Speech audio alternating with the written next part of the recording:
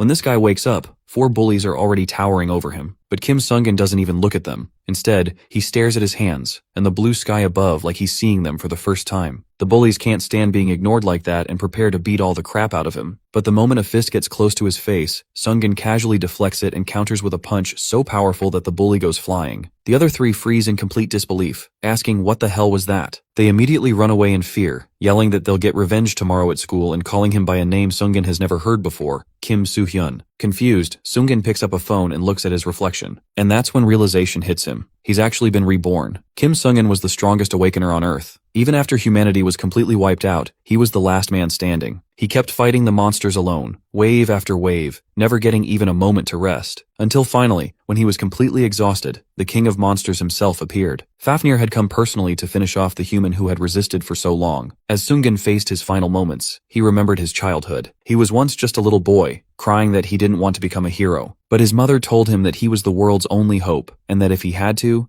die like a hero. But now, as Sung-in lies dying, he realizes how meaningless those words were. He fought until the end and still couldn't protect a single person. But now that Sung-in has been given another chance, he isn't planning to die just like that. Now, as Soo-hyun, our boy stands in front of a police officer who asks for his name. He gives the name the bully had been calling him. He is taken aback when the officer asks about his age, because he doesn't know the answer. Looking at a calendar, he realizes that he has gone back 20 years before his death as Sung-in. The officer repeats his question, and he guesses he must be 19, so he answers that. The officer doesn't understand what's wrong with him, since he doesn't remember anything besides his age and name. So he again contemplates his situation, vividly remembering dying at the hands of Fafnir. For a moment, he assumes it must be a trick of Fafnir's magic, but he rejects the idea, as the sensation is too real to be an illusion. He has really regressed. At that moment, his thoughts wander to his real self, wondering if there is a way to return to his original body. The officer, tired of his constant silence, informs him that his mother will be picking him up after a while, and warns him not to go near construction areas, as they are dangerous and full of lurking threats. That immediately catches his attention. Soon after, Soo-hyun's mother arrives, sick with worry about him. On their way back, he learns that his new family has just moved into this place. When he politely replies to his mother, she comments on it. For a moment, he doesn't know what to say to this woman who is supposed to be his mother. Instead, she fusses over him, worried about the bruises on his face, asking how he was beaten by those bullies. She even offers to help him if he ever gets in trouble again, which completely baffles him. At that moment, when they pass through the park, she notices how empty it is. He also notices the same thing. Their answer comes with the growl of a monster. Oblivious to it, his mother encourages him to come with her. He agrees to go, then suddenly stiffens as he senses the danger and looks back. He is shocked to see a wolf there, which jumps at them. He pushes his mother to save her and realizes this is not an ordinary animal but a monster called a werewolf. He now understands that those things the officer mentioned are these monsters,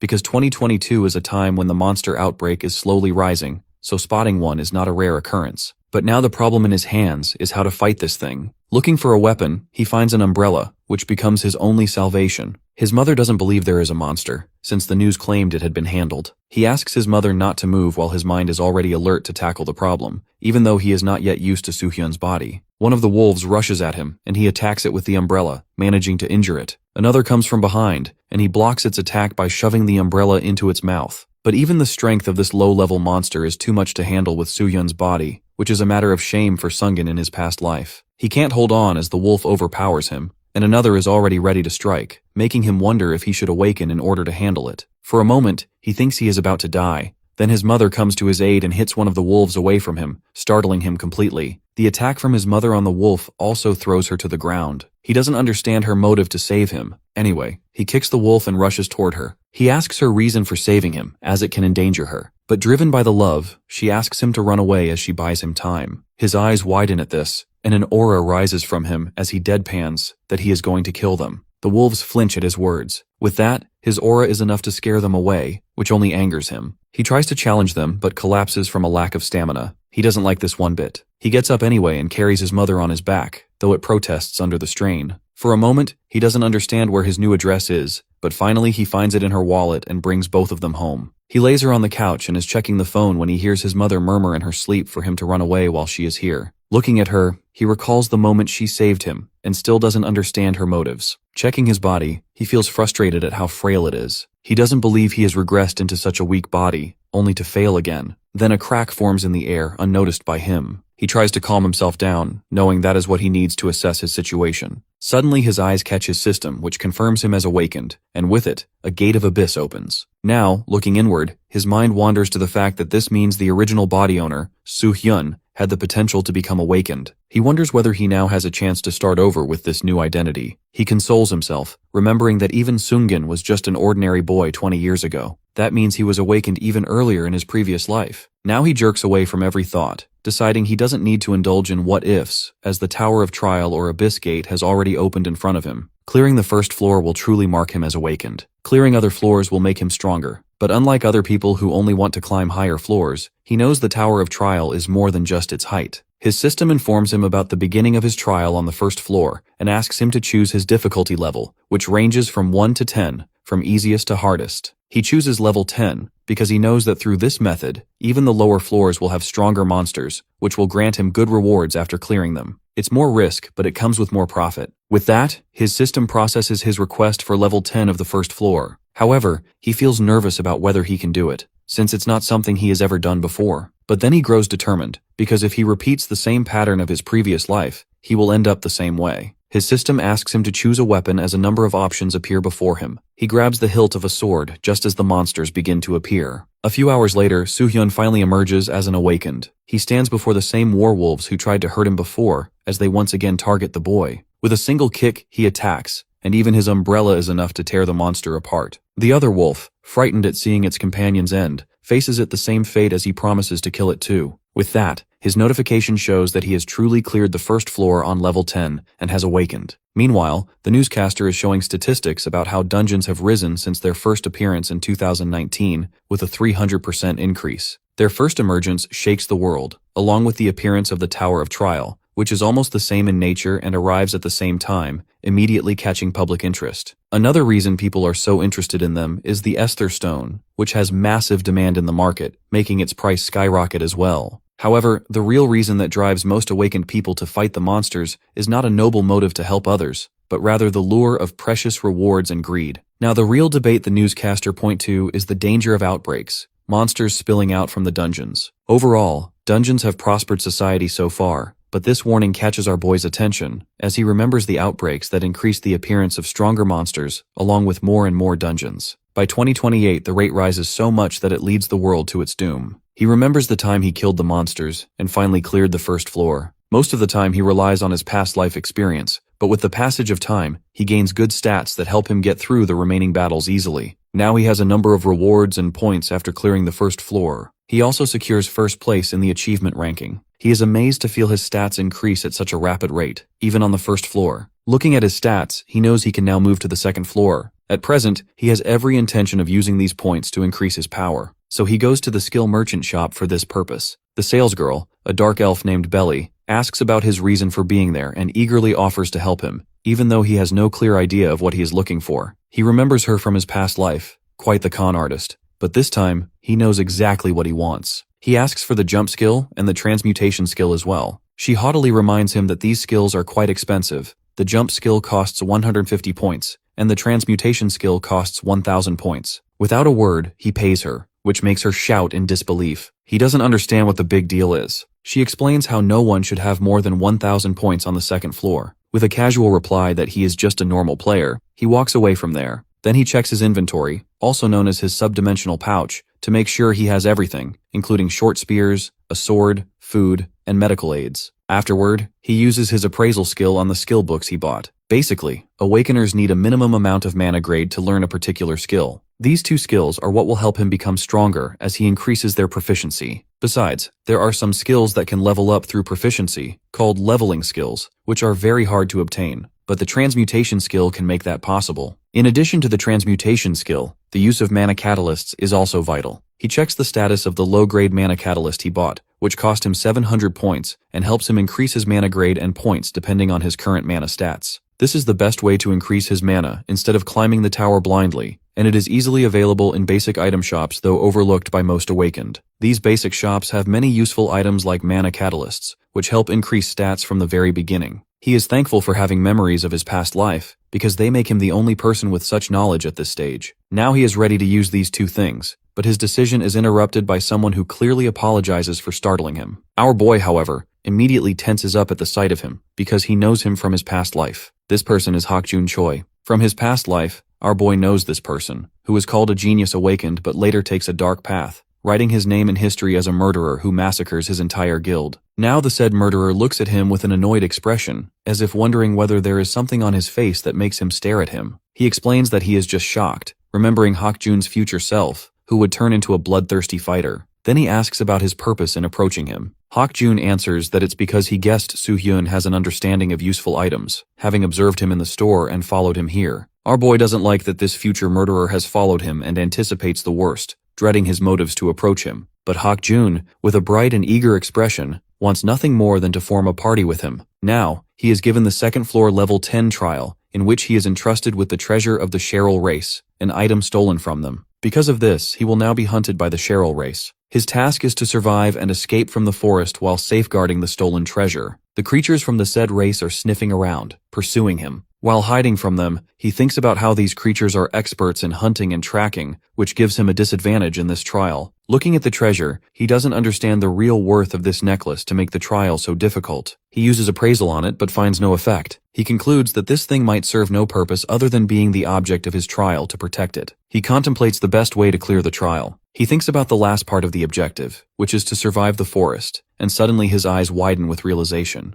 Now, instead of hiding, he steps out in front of one of the Cheryl race monsters and strikes it head on. He knows the best way to survive the forest is to eliminate every danger in his path. Soon he is surrounded by these lizard-like creatures. One of them rushes at him and he slices it down. One by one, he eliminates them, gaining achievement points with every kill. While killing them all, he thinks it would be better to have a party to make it easier to clear them out. His thoughts wander to Hakjun, who explains that he has difficulty finding people to team up with after he cleared level 5, and that he wants to aim for level 8, which he believes is quite high. However, for our boy, that is still a lower level than his true goal. After clearing the small fries, he finally finds the boss monster ready to fight. Using his jump skill, he leaps high into the air and raises his sword. With one swift motion, he kills it in a single slice. With that, he clears the second floor trial, and his reward is the hidden ability of the Cheryl race treasure he holds as a necklace. Its true ability is to heal injuries and clear any stats effects from players. It has 5 uses in total. He feels happy to fight back to earn this reward instead of hiding since his stats are improving rapidly as well. His transmutation ability also helps him obtain a trait from the boss monster, which is Berserker. With this skill, he can boost his physical stats, which will help him overcome dangerous situations.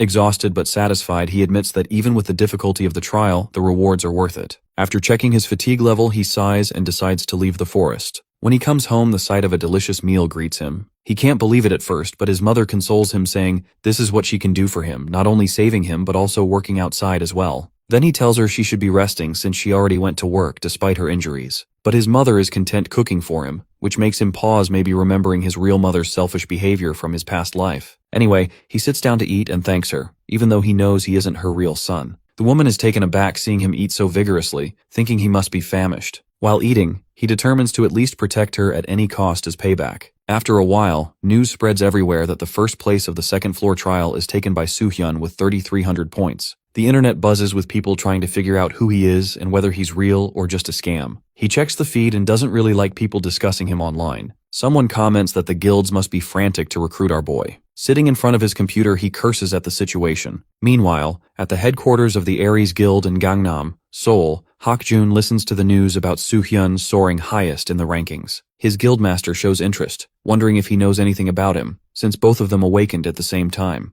Hakjun replies that he has never met him. The guildmaster agrees, saying the tower is a big place, but the mood shifts the next moment when he places a hand on his shoulder, reminding him that even though he aims for level 8 on the 3rd floor, something out of reach for many awakened, he hopes he won't take too long, especially now that competition with Soo-hyun is in the picture. After a pause, he informs this man that he is trying to find party members, but most are unwilling because of the level difficulty. The guildmaster assures him that he will arrange someone if he doesn't find anyone. The most important thing for this man is for Hakjun to climb the tower, and he knows the result that will follow after this feat. Then he casually asks him to send a report after a week while adding that he should try to beat Soo-hyun in the meantime. Hearing this, he curses our dude as he remembers his meeting with him, and wonders whether the person he met is Soo-hyun. He doesn't know about the first place, and it doesn't matter anymore. The most important thing for him is to focus on the task at hand. Meanwhile, a year passes, and during this year, our boy is scoring perfectly to clear all of the floors one by one, while excusing his mother that he wants to go on trips to the south and keeps exploring them. After a while, he finally completes the 6th floor with a perfect score. His mother permits him to go as he has completed his college entrance exams. During this time, he also completes the 9th floor trial, so he finally leaves home on 7th December 2023. While going ahead with his journey, his thoughts wander to the time during this past year. He gets to know about his original self, Sungin Kim, and realizes that this person doesn't exist in this timeline, not even remembered by his own mother, so he decides to live in this very body. However, he needs to be cautious about becoming a famous person, since it comes with side effects such as difficulty in obtaining information and other issues. Now he is on his journey to clear the 10th floor, which is a milestone as the difficulty increases many folds with every 10 floors. This is why he takes the excuse of going on vacation so that he can clear it regardless of the time limit. He clenches his fist with determination to become stronger in order to ready himself for the Green Dungeon, which will not only appear after a year, but also bring the first large-scale outbreak of its monsters, threatening humanity on Earth. Besides this, he gets to know about many incidents from his past life that he needs to fix in order to protect everyone in the future. With that, he goes on his way to the 10th floor entrance of the trial tower, where he meets the gatekeeper of the 10th floor, who requests some changes before letting him proceed. Unlike some people who ignore the gatekeeper as a beggar, he understands the vitality of his role and donates 5,000 points, which prompts a comment from the gatekeeper on his generosity. He responds that he knows his worth. Recognizing the meaning behind his words, the gatekeeper asks about the information Soo-hyun is seeking. Getting straight to the point, he says he wants to know about the 10th floor. The gatekeeper comments that he is demanding expensive information but doesn't ask for more, as Soo-hyun has already given much. Instead, he warns him to be cautious of the town leader, which sounds ambiguous, but Soo-hyun decides to take what he gets, knowing the gatekeeper never gives wrong information. With that, he steps inside the 10th floor and his trial begins. He is asked to choose a difficulty level. After a pause, he chooses level 10 again. With that, his trial begins, where he needs to find the objective and survive with it. Meanwhile, on the 10th floor, a small boy is happily plucking berries from a tree, glad to fill his basket so he can eat them later. Just as he wants to taste one of them, he hears a crunching sound nearby. Looking down, he shouts in fear as he sees a monster. Next moment, the boy is running from the monster before it can catch him. Soo-hyun grabs him and tells him to get a grip on his body. With that, he uses his berserk skill to boost his physical state and leaps into the air. In the next moment, he defeats the giant salamander with a few swift swings of his sword. Then he asks the child about his well-being, but it backfires when he returns the boy to his mother. She accuses him of kidnapping her son, or at the very least of having ulterior motives for saving him. Sternly, she tells him to get out of the town, as he is getting nothing from her. He feels tense at her strange behavior, while the boy watches him quietly from his window. At that moment, he receives a task, to save this town, which is in peril. Then, noticing the gloomy environment of the town, he doesn't clearly understand the trial's task, which only asks him to save the town while surviving. He realizes he needs information to complete this trial, but he also notices some shady people watching him, and he knows they are trouble. Meanwhile, the townspeople, though just NPCs, act so realistically that he doesn't sense he is inside a program at all. Looking at their wary faces reminds him of the time when the world was falling apart in his past life,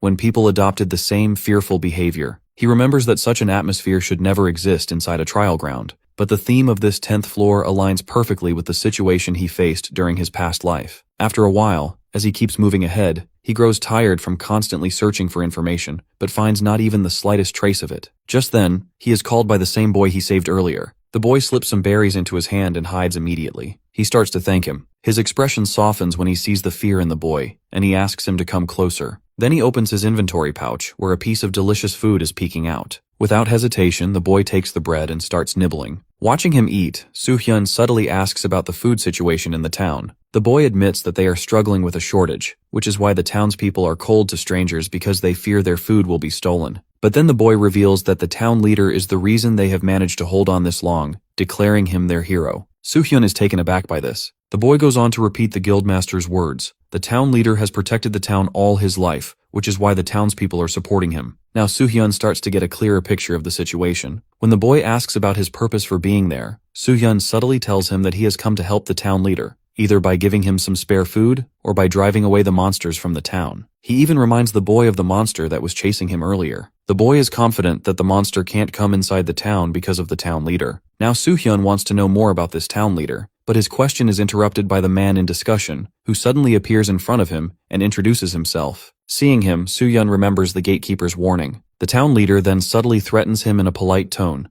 telling him not to give food to his people as charity, as it can become dangerous for him. especially without the leader's permission. Instead of answering his statement, our boy points out that he himself was planning to meet him. The town leader shows interest in knowing his identity. Soo-hyun answers that he is just an outsider looking for a place to rest for a few days and asks for permission to stay in the town. The town leader bluntly rejects him, making the excuse that the presence of outsiders makes the townspeople uncomfortable. He notices that the town leader is unusually cautious. Then, the town leader reprimands Melly for eating the food without his approval. He feels disappointed hearing his leader scold him, but our guy consoles him, explaining that it was just a gift of food and should not have any negative effect on the town. He then throws his subdimensional pouch on the ground, which the town leader's assistant checks to find it filled with plenty of food. He offers the town leader to share his food with the townsfolk, if he is allowed to stay there. Finally, the town leader relents and leads him to an abandoned house that he is ready to give him. After a while, he comes out and sees people asking for mercy from others. Observing their gestures, Soo-hyun guesses they might be attending some religious sermon. He understands that when people are drowning in despair, they seek hope in any form during difficult situations. He has witnessed similar circumstances when the world was on the verge of destruction.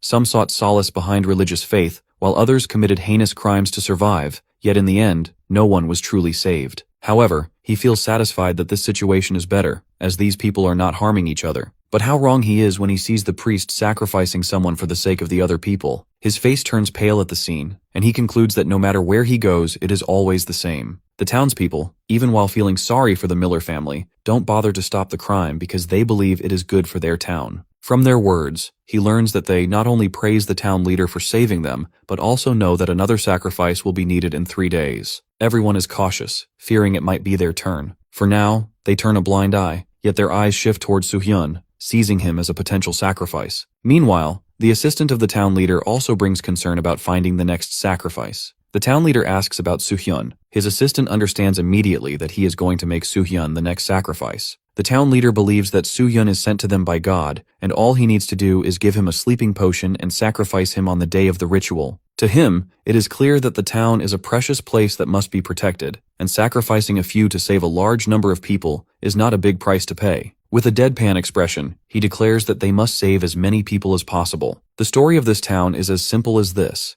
a mysterious snake that feeds on humans' lives beneath it. The good side is that the town is protected from other monsters, as the snake territory keeps them away. But the townspeople live in constant fear of being attacked by the snakes at any moment. To tackle this problem, the town leader adopts the solution of sacrifice, offering a few lives to save the rest. Assuming this duty as his heroic role, he feels no guilt at all. 3 days later, the villagers drag the sleeping form of Soo-hyun and throw him into the pit with a half-hearted apology, believing he is going to be food for their giant snake. But the truth is revealed a day later, when the town leader comes beneath the town to check whether the snake has digested Soo-hyun, so its territory can be marked again. He also plans to inspect the northern side of the town, the place most frequently attacked by monsters. The next moment, his eyes widen at the sight before him because Soo-hyun is alive, and the monster lies slain by his hand. In a cold voice, Soo-hyun asks about his purpose for being there. Looking at him, the town leader trembles with anger when he learns that the snake is killed by our boy. Soo-hyun asks if the town leader actually wanted the snake to stay alive. The town leader shouts back that he does it for the sake of the town, because when the snake marks the village as its territory, other monsters will not attack them. Soo-hyun questions whether he is really sure it is not for his own gain. Basically, this serpent is actually a predatory feeding snake, lazy by nature, either eating or sleeping. It marks an area until it raises its hatchlings and then moves on,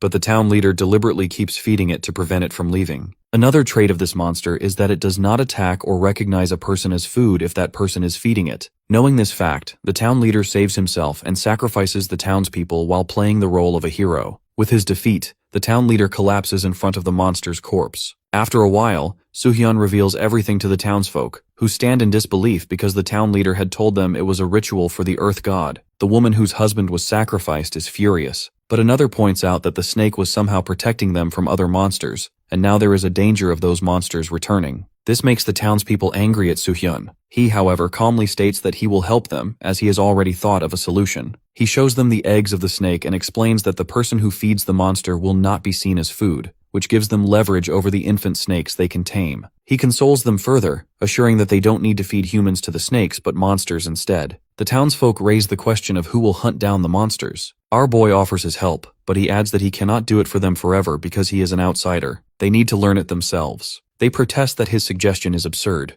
but he reminds them that this is their own town, and it is their duty to protect it. They protest again, saying it is not an easy job, Soo-hyun cuts this person off, pointing out how they would rather give their fellow citizens as food to the snakes, which clearly makes them flinch. Looking at them, he realizes how heroes are born out of people who depend on others while lacking the will to protect themselves. He understands further that heroes are nothing but the weak hope of the masses, born from the weakness of their own will. Seeing the people without any resolve, he considers them hopeless and decides to look for another method in the meantime. But suddenly, a voice declares that he will do it. It is none other than Melly. Melly knows he is not much, but he is determined to become stronger like Soo-hyun and protect others. This makes Soo-hyun smile at his bravery. Looking at him, Soo-hyun suggests that everyone's effort can save their town. He taunts the others, pointing out how even a child has a spine while they do not. Finally, one of them decides to step up, admitting it is better to try than to wait for death. Gradually, the rest agree to join. One of them admits that the people of this town are fearful and weak, and they need a hand to learn how to stand on their own. So he asks Soo-hyun to teach them how to fight. At that moment, he completes his trial 60% after the people gain their resolve to fight. He smiles as he prepares to begin training them. Meanwhile, underground, the town leader curses Soo-hyun for ruining his plan, but it seems he has another monster as backup.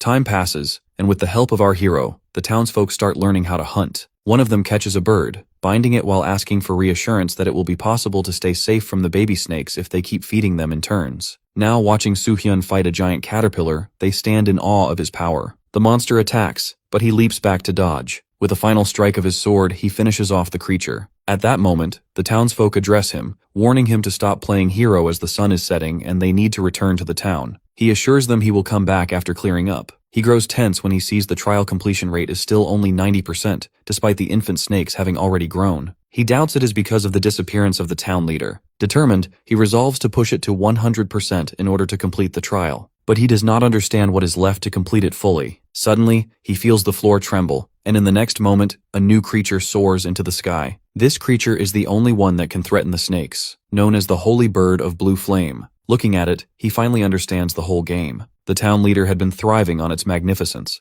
That is why he kept it dormant with the help of sleeping poison. He is determined to play the hero again for the townsfolk because, in his delusion, he hallucinates that he is the only one who can control it. But in reality, as soon as the bird recognizes him, it burns him alive with its blue flames. Watching the scene unfold, Soo-hyun realizes the overwhelming power of the bird, but then panics as he sees it heading toward the town. He runs after it, and after chasing it for a while, he uses a jump skill to leap over the bird and tries to attack it. But the bird soars higher and flies away. Now recognizing the threat from Soo-hyun, it turns toward him instead and attacks, injuring him. As he falls to the ground, his thoughts drift to the townsfolk who have just begun to find the will to fight on their own. Yet now, another threat is already coming for them. Meanwhile, the two companions feel the rumbling of the ground and assume it might be Soo-hyun, still fighting with the monsters. Remembering their own youth, one of them starts talking about his youthful days, but stops when they see Soo-hyun catch himself from falling. With renewed vigor, he rushes toward the bird to stop it. Looking at the majestic creature, they cry out in fear. Ignoring them, our boy tries to bind the bird's beak with a rope.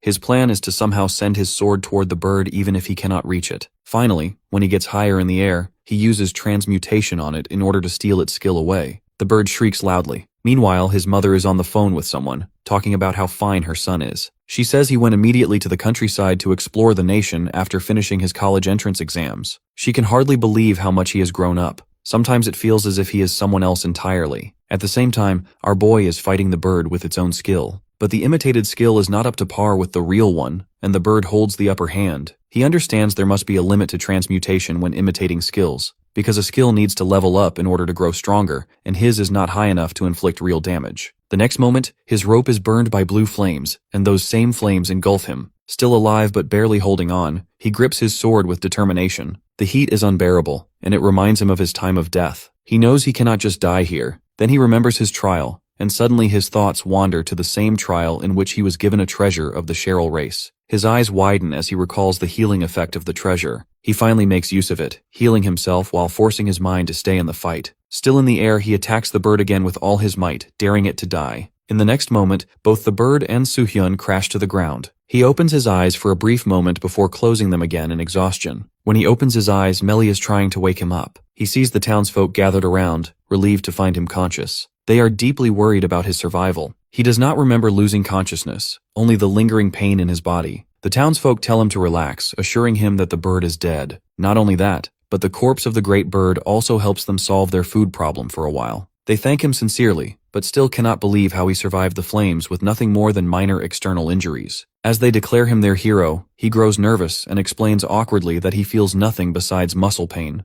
The next moment, Melly hugs him emotionally. At that exact time, his system informs him that he has completed 100% of the 10th floor trial. He smiles, realizing this means there is no longer any life-threatening danger for the townsfolk. However, he also feels nervous, knowing he will once again draw attention because of his high grade. At that moment, the people also declare him their savior, vowing that he will be remembered by the entire town. When he is finally able to leave, Melly catches him and asks whether he is about to save another town. He answers ambiguously, all the while thinking about how he only wants to slip away quietly. Then Melly offers him a parting gift, handing over some berries he picked for him. With a smile, Melly introduces himself properly and bids him goodbye. Our boy returns the greeting before moving on. At the same time, Hak-jun sits deep in thought while traveling with the guildmaster. The guildmaster calls him several times to break his reverie before asking whether he is nervous. But then he dismisses his own question, thinking that someone like Hak-jun, a rising star among rookies, cannot possibly be nervous. He hopes Hak-jun might reach a B rank, since he has already made it to the 15th floor. Perhaps he even thinks his son might achieve an A rank. Then the conversation shifts to our boy, who is about to be ranked soon.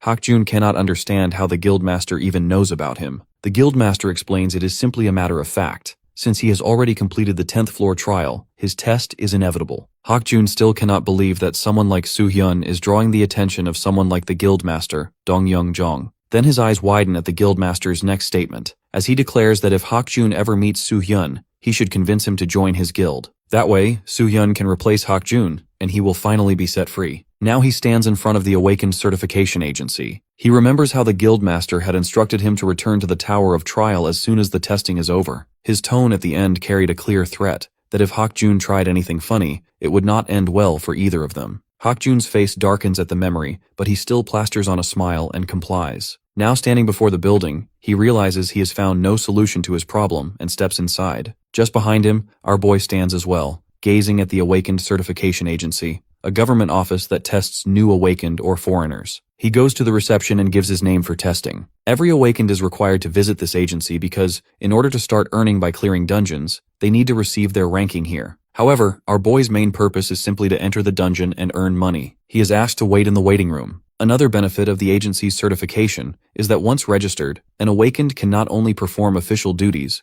but also discover their potential and grow with the right skills and training. On top of that, scouts are always present in the agency, their sharp eyes scanning for candidates with great potential to recruit. He is then informed that he will be called when it is his turn and guided through the process. Then they hear a shout from a rookie who complains that the worker is not doing his job properly. He insists he deserves a C rank instead of D since he has grade 3. The worker explains that the measured value keeps changing, but the rookie, unhappy with being ranked lower, grabs him by the collar. Watching the scene, Soo-hyun understands that ranking is crucial for earning good profits as an awakened, but creating such a disturbance in front of scouts is unreasonable. His thoughts are interrupted by Hak-jun, who handles the rookie effectively by pointing out that he is wearing an artifact that artificially raises his mana. Hak-jun mocks him, questioning where he got such a unique artifact, since it cannot be bought from any trading house, which means this rookie must be quite rich. He then challenges him. If he doubts the agency's ranking system, he should remove his bracelet and test again. Hak-jun even doubts he would get D rank without it. The rookie shouts back at Hak-jun, but guards arrive and prepare to throw him out. Hak-jun sighs as the rookie is dragged away, realizing he vented his frustration on him and may have gone a little overboard. At that moment, Soo-hyun addresses Hak-jun, reminding him of their encounter on the 2nd floor. But Soo-hyun still senses something unusual about him. He asks if this is Hak-jun's first time being tested. Hak-jun then asks if it is the same for him, to which Soo-hyun nervously answers yes. Hak-jun reminds him that normally an awakened gets tested within a month after their awakening. Our boy answers that he was dealing with some issues. He remembers how he had been avoiding testing to stay out of the spotlight, but now, because of a lack of money, he decides to help his mother and finally comes here. Then he asks about Hak-jun. Basically, one can be certified as awakened to enter dungeons, but they need to complete their trial up to the 15th floor in order to do so. Hak-jun darkly reveals that he has his own issues as well, which sends a chill through Soo-hyun. At that moment, they are about to exchange names when Hak-jun's is announced, along with his guild affiliation, Aries. Hak-jun stands up with a smile, promising to meet him again before leaving for testing. During this time, Soo-hyun remembers that Aries is the guild he had massacred in his past life, and even then Hak-jun was already a part of it. He wonders what the reason was for committing such heinous crimes back then. Then Hak-jun is tested, and everyone is shocked to know that he has gained a B rank. Now understandable, judging by his existing affiliation with the Aries Guild. Then the focus shifts back to our hero, who notices Hakjun's expression and comments that he doesn't look happy with his rank. Just as Hakjun is about to explain the situation, Soohyun's name is announced for testing. The announcement not only freezes Hakjun, but also creates chaos, as everyone knows how perfect Soohyun's physique is. Hakjun remembers the guildmaster's words and looks around for Soohyun. At that moment, our boy stands up, revealing that it's his turn. While watching him being tested, Hakjun recalls the guildmaster's words, and can't believe that this person he has just met is really Soohyun. After a while, our dude comes out of the agency, his expression grumpy as he thinks about his mistake. A little while ago, he is standing in front of the testing machine. The worker instructs him to let the instrument examine his mana, and he channels his energy for the test. The mana sensation is overwhelming, so intense that people around can feel it, especially Hakjun, who finds it horrifying. The next moment, the result appears. He is ranked as a C-class awakened with 29 points. Hakjun cannot believe it, because the mana he sensed just now clearly belonged to someone far above C rank. Everyone else assumes this Soohyun must be someone different from the rumored one, but Hakjun refuses to believe it. He is certain this is the same Soohyun. Still, doubt lingers, whether he really be the Soohyun from the rumors. Manipulating mana to lower one's rank is something only the strongest awakened can do.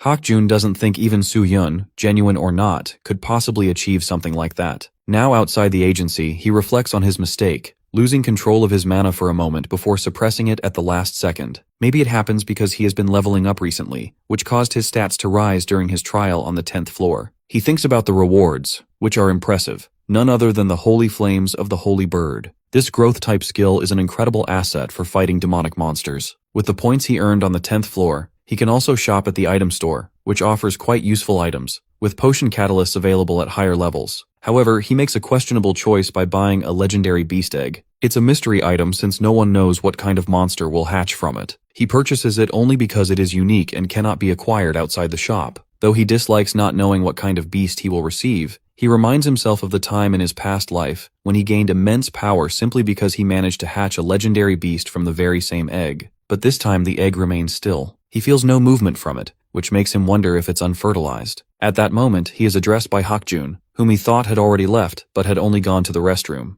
Hakjun asks about his results, and he answers honestly, which brings disappointment to Hakjun's face. Just as Hakjun is about to ask about his real identity, they are interrupted by the same annoying cheater from before, the blonde rookie, who starts complaining again about how hard he worked to earn rank C. Our boy wants to see what kind of skill Hakjun would display if he fought the cheater. But the fight never happens, as the guildmaster himself arrives and handles the blonde with ease. Hakjun looks at him darkly, clearly impatient, as if things are taking too long. Soohyun wonders about the man's identity, which is revealed when Hakjun addresses him as guildmaster. The guildmaster reprimands the blonde for causing trouble again, kicking him hard before turning to Hakjun with a fake friendly smile. He tells Hakjun to call him Hyung instead of guildmaster. Then his eyes fall on Soohyun, and he wonders aloud if he make a friend out of him. Hakjun quickly makes an excuse, saying he only wanted to recruit Soohyun if he got a good ranking, but unfortunately, his results were disappointing. But the guildmaster has his own motives. He steps forward, determined to test Soohyun. After all, someone like Hakjun taking an interest in him is enough to spark curiosity. The guildmaster introduces himself and asks for Soohyun's name. With no choice, Soohyun gives it,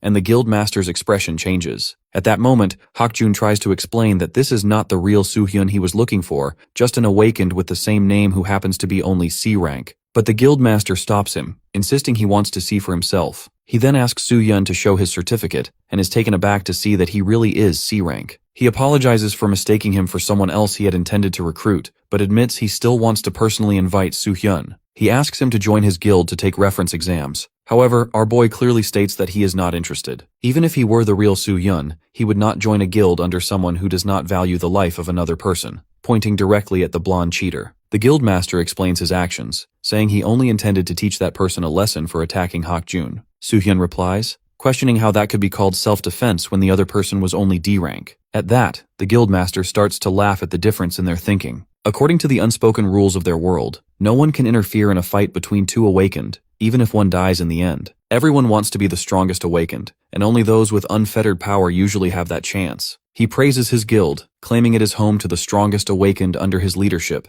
and that they can get away with any commotion or massacre. Naturally, everyone wants to join such a guild, but he notes their perspectives on the world are fundamentally different. Then he asks Hakjun to leave, and Hakjun immediately complies. As he departs, he greets Soohyun and hands him his contract, saying that if Soohyun ever needs help, he can contact him freely. With that, both of them leave. Soo-hyun remains, looking at the guildmaster, an awakened of impressive A rank. After returning home, he researches online and discovers that Jong was already a strong fighter and gangster, even before becoming awakened. Before legally becoming the guildmaster and clearing his name as awakened, he was involved in every kind of criminal activity, from gang operations and human trafficking to drug dealing. Soo-hyun suspects that the guild might also be a front to cover Jong's past crimes. The way he kills without hesitation shows his old criminal habits still linger. He wonders if Hak-jun's willingness to massacre the guild is connected to some hidden secret the guildmaster is keeping. For now though, the full picture regarding the guildmaster and Hak-jun is unclear. He decides to investigating it further. At that moment, he notices snow outside, reminding him of a time when the world felt frozen in time. Back then, snow and rain were rare in their land, which only had a dry climate and barren terrain. In his past life, he had almost forgotten the luxury of feeling the peace of such moments. For a moment, he realizes that the new year is approaching, which makes him pause. He has neglected such important details because of the ranking exams and Hak-jun. Another purpose of his journey is to climb down from the Tower of Trial, is to enter into dungeon, which requires him to obtain awakened certification in order to enter dungeons, a condition set by the certification agency. He wants to take some time before entering a dungeon, but he knows he doesn't have much, as the new year is looming, bringing the risk of an outbreak. Then he receives a notice for recruitment that requires at least a C rank awakened. He had intended to be recruited by this group, but stops short when he realizes that he won't be the only applicant. Moreover, he lacks any dungeon clearing experience. He worries that he might be rejected, but then he remembers the guildmaster's offer. Though he doesn't like the idea, he decides to take it as a way to bait the group into recruiting him. So there's this cafe called Starbin, where two people are sitting discussing who they want on their dungeon team. Barun going through their options. There's Min-suk Han, who's B rank and has done 12 dungeons, Yoonmi Lee, who's C rank mage with 8 clears, and Yeon Kim, also C rank, but she's a healer with 5 dungeons done. She thinks they look pretty good together since nobody's way stronger than the others, so they'd probably work well as a team. But the guy she's with just calls them all nobodies with no real skills. This pisses off Barun big time and she slams her hand on the table, telling him he's part of this nobody team too, and considers him enough for this team to be good. The man turns out to be Johu Lee, a B rank awakened. He argues they need at least one more person to make their group complete, but Barun adds that more people means less reward for everyone. She wonders why someone at his level is being so fearful about this. Johu answers that he just wants everyone to stay alive since dungeon deaths have been going up lately. He's even stopped doing tower climbs because he's scared of dying. Barun reminds him that they're only doing an orange dungeon, which is basically easy mode. At that moment, her phone pings with a message. While checking her phone, she tells him to do whatever he finds right as a leader, while he is just trying to find a nice candidate. Just then, she informs him about a new application. Some guy named Soo-hyun Kim wants to join their Gwangju dungeon run. Basically, the dungeon ranking system uses rainbow colors to indicate difficulty levels. The closer to purple, the more dangerous it becomes. Orange dungeons represent the second easiest category, meaning any team of C-rank awakened individuals should handle them without problems. But this particular orange dungeon carries some unusual characteristics that set it apart from typical runs. Now it's January 1st, 2024. Soo-hyun arrives at the Gyeonggi-do Gwangju dungeon entrance where the team welcomes him. Johu greets him warmly, mentioning they've been expecting his arrival. After Soo-hyun apologizes for being late, Johu assures him it's fine since the others only showed up recently. They both then go for introductions. Min-suk's eyes light up with excitement when he hears Soo-hyun's name. He asks if this is the famous Soo-hyun Kim everyone's been talking about, the one dominating all the top rankings. Johu quickly corrects him, while explaining that our hero just shares the same name and is actually a C-rank newcomer making his first dungeon attempt. Both Johu and Barun had similar reactions when they first learned his name. Soo-hyun realizes his decision to hide his true abilities was smart, since letting them maintain this misconception works in his favor. He decides keeping his real skills secret remains the best strategy for now. Yoonmi shows up complaining about how she expected to meet the legendary Soo-hyun, but instead gets some random kid who happens to have the same name. She questions whether he'll even be useful to their team. He fires back that she shouldn't talk so big considering she's also just C-rank like him. This exchange makes Johu cover his face in disappointment while Yoonmi explodes, arguing that having the same rank doesn't make everyone equal since she's clearly superior. Barun steps in before things escalate further, suggesting they head into the dungeon instead of wasting energy on pointless arguments. Yoonmi accepts this, but promises to test Soo-hyun's abilities once they're inside. Soo-hyun finds her threats to sound like a typical anime villain. He observes that Barun seems to function as the group's vice captain and appears close to Johu. Yeon Kim arrives next, introducing herself as the team's healer. She tries to reassure Soo-hyun that Yoonmi's hostility isn't personal. Apparently, she treats all newcomers this way. While Eunmi continues glaring at him, he wonders what her behavior would look like if she actually did have something personal against him. There's this other team member just standing by themselves with their hood up covering their face. When he asks about them, she tells him that nobody knows anything about this person, not even Johu or Barun. They can't show their face or give their real name for some reason, but they passed the Awakened test in their C rank and Soo-hyun doesn't find this right at all. As they prepare to enter the dungeon, Soo-hyun reflects on his real motive for abandoning tower climbing to join this particular orange dungeon expedition. He knows that every member of this team will die soon because on January 1st, 2024, this exact party gets wiped out in what becomes a controversial case. The incident gains attention because 5 dead bodies were found despite 6 people entering the dungeon, meaning someone in the group murdered the other 5 members. Now with 7 people including himself, Soo-hyun realizes the killer sees him as just another weak target to eliminate. He understands he must protect the others while figuring out the murderer's identity. Lost in these thoughts, he misses Johu's pre-dungeon briefing and awkwardly pretends he caught everything when asked. While they are entering, Johu tells everyone to stay calm since orange-level dungeons typically contain few monsters, usually just creatures like wolves. Just then, a massive monster appears behind him. Everyone freezes in shock as the creature raises its weapon to attack. Soo-hyun recognizes it as a cyclops and wonders why such a powerful monster exists in what should be a low-difficulty dungeon. An explosion rocks the dungeon as chaos erupts around them. Next moment, complete chaos breaks out inside the dungeon as the huge creature goes on the attack the team.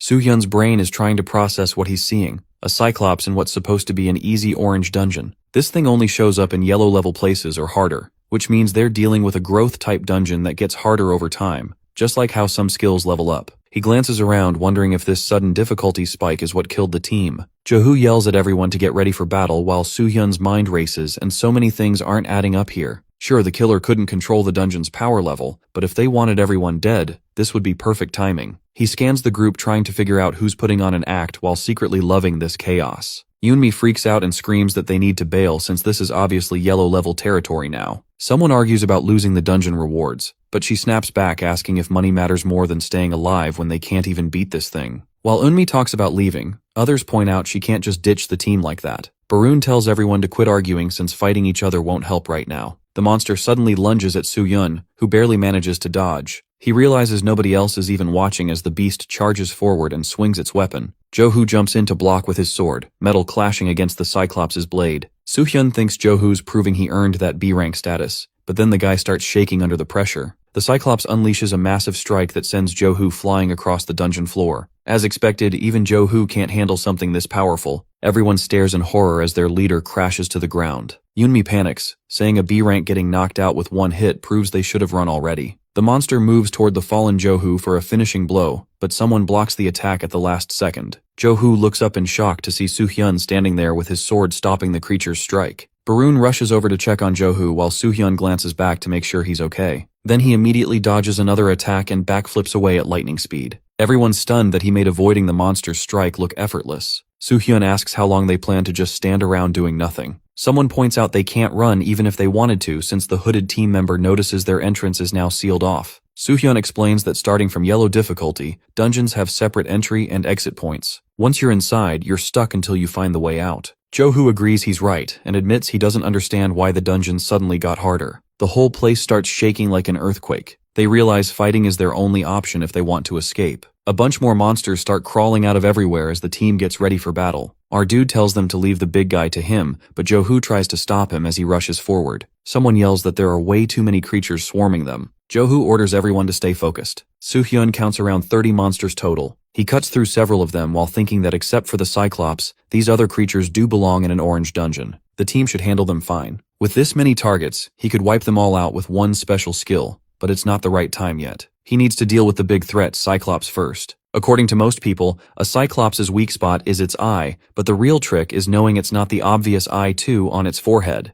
The actual vulnerability is another eye that's hidden somewhere else. He leaps up to attack the creature from above. The monster raises its arm to swat him, but Soo-hyun lands on its hand and spins his sword around. He spots the target and strikes at the beast's grip, aiming for where the hidden eye is located. The reason Cyclops monsters hold their weapons so tight isn't just for attacking, they're also protecting that secret weak point. After landing his hit, Soo-hyun jumps back down and thinks he's finished the job. Looking around, he sees the others still struggling with their fights. He calls out to Johu and Barun that he's done with the Cyclops, but someone screams at him to watch out as the creature's massive hand swoops down from behind. The beast grabs him in its fist and brings him up toward its mouth. Soo-hyun realizes with horror that his attack didn't actually kill him. Staring at the monster's other hand, Soo-hyun realizes he messed up big time. The weak spot wasn't on the weapon arm but the other one. His eyes go wide as the beast squeezes him with both fists. Johu screams his name while everyone starts freaking out, wondering if he's about to be killed by the monster. Eunmi yells about how this whole situation is hopeless and they should have bailed already. But Barun notices the creature's grip starting to shake. That's when our dude explodes out of its hand at crazy speed, leaving Johu completely stunned. The monster just stares at its empty fist while Soo-hyun shoots upward. He tells himself that was way too close for comfort, but good thing he grabbed this ability beforehand. He's using transmutation, which lets him copy other creatures' powers,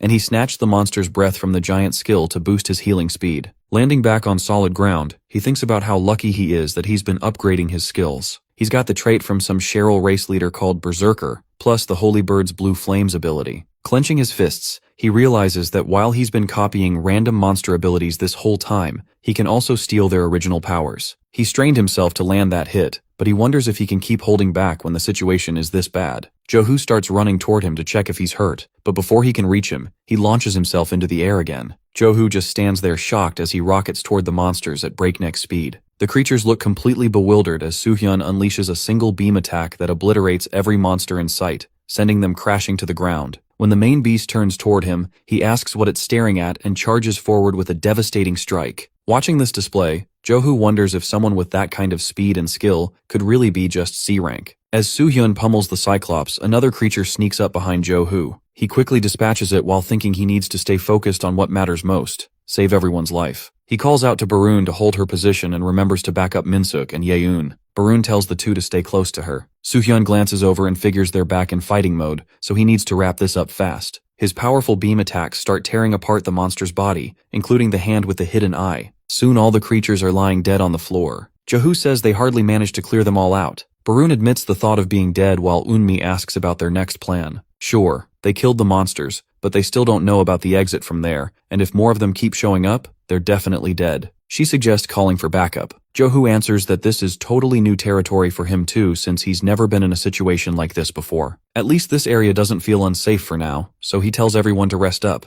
While Soo-hyun stands behind a wall, Johu approaches and asks how he's doing. Soo-hyun informs he's fine, but starts sweating, thinking about whether he was exposed during the emergency since he's supposed to be C rank. He casually scratches his head and mentions feeling a bit of pain. Johu suggests getting Yeun to heal him while he discusses next steps with Barun. When Yeun comes over, asking if he's in serious pain, he denies, so she figures a basic healing spell should do the work. While she works on him, she appreciates his fighting skills as taking down a Cyclops solo is tough even for B rank awakened. He brushes it off as luck and claims that someone has told him about its weakness before. She pauses and asks if he's not worried about their situation. When he wonders what exactly she means, she brings up not just the dungeon getting tougher, but how screwed up their whole group is. Minsuk lost his cool and fought like garbage. Eunmi won't stop being negative about everything, and nobody has a clue who that hooded teammate really is. Then there's the drama with Barun and Johu also informing him that she had read some nasty comments about them on Abyss Online. These comments tell them to hog all the loot and act like hotshots while finding ways to make everyone else look useless. She's worried they'll get ripped off even if they survive this mess, especially since he's been carrying the team. He wonders if money problems are really all she's stressing about and tells her to relax. She starts to apologize, but he interrupts, saying he has understood what's really going down here. Just then, Johu shows up wanting to have a one-on-one conversation with him. He agrees while noticing how Eunmi's expression shifts when she overhears. Our boy mentions he's also got some questions that Juho needs answering, and they both exchange glances. The group keeps moving deeper into the dungeon while Eunmi sighs with relief that they haven't run into any more creatures. Our hero suspects that they wiped out everything in this part of the place, so they should be okay until they hit the next zone. Johu uses his phone's flashlight to light up the path ahead. Barun asks how his private chat with Soo-hyun went and whether their plan worked out. Johu remembers Soo-hyun telling him he had questions too, then says the plan's done for. When she asks why, he explains that something way scarier is probably waiting for them up ahead. They stop in front of this massive door as he shines his light on it, leaving everyone speechless. Our boy thinks to himself that whoever's behind this mess is about to show their true colors. The door creaks open and they all step through. Minsuk looks around confused, asking about the place. Johu informs it's like the main hub of the dungeon and wonders if the exit might be here. Eunmi spots something and points out what looks like another door, this one golden. She gets excited and starts rushing toward it, saying they can finally get out of this nightmare. But their leader warns her not to make any quick moves. That's when the ground starts shaking and some kind of automated voice kicks in, welcoming new arrivals and announcing that activation of the system and that the dungeon test is about to start. Johu freaks out, recognizing the voice as the same system from the tower. He can't believe this is happening when the exit is right there in front of them. Our boy, however, knows that starting from yellow-level dungeons, just killing monsters isn't enough anymore. You need to complete specific objectives, just like in the tower tests. The system gives them two options for clearing the test. The first choice is to fight waves of monsters that'll come from the back door for 30 minutes straight. The second choice is to run through the opposite door and try to survive for 30 minutes while being chased by them. If they don't pick within 10 minutes, the system will choose for them on its own. Barun gets annoyed, asking why the system gets to boss them around like this. Yeon wonders if they really can't leave without completing one of these tasks, and the hooded team member confirms it. Eunmi immediately votes for running since fighting would be suicide given how tough this dungeon has gotten. But Minsuk argues that fighting might give them better rewards, and they didn't do too badly in the last battle. This sets Eunmi off and she yells at him for having an opinion when he barely helped at all during the Cyclops fight. He fires back that she's the one who keeps trying to bail on everyone. Barun cuts them off, reminding them that they've got bigger problems to deal with. Johu stares at Soohyun, who just smiles back at him. With only 10 minutes to decide, Barun asks Johu what they should do. He admits that based on their earlier fight with the Cyclops, they only made it this far because of Soohyun's skills, so it makes sense to ask what he thinks they should do. This pisses off Eunmi even more, and she can't believe a C-rank nobody is basically calling the shots over their actual party leader. Yeon points out that he's proven himself as a solid fighter though. When our guy answers that he thinks they should fight, everyone's shocked. Eunmi explodes, accusing him of getting cocky after killing one Cyclops and being greedy for better rewards. He explains that sure, rewards matter, but they only have two choices here. Running might seem easier at first, but the fact that it's even an option probably means whatever chases them would be impossible to beat. Plus, they have no clue what's waiting behind that door. Their best bet is to set up a good defensive formation and try to last the full 30 minutes. Johu agrees and tells everyone to get ready since nobody seems to have any better ideas. They arrange themselves for battle as the system confirms they've chosen the fighting method and gives them a 30-second countdown with good luck. A bright beam shoots down from above and all kinds of monsters start materializing and heading straight for them. Someone shouts a warning as the creatures charge forward. One of the beasts whips out a tentacle that wraps around Johu's sword. He's shocked at how fast it moved. Then the thing grabs his throat. Soohyun slices through the tentacle with a quick sword strike, freeing him. The monster leaps at Soohyun next, but he delivers a crushing blow that takes it down instantly. He notes that 1 minute has already passed. Everyone's now locked in individual fights with different creatures attacking from all sides. Soohyun slams his weapon into the ground, sending several monsters flying backward. He wonders if this is when things get interesting and if the real culprit tries to save themselves or help the team. While everyone's busy fighting, they suddenly notice something that makes them all freeze. Yeon starts shaking as she stares at an open door in front of them. The hooded team member's body is hanging there, impaled on multiple spears. Everyone stares in complete shock, trying to figure out what just happened.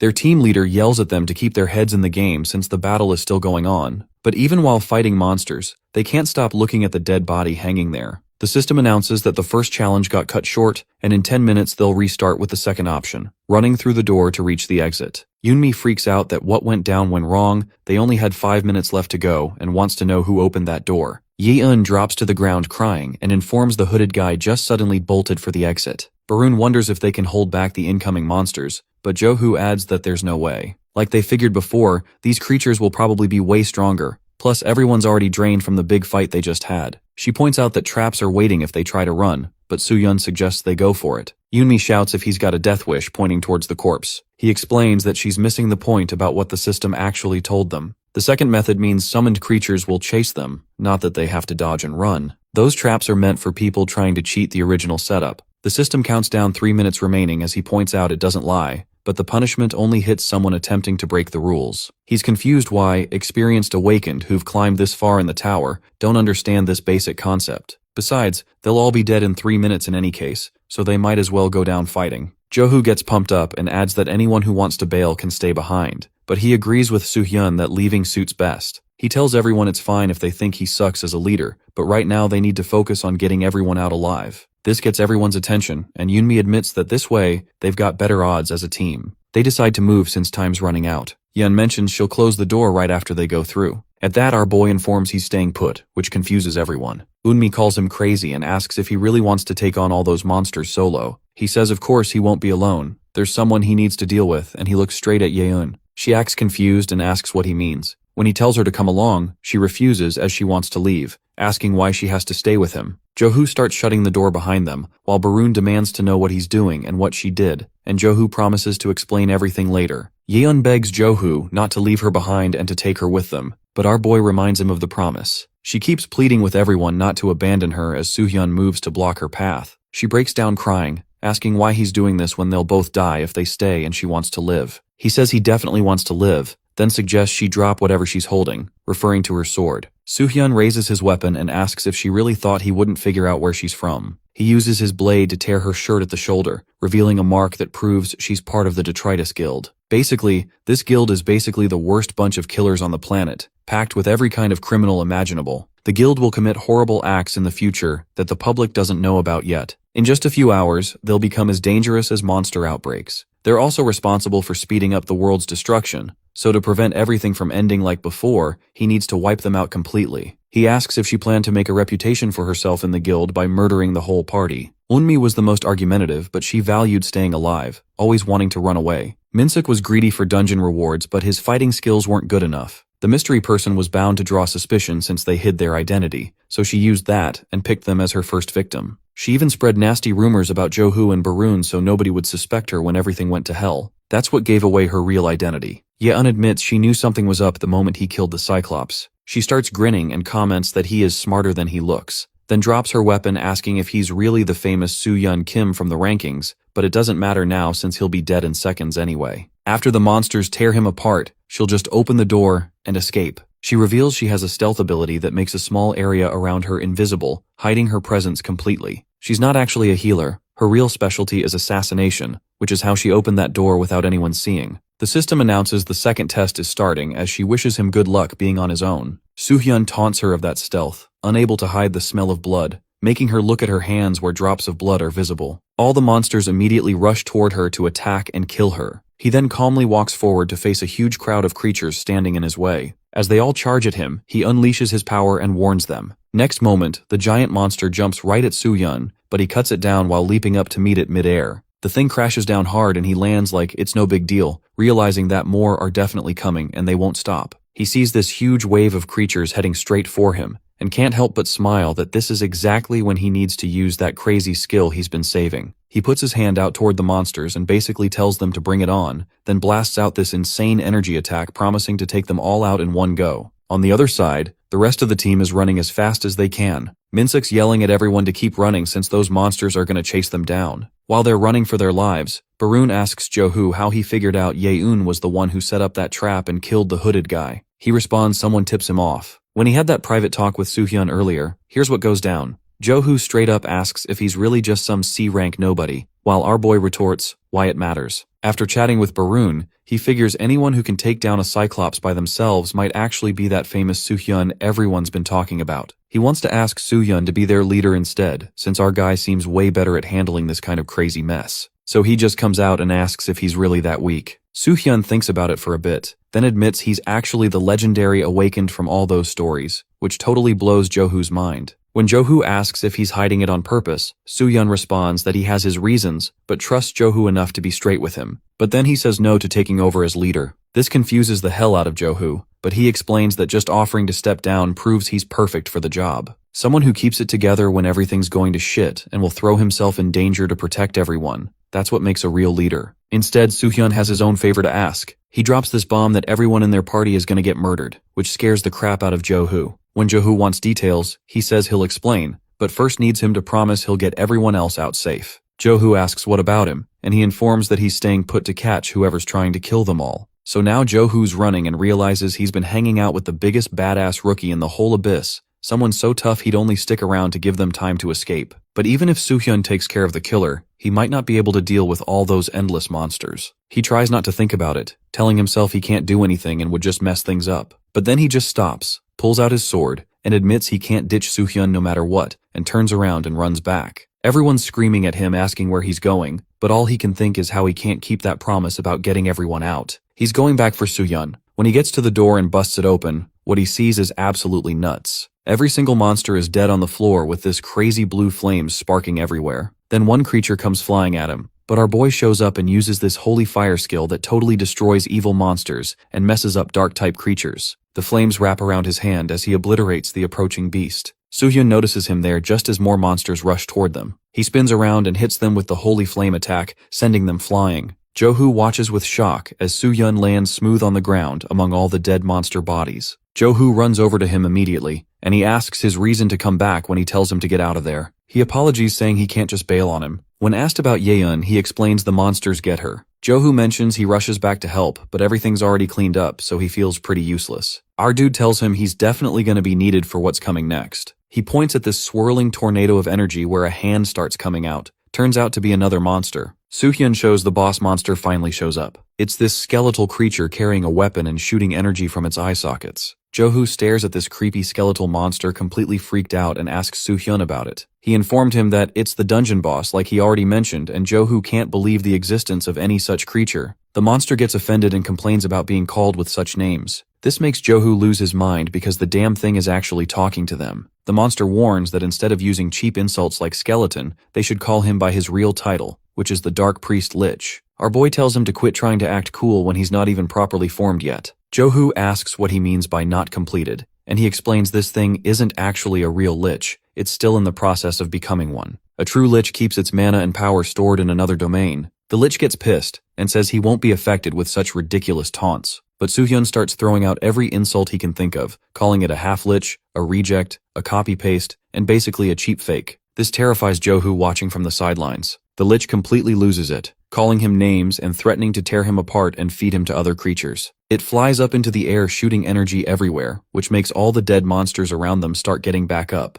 Jo-hoo's jaw drops seeing corpses come back to life. He figures that even though this boss monster isn't fully developed, it's still got enough lich powers to control dead stuff. The monster's eyes start glowing as they begin moving forward. The lich raises its weapon and energy starts radiating from it. Our boy realizes this creature is probably why the dungeon suddenly jumped to yellow difficulty in the first place. Jo-hoo asks why he had to provoke the thing when there was no reason to start a fight, and he informs he did it on purpose, so it would target him first. He pulls out his sword, which starts glowing with energy and creates this circle of holy flames around both of them. He tells Jo-hoo straight up that he's not trying to make him fall bad, but he's nowhere near strong enough to handle all these monsters. Plus, it's way too hard for him to fight while protecting someone at the same time. Jo-hoo admits that he knows he's outclassed here. He explains that undead creatures can't cross this holy circle, so Jo-hoo should stay inside and just try to distract them while he deals with the real threat. He looks worried about him, but Soohyun consoles him that skeletal thing is his actual opponent. He immediately charges forward and leaps at the monster, swinging his sword, but the attack goes right through it like it's not even there. The lich casually laughs and says humans are quick, but this one failed to even touch him. Soohyun lands back on the ground thinking it must have teleported. Leeches aren't really built for close combat.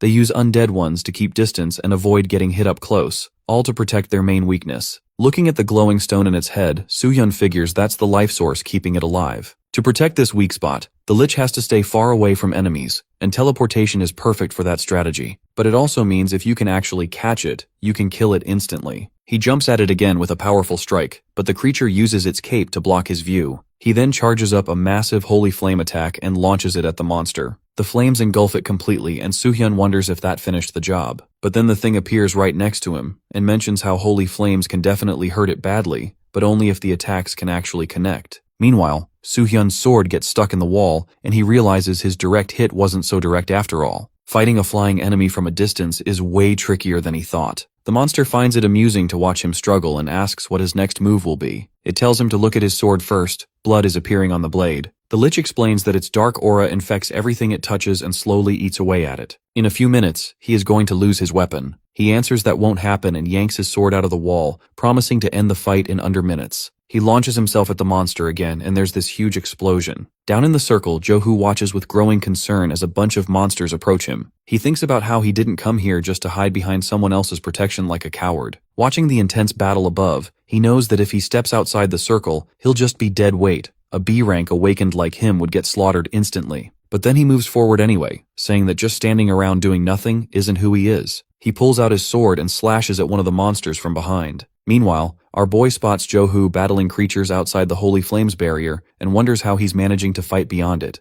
Then it hits him that he's using the Holy Flames itself as a weapon. His mana levels seem way higher than when they first entered this place, which means he's been powering up during their dungeon run. Soo-hyun grins and decides to switch tactics. He rockets toward Jo-hoo at breakneck speed while the Lich yells, asking where he thinks he's going. He blasts away all the monsters surrounding Jo-hoo with a single energy beam, then spins around to face the creature, explaining he's not running anywhere. Joo-ho asks why he came over, and he admits he needs to take back what he said earlier. He isn't weak at all. He suggests they work together to wipe out the smaller threats first, then take down the main boss as a team. The Lich cracks up laughing, asking if they really think adding one more person will make any difference. At that moment, he whispers something in Jo-hoo's ear, making him ask if that's actually doable. Soo-hyun assures him that it will work. Jo-hoo gets nervous and says he's not sure he can pull it off, but there must be some logic behind the plan. He promises to try his best not to slow Soo-hyun down. The bone creature and its monsters charge at them, threatening to teach them what real fear feels like. Both guys rush forward to meet the attack. Our dude unleashes a sweeping strike that sends monsters flying everywhere while Jo-hoo makes a beeline for the Lich. The Lich taunts him about being too slow and tries to get behind him, but Soo-hyun creates a protective ring around Jo-hoo, blasting away any approaching monsters. He draws his sword and ignites it with holy flames before leaping toward the boss for a coordinated assault. The monster admits their teamwork isn't bad, but insists they still can't land a hit on him. That's when Jo-hoo closes his eyes and activates his windblade technique, generating a massive spinning storm. Soo-hyun shoots his holy fire directly into the whirlwind, creating this combined attack that rockets toward the skeletal creature. The Lich is shocked as he realizes their abilities have merged into something much more powerful. The attack comes straight for him while Jo-hoo starts falling from his aerial position. Soo-hyun immediately speeds over and hands over a sword to him, and he jumps back. Then both of them position their weapons toward the monster. The Lich mocks that he won't get fooled by the same trick again, but this time they're attacking from opposite directions. Soo-hyun yells that it's game over and strikes, but his sword shatters against the boss while the monster remains perfectly fine. The Lich laughs and points out that Soo-hyun forgot his weapon was still infected with death magic. Now he's not able to fight with a broken sword. Soo-hyun just smiles and asks who said he only had one sword.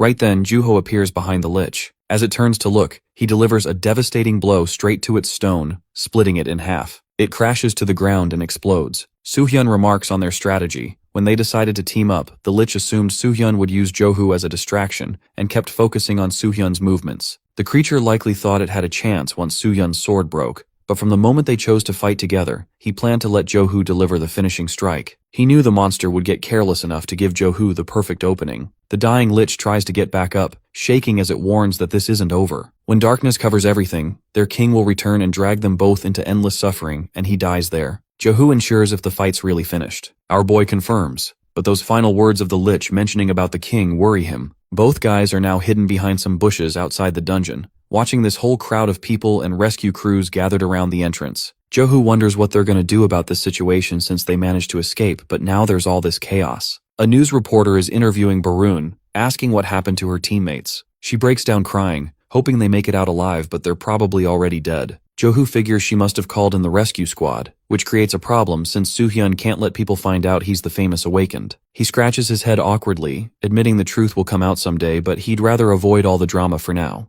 Jo-hoo stands up saying he'll handle this alone. When Soo-hyun asks if he's really going into all that mess by himself, Jo-hoo admits that he's pretty used to cleaning up Barun's messes from before. But he's got one condition. He pulls out a bag of loot and hands it over, demanding he should take the reward he gave him earlier. He can't believe it's all for him. These many ether stones are worth hundreds of thousands of dollars, and it can't be easy making a living as just B rank. Jo-hoo says B rank hunters actually make decent money too, but he doesn't want this stuff because he doesn't deserve it. When asked why, he explains his contribution was too little compared to Soo-hyun's. It is very obvious to him that if our dude really wanted to, he could have taken down that Lich solo, but he gave Jo-hoo a chance on purpose. Our boy realizes he has understood everything. Jo-hoo insists he should take the reward and sneak around the back while he creates a distraction. He'll call a taxi to meet him there since one of his buddies drives one. He calls his friend Young-hoon to set it up. Later, Soo-hyun sits in the taxi next to driver, thinking Jo-hoo has way more connections than he expected. Looking out the window, he reflects on how he caught the killer like planned but couldn't save everyone.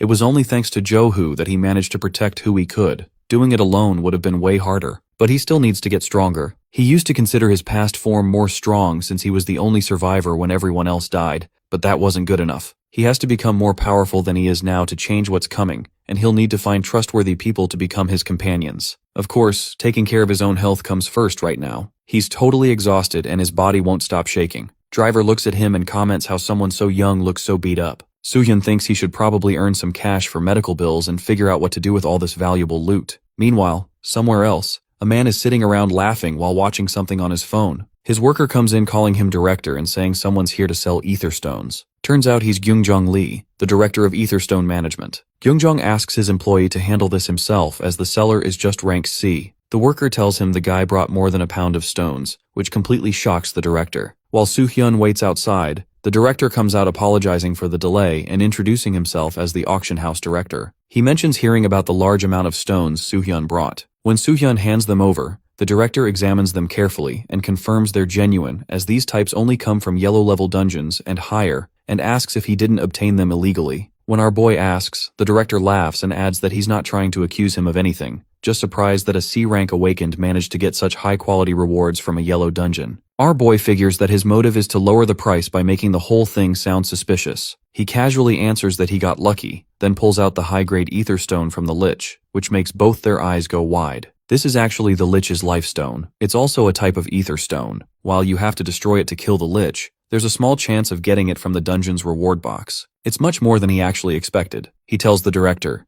if he's not interested, he'll just take his business elsewhere. The greedy director immediately panics and asks him to wait so they can discuss this properly. Soo-hyun moves forward and gives him one shot to name his best price, which makes them both nervous. Later that night, Soo-hyun checks his account and sees he got $600,000 from the Etherstone company, minus $18 for the taxi ride. He thinks it's a good price, though these stones will become worthless once the end times arrive. Walking into his house, he figures he's set on funds for now and won't have to worry about money for a while. More importantly, he won't need to take any more cash from his mom. He tells his mom he's home as she greets him with a smile, welcoming her son back, but there's a scar on her face that catches his attention immediately. Soo-hyun examines his mother closely as she welcomes him inside, asking why he didn't call ahead since she's still preparing dinner. She mentions he looks like he's lost weight and wonders if he had a good time with his buddies. When he asks about the fresh injury on her, she brushes it off as nothing serious. She explains she got caught up in some customer fight at the restaurant where she works and ended up getting hurt in the crossfire. This makes him grit his teeth and snap at her about quitting if the job is going to get her injured like this. She points out that he's heading off to college soon and grabbing his hand and says she needs to save up for his fees, even though she couldn't give him much growing up. As his mom, she wants to help him as much as possible. She tells him he'll always be her pride and joy, and she wants to become a mom he can be proud of too. This hits him hard as he remembers his past life when his mother would push him,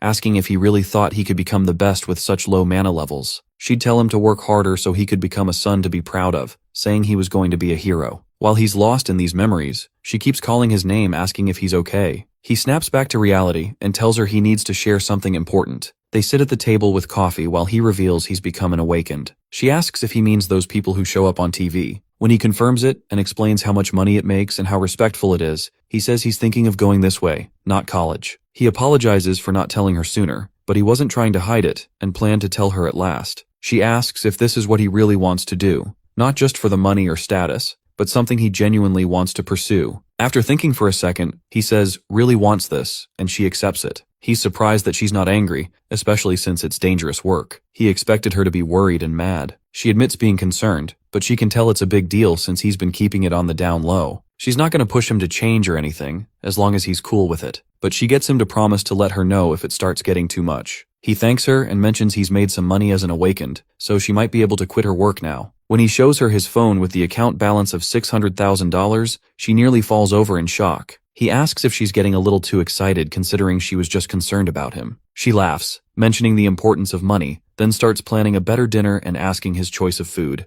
Our boy thinks about how he's dreamed of this moment of peace he never experienced before. As she serves him food, he reflects on giving up everything for this peace. But he knows this life really belongs to the original Soo-hyun, not him. Still, he's not concerned about it since he's been given another chance. He silently promises the real Soo-hyun that if he ever returns to this body, he'll make sure he can face the world with pride and never lose his loving mother. As they enjoy their meal together, he decides he'll turn the real Soo-hyun into a hero. Later, he's in his room, thinking about getting way stronger. His current level isn't cutting it as he struggled with a half-formed lich, and he knows what's coming will be tougher, so climbing the tower again is a must. He looks through his bag, pulls out his sword, and realizes he needs a real weapon, not that weak borrowed thing. That means he'll have to deal with that man again after all this time. Somewhere else, a blacksmith is crafting in his shop that's packed with every kind of weapon imaginable. He works with complete focus and precision. This is Daeho Kim, known as the Weaponmeister. Our boy knocks on the door asking if anyone's there, but gets no response as the blacksmith keeps hammering away at his sword. He knocks again and calls out hello. This time the man storms over in frustration, yanks open the door, and demands to know who the boy he is. He points out that if nobody answers, visitors should just leave. Our dude greets him politely. The blacksmith asks about his identity, and he just smiles back. He recalls the holy sword Balmung. This legendary sword took its title from the weapon carried by hero Siegfried, meaning Sacred Dragon Destroyer. That had been his gear when he lived as Sungin Kim, the most devastating sword ever built, crafted from endless rare components and the joint work of multiple awakened warriors. Weapon Master Daeho Kim had created this incredible piece. In his previous life, he'd shown up at the forge and Daeho had immediately known him as Sungin. After requesting the completed sword, Daeho had finished it and revealed the weapon. The sight had left him stunned by its perfection. Daeho had declared it a masterwork, among the greatest creations of his entire career. Soo-hyun had declined to take the sword, though. When Daeho questioned this decision, he'd pointed out that all the valuable materials Daeho had been collecting to build his ultimate creation went into this weapon. Taking it felt wrong when Daeho never charged fair prices and had used his most precious resources. Daeho had noted that everyone was labeling Sungin a hero back then, so widely that even someone working from a remote mountain workshop had caught wind of the stories. His accomplishments were becoming legend, but as these tales expanded, he seemed increasingly worn down. The unfairness struck Daeho that the entire world demanded salvation from him without offering anything back. Still, there Sungin stood, attempting to fulfill their hopes despite his expression growing darker daily, simply because no one else possessed the ability. Daeho had chosen to form another unbalanced relationship. Just as everyone expected Sungin to rescue them without compensation, he could assist without requesting payment, which is building a weapon matching such power. No one else possessed that skill. Soo-hyun remembers Daeho had served as both his weaponsmith and supporter, among the valuable people he'd failed to safeguard in his former life. Observing him now in the current timeline, he reflects on how much time has passed, but this round he'll absolutely ensure his protection. He presents himself as Soo-hyun, and he mutters about never hearing that name and questions his supposed fame, wondering how he located this secluded spot. Soo-hyun explains he learned Daeho creates gear for awakened fighters. This triggers Daeho's rage as he bellows about whoever spread such rumors. He crafts weapons for nobody and bangs the door shut. Soo-hyun recognizes the man's unchanged personality, then mentions he's already acquired materials for the weapon. After a pause, Daeho opens the door slightly, agreeing to examine them. Our dude had anticipated this reaction. When he presents the material, his expression shifts to amazement, and Soo-hyun describes this as the supreme quality ether stone available. This represents another treasure he claimed from the reward container after destroying the Lich. That's a premium-grade ether stone, essentially unobtainable during this era. Only following the Gwangju dungeon disaster do people learn these stones exist as dungeon prizes. This motivated his determination to clear that dungeon regardless of cost. While these stones serve numerous purposes, their genuine worth emerges when forged into weapons. Daeho expresses shock about obtaining something so exceptional, his hands trembling, and he concedes the point and inquires about his requirements. When Soo-hyun specifies wanting a sword, he brightens and guides him indoors, noting no payment is required since he provided perfect materials. He begins preparing a contract, but Soo-hyun dismisses it. Daeho considers him mad as the rarity of this material should be obvious. Soo-hyun confirms his awareness and expresses complete faith in Daeho. He desires not just any sword, but wants Daeho to experience the full creation process using the ether stone. This causes Daeho to burst into laughter. He finds Soo-hyun genuinely amusing and accepts the challenge to forge the finest weapon possible from this material. Soo-hyun entrusts it to his expertise and they confirm the agreement with a handshake. Daeho cautions that completion will require considerable time. If he needs equipment before then, he can select anything practical from the workshop. Evening approaches as Soo-hyun departs, contemplating the 10-month schedule. He'd expected this duration, but it remains quite lengthy. Examining the weapon he borrowed, he determines this Daeho-made piece should suffice temporarily. He concludes that continuous progress represents his sole option. Positioning himself before the abyss entrance, he enters. And Gatekeeper sits within as Soo-hyun is ready to take the upcoming challenges. 11th floor, followed by 12th, 13th, 14th, 15th, and 16th, as he is clearing each trail with highest scores. 6 months pass before Johu finds himself hospitalized, wrapped in bandages while Barun criticizes his 6-month stay for not taking precautions. He responds that such advice proves difficult to follow. She observes his decision to tackle the tower again and advance to level 5 as the intensity seems excessive. This incident only caused injury, but future consequences could prove far worse. He maintains his smile while explaining that abandoning efforts due to difficulty isn't acceptable.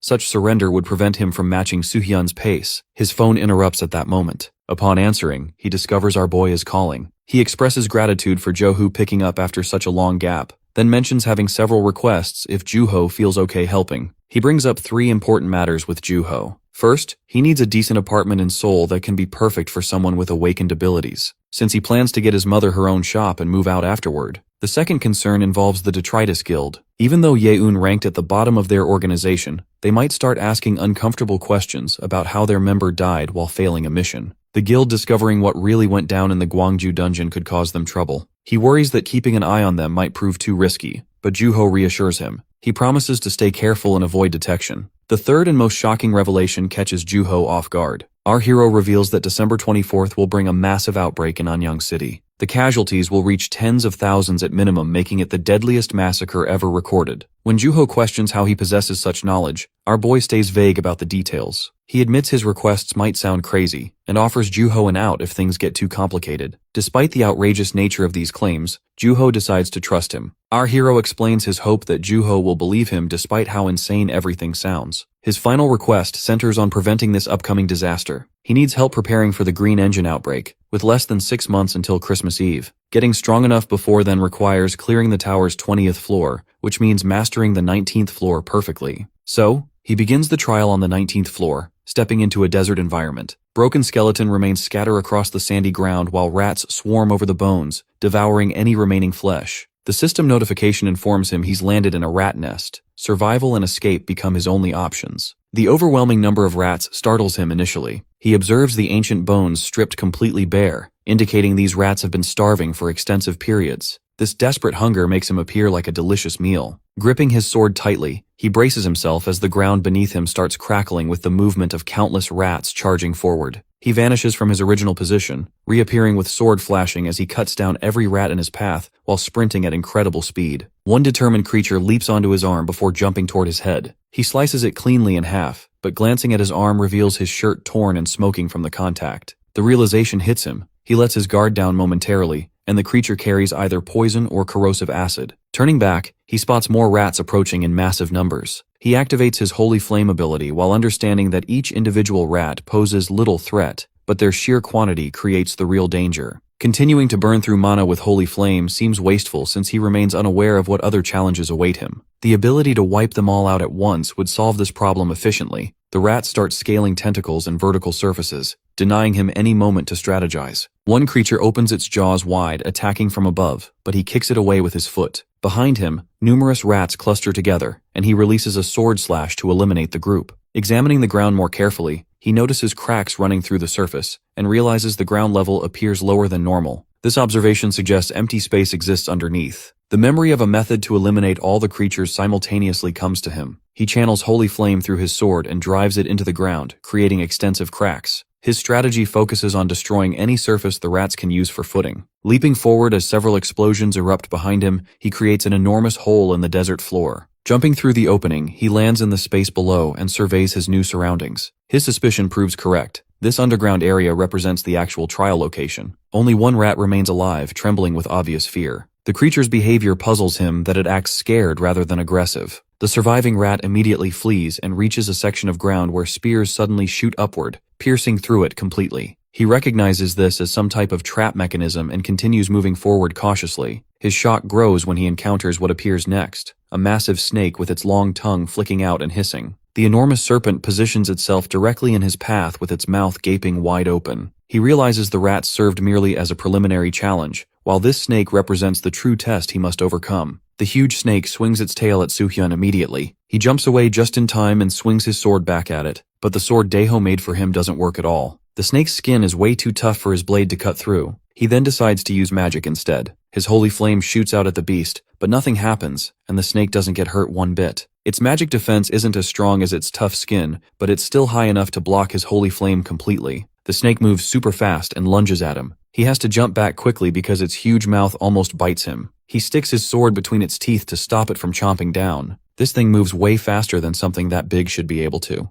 The snake throws him down hard onto the ground. He lies there for a second, figuring out that this monster is both huge and really quick. He can't spot any weak points on it at all. He gets back up and thinks about how much stronger he's gotten. A month ago, this fight would have been nearly impossible. But now this snake isn't too much for him to handle. He's got about half his mana left before he runs out completely. His plan changes to tying the snake down so he can hit it properly. He sees a thick tree branch and grabs it. He swings it down with all his strength. Even if something has crazy magic defense, a hard physical hit like this will still hurt. The branch smashes into the snake and knocks it flat on the ground. He quickly wraps the branch around it to keep it stuck there, Then he jumps close to the fallen snake and pulls out his sword again. This time he goes for its soft belly and cuts deep into it. The snake screams really loud as he jumps away super fast to get clear. The snake gets mad and tries to chase him, but the branches keep it tied up. It can't move properly to attack him back. He looks at all the things this snake can do. Tough skin, magic protection, and it heals itself too. He's never fought anything with all three of these powers before, but even with all that, it still can't beat him because he's got something way more powerful. He lifts his hand up and makes a bright flame appear. Just then, a powerful phoenix flies down from the sky, covered in holy fire. This is his Holy Flame Phoenix, a better version of his regular ability that he got when he beat the 18th floor. The Phoenix works more like a pet he can control, rather than just a regular skill. The bad part is it uses up all his mana, but it's worth it because of how strong it is. The amazing bird lands on his arm, and it is 10 times stronger than his normal Holy Flame attacks. He tells it to go attack the tied-up snake. The Phoenix shoots forward like a burning arrow and pierces right through the snake's body, making a huge hole. The snake screams one last time as the Phoenix comes out the other side and flies back to him. The system pops up and tells him he got 100% completion for this floor. The Phoenix comes back and sits on his arm while he thinks about what just happened. Now that he's done with the 19th floor, he thinks about what's coming next. The tower gets way harder every 10 floors, so the 20th floor will probably be as tough as the 10th floor was. He spent the last 6 months getting ready for this in every way he could think of. There's only one thing left he's waiting for. Daeho needs to finish making his new sword. That weapon is the last thing he needs before he can face whatever scary stuff is waiting on the 20th floor. All over the city, people keep talking about Soo-hyun's crazy success on the ranking boards. Everyone wonders if he's actually human since he managed to beat the 19th floor with such a high score in just 6 months. Plus, he keeps ignoring messages from the Awakened Association. A fancy car pulls up and Soo-hyun gets out. Juho waits for him at the coffee shop, watching through the window. As soon as he spots him, he rushes outside to meet him. Our dude greets him casually, apologizing for late arrival, but Juho brushes it off and then asks about the car he gave him. He admits the car is too fancy for him. Juho tells him he should be driving something even better. He mentions how shocked he was when he found out he takes the subway and bus everywhere. Juho explains that awakened people need to get around to lots of places quickly, and starts telling about the sports car's specifications. People start gathering around the expensive car, so he suggests they go inside to talk privately. Once they sit down, Juho asks about his prep for the 20th floor. He confirms he's ready now since he was waiting for a special sword that he'll get today. He thanks Juho for the house and his mother's store. He feels happy he could help and asks about where he used to live. He mentions Ansan City, and Juho realizes that it's close to Anyang. Juho has managed to set up a meeting with the agency head next month, and he might get some help if he brings up what Soo-hyun tells him. Our boy realizes that if the meeting happens next month, that leaves only around 2 months for him. Things don't look good at all, so he brings up the topic of the Detritus Guild. Juho reports they've looked all over the place but can't find any trace of the guild members.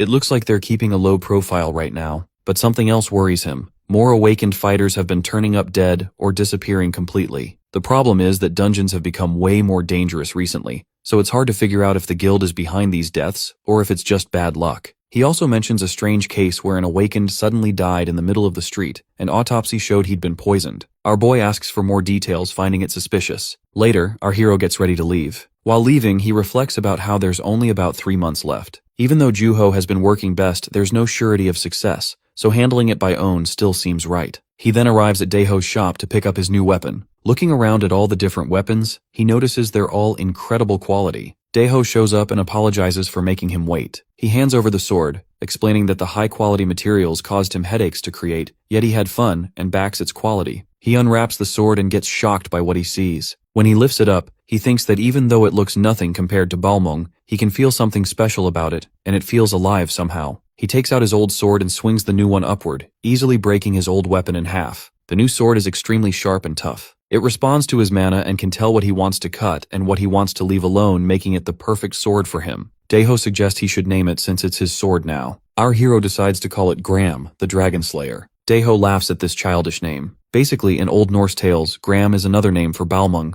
Since he can no longer use Balmung, he chooses the name Gram instead, wanting to keep its connection to slaying dragons alive. As night settles in, he prepares to set out. Daeho invites him to stay and share some tea, but he explains that he has urgent business and cannot linger any longer. Far away, inside a dim castle, a knight stands at his post. The sound of footsteps creeps up behind him, and a hand suddenly rests on his shoulder. Startled, the guard spins around, heart racing, only to see Commander Maxman standing there. The commander apologizes for frightening him. Maxman asks how things are going, and the guard immediately straightens, reporting that everything remains under control. The commander nods, knowing how tiring the endless hours on watch must be. Still, he urges the guard to endure just a little longer. The Odrum kingdom could strike at any moment, and if they do, it would bring ruin to everyone within the castle. The guard salutes firmly, vowing to do his duty with all his strength before resuming his station. When left alone, Maxman's expression hardens. 10 days have already passed, and the situation both inside and outside the walls only grows heavier. The uneasy calm before battle feels like a burden, pressing hardest on the common ones who suffer the most. He wrestles with the question of what step to take next. From the darkness, a voice cuts through his thoughts, asking if something troubles him. Maxman turns sharply and immediately recognizes the speaker. Stepping forward comes Lord Attaché, a shadowy figure who keeps his face masked. Maxman wonders what brings the Lord Attaché here when he should be helping the king. The Attaché mentions he just dropped by to check duties and get updates. Maxman explains they're getting ready for defensive warfare, but things aren't looking great since the Odrum Kingdom's forces outnumber theirs by a huge margin. So they'd have to ditch this castle and retreat to the next one for another round of fighting in the worst-case scenario. The attaché questions about abandoning the castle. Maxman clarifies this would only happen if things got really bad and their supplies end. But the attaché refuses to hear any talk of retreat. He insists they should fight until the bitter end defending their fortress. Maxman finds it easy for someone who doesn't do the actual fighting to throw around such demands without caring about the soldiers' lives. Ever since the Odrum Kingdom started this war, this attaché showed up claiming to represent the king and took command of their military. Sure, soldiers must obey their superiors. That's basic military protocol. But he treats soldiers' lives like they're worth nothing. Maxman wonders how someone like this became commander-in-chief. The attaché brushes off his concerns and demands he hold the position for just one more month, reminding him he's the hero of the old nation. Maxman clenches his fists at the mention of 1 month. As attaché leaves, Maxman realizes that even if they somehow manage to hold out that long, everything will be the same. Suddenly a sound is heard and just then, a commotion breaks out. A guard rushes up with urgent news that enemy's forces have launched an unexpected attack and broken through the castle gates. Meanwhile, a few hours earlier, our boy stands before the entrance to the 20th floor of the Tower of Trials. An old gatekeeper greets him, noting it's been quite a while since his last visit and offering advice. Our hero accepts the help. The gatekeeper wants to know the price first before deciding whether to assist. Our protagonist realizes that gatekeepers become more demanding as floors get higher, so he offers 100,000 points. The gatekeeper chuckles, impressed that someone would casually give away what most people earn in a decade, then asks about his destination. He explains he plans to tackle the next floor's 10th level and wants to know what dangers await. The gatekeeper assures him he won't die. If anything, he'll be doing the killing, advising him to avoid unnecessary deaths and keeping his main objective in mind. With this cryptic guidance, he pushes our dude through the entrance. He reflects on how gatekeepers always speak in riddles, though they do provide genuine help despite being so mysterious. After stepping onto a circular platform, he begins falling through it. Grabbing a tree branch breaks his fall, and he moves forward at lightning speed toward a massive castle complex. The system announces the start of the 20th floor's 10th level trial. Before him lies the castle of Kingdom Grand Alum, an iron fortress protected by thousands of soldiers. He has 1 month to capture it, but the system reminds him these aren't really his enemies. During this trial, he might rescue an ally and uncover the castle's secrets to survive. He notes this explanation seems more detailed than usual, suggesting that the system wants him to pay attention to specific details about the trial. The objective isn't just capturing the castle, but discovering its secrets too. The reminder that these aren't true enemies, combined with the gatekeeper's advice about avoiding kills, points toward finding non-violent solutions. Standing before the fortress, he wonders how to capture a castle without fighting anyone. Night falls as he sits by a fire studying the structure. True to its reputation as an iron fortress, the walls look incredibly hard with plenty of experts. The awakened defenders appear to be around C rank, giving them both terrain and numerical advantages. He needs to take the castle without killing anyone while uncovering its secrets. 1 month feels like plenty of time for the trial itself, but not enough for his personal plans. Making a quick decision, he approaches the castle. A guard demands identification. He decides not to overthink and face problems head-on. He introduces himself as a traveling adventurer requesting shelter at their castle. The guards react with disbelief, shouting about his apparent madness and demanding to know his kingdom. They remind him there's a war going on and tell him to get lost. Our boy realizes he has 2 months left before the outbreak and needs to complete this trial quickly to return and prepare. Seeing no other option, he draws his sword and declares he'll have to enter by force. Leaping over the guards, he unleashes a devastating attack that creates an explosion, shattering the thick castle walls and gates. Now inside the fortress, he faces the defending guards.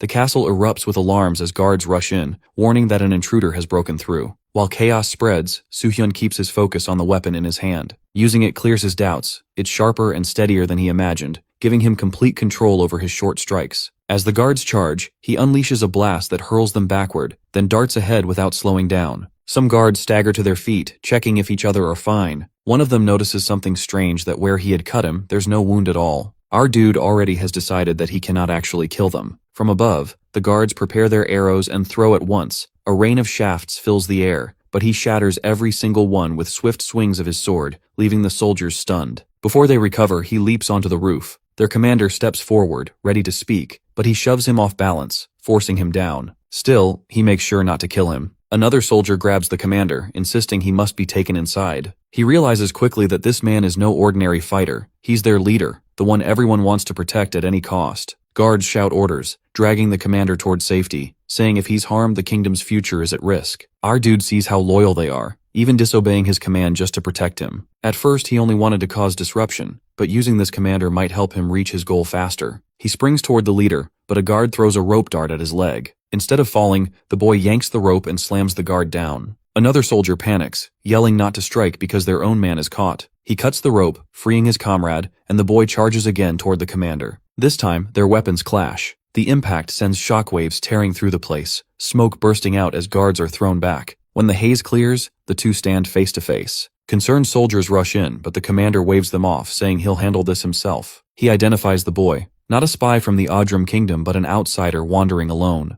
The boy notices his sharp perception and strength, worthy of a commander, perhaps even close to a ranked awakened. The guards keep urging their commander to be cautious, reminding him they can't afford to lose him. He scolds them for their weakness, but they insist they trust him. Their faith stems from history. He was the war hero who led them to victory against Odram 20 years ago. They believe as long as he stands with them, they can win again. He understands now why they revere him so deeply. Yet he also sees the danger in this blind devotion. It binds the man just like he himself once felt trapped when he was Sung in Kim. He apologizes for forcing his way into the castle, explaining that he needs to enter urgently. The commander dismisses his reasoning, pointing out that their kingdom is at war, and they cannot simply welcome someone who broke in and attacked their men. The boy knows words won't be enough. He steels himself, deciding the only way to gain access without needless slaughter is to win the commander's trust through combat. He launches another strike, locking swords with him again. Then with a quick move, he ties the commander's hand using the same rope that once bound him. He bites down, breaking it with his teeth, activating his transmutation.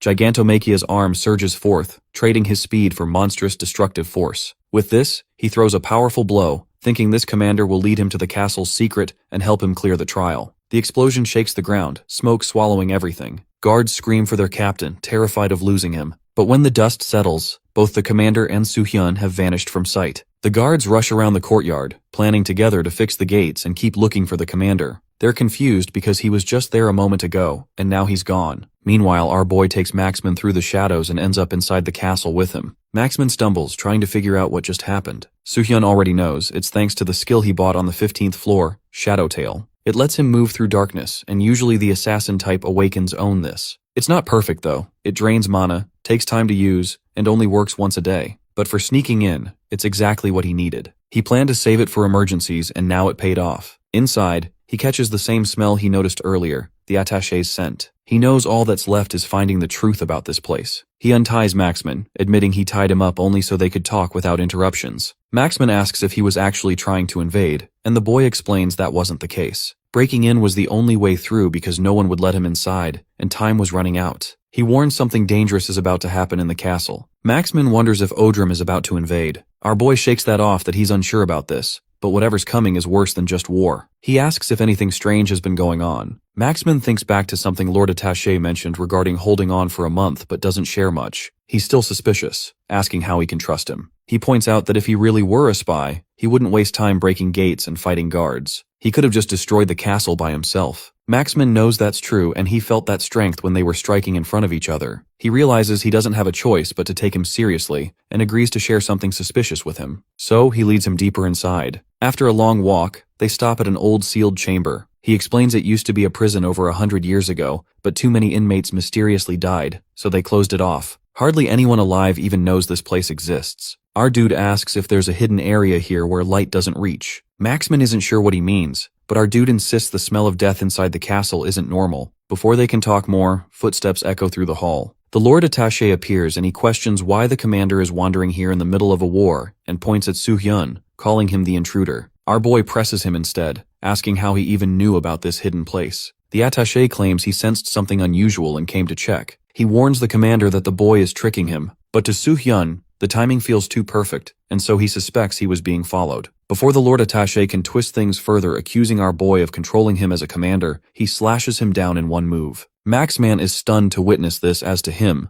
that man was the attaché of the king, the commander's right hand. He wonders if the boy really is an intruder, but he notices the mask the attaché was wearing. It doesn't match his role at all. Then, our boy twitches and slowly, the corpse stands back up, and its disguise melts away. What they see isn't human anymore, it's a lich. Maxman is shocked that his trusted attaché was a monster all along. Soo-hyun stays calm as he already guessed something like this was hiding here. The castle smelled of death, even though no battles had ever been fought inside it. That was enough of a clue. He's even fought lich-like creatures before, though weaker ones. This one, though, is the real thing. Maxman realizes now that Soo-hyun isn't some random fighter. He asks where he's really from. Our boy just grips his sword and says he's from a place Maxman wouldn't know. The lich speaks to him for giving the clear answer, announcing that its plans have changed. Dark energy swirls at its fingertip, surrounds the area, and he gives a clear message that it won't let either of them live. The lich points its finger, and dark energy comes pouring out, totally freaking out both guys. Soo-hyun isn't gonna just stand there, so he rushes in with his sword and manages to slice the lich. He's pretty satisfied since his sword doesn't break this time. It's probably because of the ether stone used when making it, so it can handle magic way better than his old weapons that used to shatter all the time. But he knows having a decent sword isn't going to be enough here. This monster is all about darkness magic, which means regular hits won't do much. He needs holy flame or light attacks to actually hurt it properly. He can see Maxman as tough, but this isn't the kind of fight where his buddy can help much since he doesn't have any holy powers. So he decides to use his holy flames, but right when he's about to blast the thing, it flies up in the air and starts glowing with evil energy. When his holy flames hit the lich's dark aura, it makes this huge ball of mixed magic floating around. Looking at the lich, he gets bummed out. His holy flames can't beat the death magic, and he realizes this guy is way stronger than that fake lich he fought before. Sure, he could probably wear it down if he keeps shooting holy flames, but that would use up all his magic and take forever, so it's not worth it. Better idea is to go after that glowing stone stuck in its head, so he jumps up trying to hit it, but the lich just moves out of the way like it's nothing, and he ends up face first on the ground. From down there he shoots more holy flames, but the lich just dances around avoiding everything. Then it fires back with dark magic from its fingers. The explosion is huge, but somehow he comes out fine and kicks the lich so hard it goes flying. While spinning through the air, the lich turns around to look at him. He gets his sword ready, then notices dark energy coming out of the monster's back. That's how it's keeping itself from falling, using death magic like wings or something. The creature turns all that dark power toward them, so he has to counter with his holy flames again. After it lands, they just stand there staring at each other. Maxman yells from behind asking if he's okay. He tells him yes,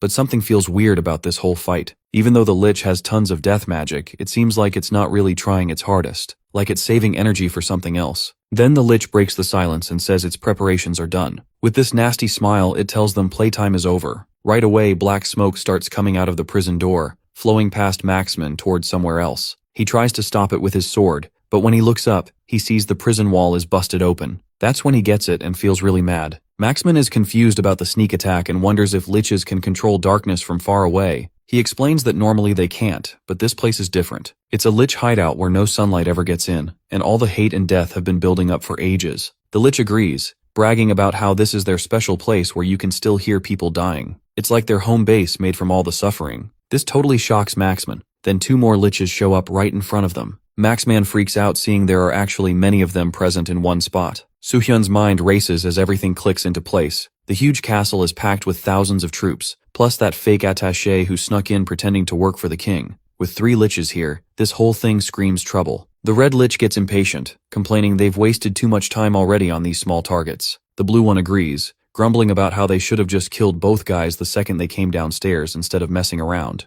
Maxman's totally confused about what these creepy things keep babbling about and what kind of plan they're cooking up. Our boy drops some bad news that there's actually a king of all the leeches, and there are specific ways to bring him into the world. One method involves using human lives as payment. This makes Maxman's blood run cold, as he remembers the fake attaché telling him to abandon the castle and fight until the last soldier falls defending it. The pieces fall together that they want to use the entire army as sacrifice material. Soo-hyun confirms their worst fears that these monsters plan to summon the Lich King right here in the castle. The blue lich chuckles, impressed that a regular human figured out their scheme so quickly. The red one wonders how some random guy knows about their master's existence. The fake attaché explains how they found this kingdom while hunting for the perfect tribute. After sneaking into the palace, they murdered the real king and took control of his forces, letting the imposter slip into his attaché role perfectly. Maxman's hands shake with rage as he calls them disgusting creatures. The fake attaché keeps bragging about their timeline. Originally they planned to wait another month, but the ritual altar got finished way ahead of schedule. Our boy holds back the furious captain while the monster continues gloating. Once they eliminate these two troublemakers, the ceremony can begin immediately. Sizing up the situation, he figures 3 opponents will be tough but manageable if he's smart about using his magic. That's when the Lich releases dark energy, creating a cage around both fighters. Recognizing the spell instantly, our hero realizes this is the Death Guide technique, a high-level Lich ability that crushes whatever gets trapped inside using pure darkness. Regular Lichs can't pull off magic this advanced, which means these guys must be the Lich King's personal servants. The fake attaché waves goodbye mockingly and launches the attack with a gesture. Our dude can't even get his holy flames working properly as the dark magic completely surrounds them both. The 3 Liches start heading back toward the castle entrance, but an explosion makes them spin around. Somehow he has sliced straight through the Death Guide's darkness, which should be impossible since nothing physical or magical can break that spell. The other 2 wonder what kind of people they're dealing with and figure the sword must be some holy weapon.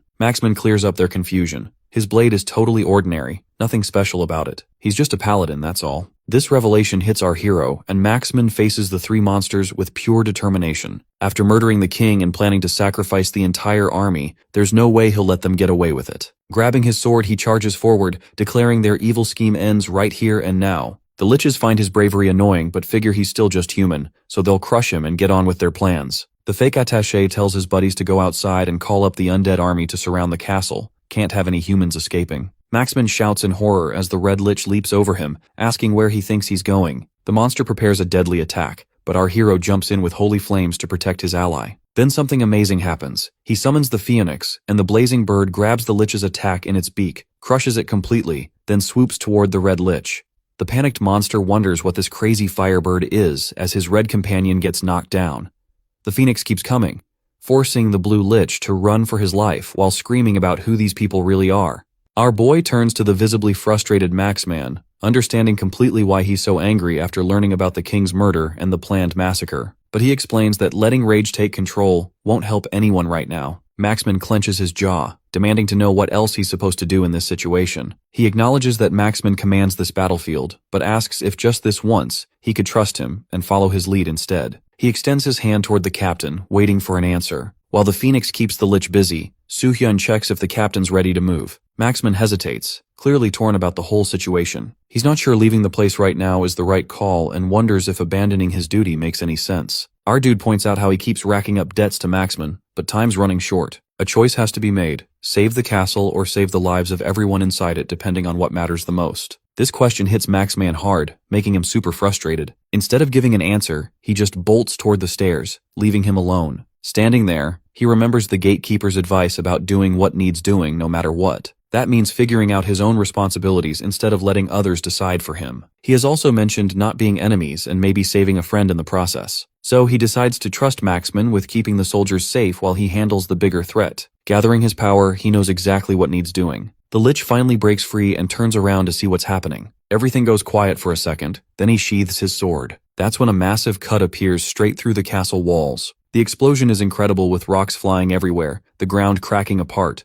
and the whole castle just collapsing in front of everyone. The Liches can't believe what they're seeing as the entire structure comes crashing down. Deep in the rubble, the fake attaché Lich loses his temper with his buddy who was supposed to call the undead army. He threatens to kill the guy himself if he doesn't get moving right now. The scared Lich quickly agrees and runs off. Then he orders the red skeleton to check on their ritual altar as the ceremony won't work if it gets damaged in the collapse. But before the red Lich can take 2 steps, a holy flame blast nearly roasts him alive. Our dude pops up from behind the debris, asking where the monster thinks it's going. One quick sword slash cuts the red Lich clean in half. The fake attaché goes ballistic, screaming on him. He launches himself at him, then lands and creates a magical sphere that traps him in another cage. While floating in midair, he realizes he's stuck and the Lich is about to activate the Death Guide. But the Phoenix swoops in just in time, smashing the cage and letting him drop safely to the ground. He's breathing hard, wondering if he pushed his limits too far this time. The fake attaché hovers above, telling him to quit fighting since that holy firebird is obviously draining his magic. He offers a painless death if he surrenders right now, Soohyun grins and admits the phoenix does eat up tons of mana. He dismisses the flaming bird,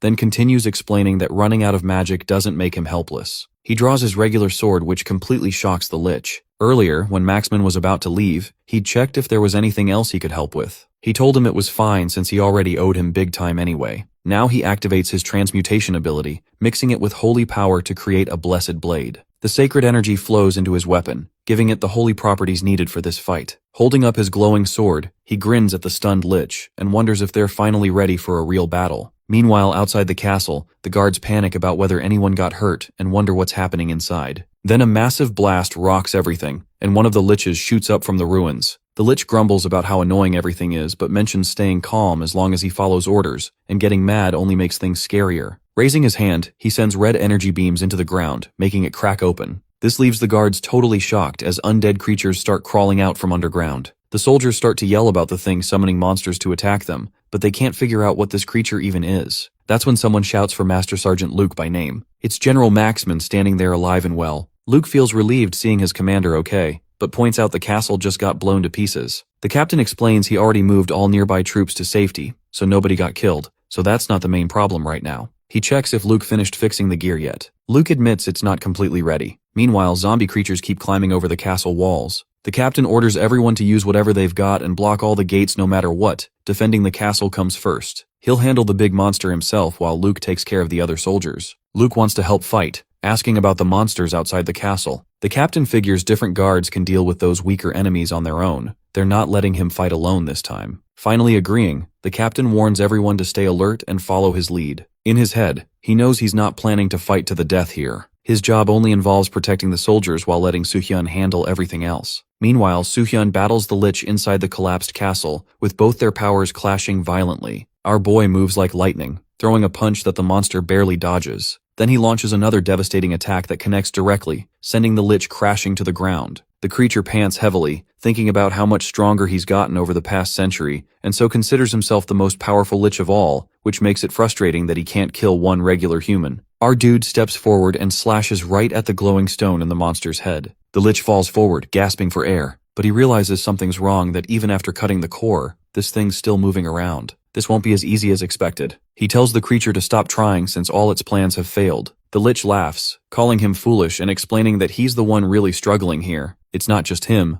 Countless others are putting in effort day and night to bring their master back. Even many humans like him couldn't stop them all. The king's return can't be prevented, and he'll cover the world in darkness. The Lich insists the human is fighting a losing battle. Our dude stands tall and calmly mentions he'll just kill the Lich King at any cost and puts his sword to the monster's head, which starts dissolving away. As the creature fades, he thinks about the Lich King who invaded their world during the outbreak in his previous life. He was the one who defeated that monster back then. But this situation reminds him of that dungeon in Gwangju too. Getting all these leeches to talk about their king makes him worry that the arrival of the king might be happening faster and moving way quicker than last time. Better focus on what's right in front of him first. There's still one Lich left to deal. He keeps thinking about how the commander is doing, but the Lich in front of Maxman won't give him a break. It keeps teleporting and flying around, hitting right where he's weak. Fighting something like this is a pain to him, but killing it isn't the point. He just has to keep its attention so the soldiers stay safe. If he can hold out long enough, our boy will be back till then. Then the Lich suddenly freezes. It senses its partner is gone.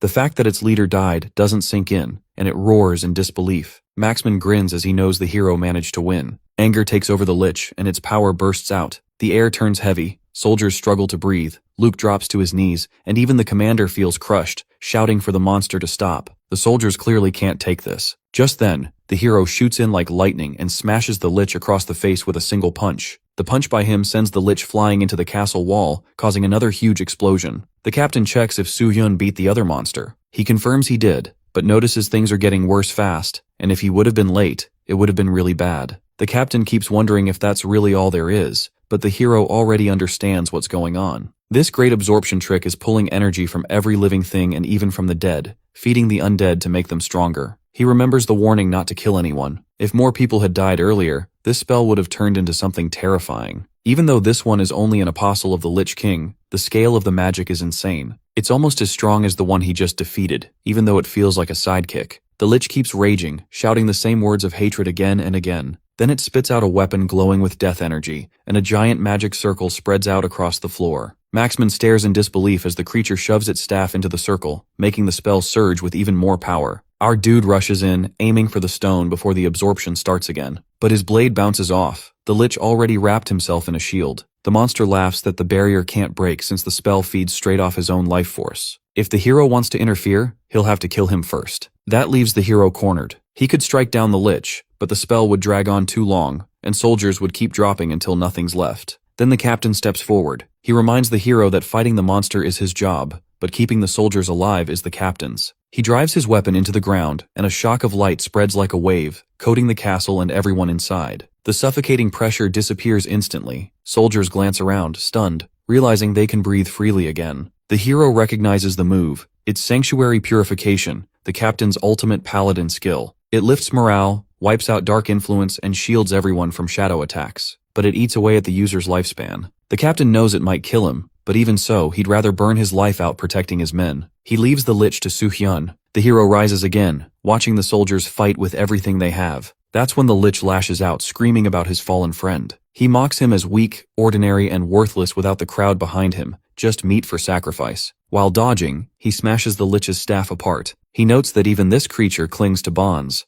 yet he never cared about the thousands of lives he took, each of them someone's family, someone's friend. Their weapons crash, sparks flying. The hero forces the lich to face it. This is what loss feels like. He wants him to remember it and take that pain back to the ones already dead. With one clean strike, his sword slices through the lich, shattering the stone. The lich's final thought is shock about an ordinary human able to kill him. His weapon crumbles mid-air, swallowed by holy flames as the phoenix's fire burns away his existence. Across the battlefield, the lesser undead vanish at once. The captain drops to his knees, exhausted from his technique, staring up to confirm it's finished. He almost collapses, but he catches his hand, steadying him. The captain admits he did all he could, and the hero agrees. Breathing heavily, the captain says he wants to rest a bit before celebrating their win. He checks if our guy is alright, and he responds that he needs rest too, visibly exhausted. Far away at the Awakened Association, a man slams his fist onto the desk, furious at what he's hearing that a dungeon that's about to appear in Anyang City will turn into an outbreak in just 3 months. The man is Gyung-tae Song, the head of the association. He shouts at Juho, not ready to believe this stupid thing, making him nervous. The tension in the room reaches a breaking point when Gyung-tae challenges Juho's warning about the dungeon threat. According to him,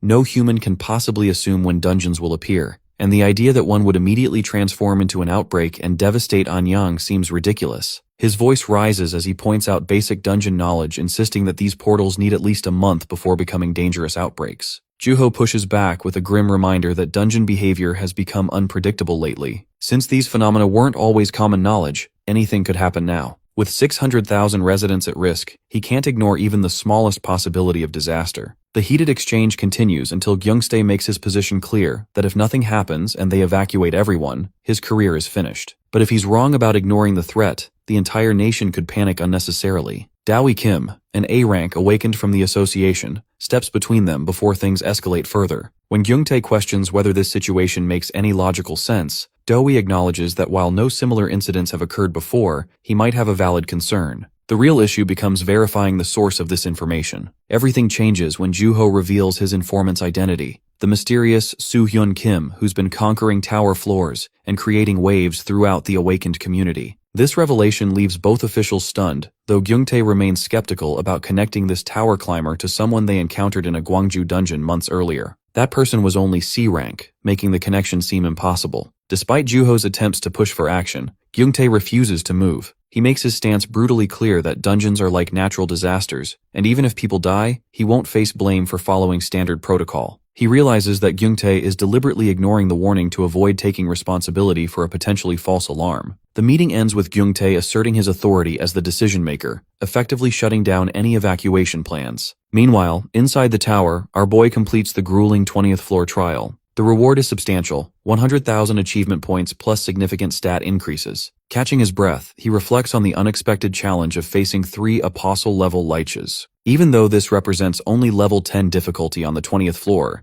the experience proved worthwhile when he checks his improved statistics. His mana has reached 70 points with a 7-point regeneration rate, meeting the S-grade awakened criteria he's been working toward. However, reviewing the system messages makes him realize something important, that he could have received help from others during this month-long trial. Perhaps his habit of working alone has become too fixed. Watching Maxman direct his guards in rebuilding the castle, he appreciates having some companionship this time around. Maxman notices his approach and expresses relief that he'd been worried that our hero had left without getting his injuries checked. Soo-hyun explains he just needed some air to process everything. Maxman chuckles about wanting to celebrate publicly, which is exactly why our dude stepped away. The pressure of living up to others' praise and expectations feels overwhelming. This resonates with Maxman, who shares his own experience as the war hero of the Old Kingdom after the previous conflict. While he didn't mind the title initially, the mounting responsibilities eventually became suffocating. The conversation takes a meaningful turn when Maxman credits our boy with teaching him that protecting his soldiers is his true mission. This realization has made those heavy burdens much more manageable. He smiles on it, noting how much happier Maxman appears now, and observes that solutions often lie closer than expected. Before parting ways, Maxman updates him on recent developments, the king's assassination, and the challenges ahead for the kingdom. Despite everything, this feels like a positive beginning. When our protagonist mentions leaving, Maxman expresses surprise at his quick departure. After confirming his work is finished and the general can handle everything else, Maxman offers final words of gratitude. Despite knowing about the burden of expectations, Maxman feels compelled to acknowledge that our protagonist truly embodies heroism, saving both the castle and everyone in it. With these parting words, our protagonist departs, having earned maximum points and a new title, Hero Immortal. Back in the real world, Barun and Juho are working out when an annoying ringtone interrupts them. Barun urges Juho to answer since she can't stand that old sound. Juho wonders who could be calling this late, but his confusion turns to shock when he sees our boy's name on the screen. He'd been expecting this call, though nothing prepared him for the news that Soo-hyun is currently in the hospital. An argument breaks out between Soo-hyun and the hospital staff, who insists his patient can't leave with such severe injuries. Being an awakened doesn't change the medical reality, but he pushes for basic treatment so he can get out of there. The compromise leaves him standing outside the hospital, wrapped in a bandage, when Juho arrives in a panic. Finding a quiet spot in a nearby park, Juho examines his friend's condition with concern. The shoulder injuries look particularly troublesome, but he brushes off the worry, claiming he just needs to loosen up. Juho can't hide his amazement at hearing about the single-day conquest of the 20th floor, especially considering the massive rank improvement that came with it. When pressed for advice on achieving such rapid progress, he feels embarrassed and offers only a simple explanation that he just attacked straight. This casual response puts Juho's mind at ease about his friend's condition, allowing him to shift to more pressing matters. The bad news comes first that his mission to convince the association has completely failed, and worse, his identity is now compromised. This doesn't surprise our protagonist, who never expected positive results anyway. When Juho wonders about his connection to the association head, he reveals his past life experience as an association member, making Young-tae technically his former superior. Despite the initial failure, Juho has discovered something crucial, that a green dungeon has appeared in Ansan City, drawing most of the awakened community there for a major clearing operation. This information triggers painful memories for our dude, who recalls visiting Ansan in his previous life as well. Back then, this very situation prevented him from responding to the outbreak, and the delayed response made everything worse because Young-tae spent more time covering his own tracks than handling the crisis properly. Fury builds as he remembers Young-tae, who only cared about protecting himself. The amount of extra work this will create feels overwhelming. When Juho admires how perfectly the dungeon's appearance matches the earlier prediction, our protagonist dismisses it as just a lucky guess, while expressing gratitude for all the help received so far. The conversation takes an unexpected turn when he announces his intention to work alone from this point forward. Juho immediately objects, pointing out that the help provided so far was minimal, and questioning how much assistance he can expect from the association now. After a moment of silence, our boy agrees to share his complete strategy. 2 months pass, bringing December 17th, exactly 1 week before Christmas Eve. The internet buzzes with speculation about a mysterious post on Abyss Online that seems too unbelievable to believe. The message warns of terrorist activity planned for Anyang on December 24th at 6 p.m., supposedly orchestrated by something called the Detritus Guild, described as a hidden organization of the worst kind of killers. The post advises anyone who values their life to stay far away from the city that day. Most people dismiss it as an elaborate hoax while wondering what this Detritus Guild could possibly be. The story gains traction when a news reporter decides to investigate, bringing in someone with first-hand experience of this mysterious organization. Juho finds himself sweating under studio lights as the reporter questions him about the guild's existence. He confirms their reality based on personal encounters, though internally he struggles with the stress of this deception. His explanation links them to major destruction in the Gwangju dungeon incident. While Barun watches from home, completely baffled by her friend's sudden media appearance. The broadcast sends Gyungtae into a rage as he can't believe someone would manipulate the media like this, while they're already stretched thin dealing with the Ansan dungeon situation. Doi points out their powerlessness to control individual actions, but Gyungtae remains convinced this is Soohyun's doing. When Doi mentions checking the mysterious tower climber's background without success, he adds that the person has been stuck in the abyss for an entire month,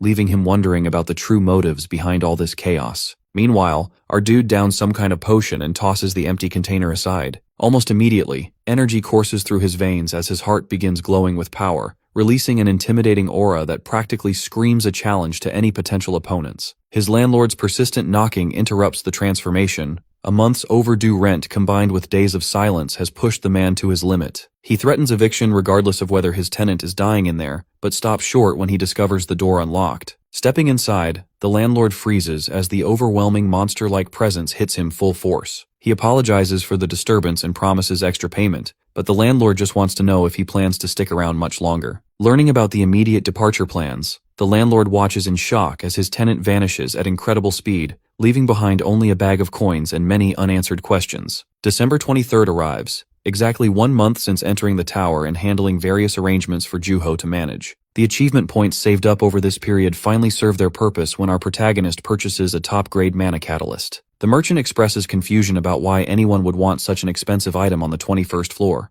The 2 million achievement point price tag seems excessive. However, his shock deepens when the payment goes through without any issues. After securing a private room, Soohyun consumes the catalyst despite its awful metallic taste. The absorption process transforms raw mana into personal power, achieving a perfect state that sends him soaring high above the city rooftops and acknowledges that tomorrow marks the beginning of everything. Inside a corporate building, a subordinate approaches Dong-young with urgent timing updates. The departure moment has arrived, prompting the executive to gather his team, including Hak-jun who's glued to his phone screen. He looks up from browsing the viral post about terrorist threats from some criminal organization called Detritus Guild. Dong-young questions Hak-jun's opinion on the post's credibility. He weighs the possibilities as half, especially since that green dungeon surfaced in Ansan recently. However, his superior cuts through the speculation with a different angle entirely. The real focus should be on identifying whoever created this elaborate warning. Only a handful of people possess enough inside knowledge about this shadowy guild to leak such detailed information. After some digging, he just leads to one name, Soohyun Kim. That familiar identity sparks recognition, driving him to investigate deeper into the motivations behind this public exposure of guild secrets.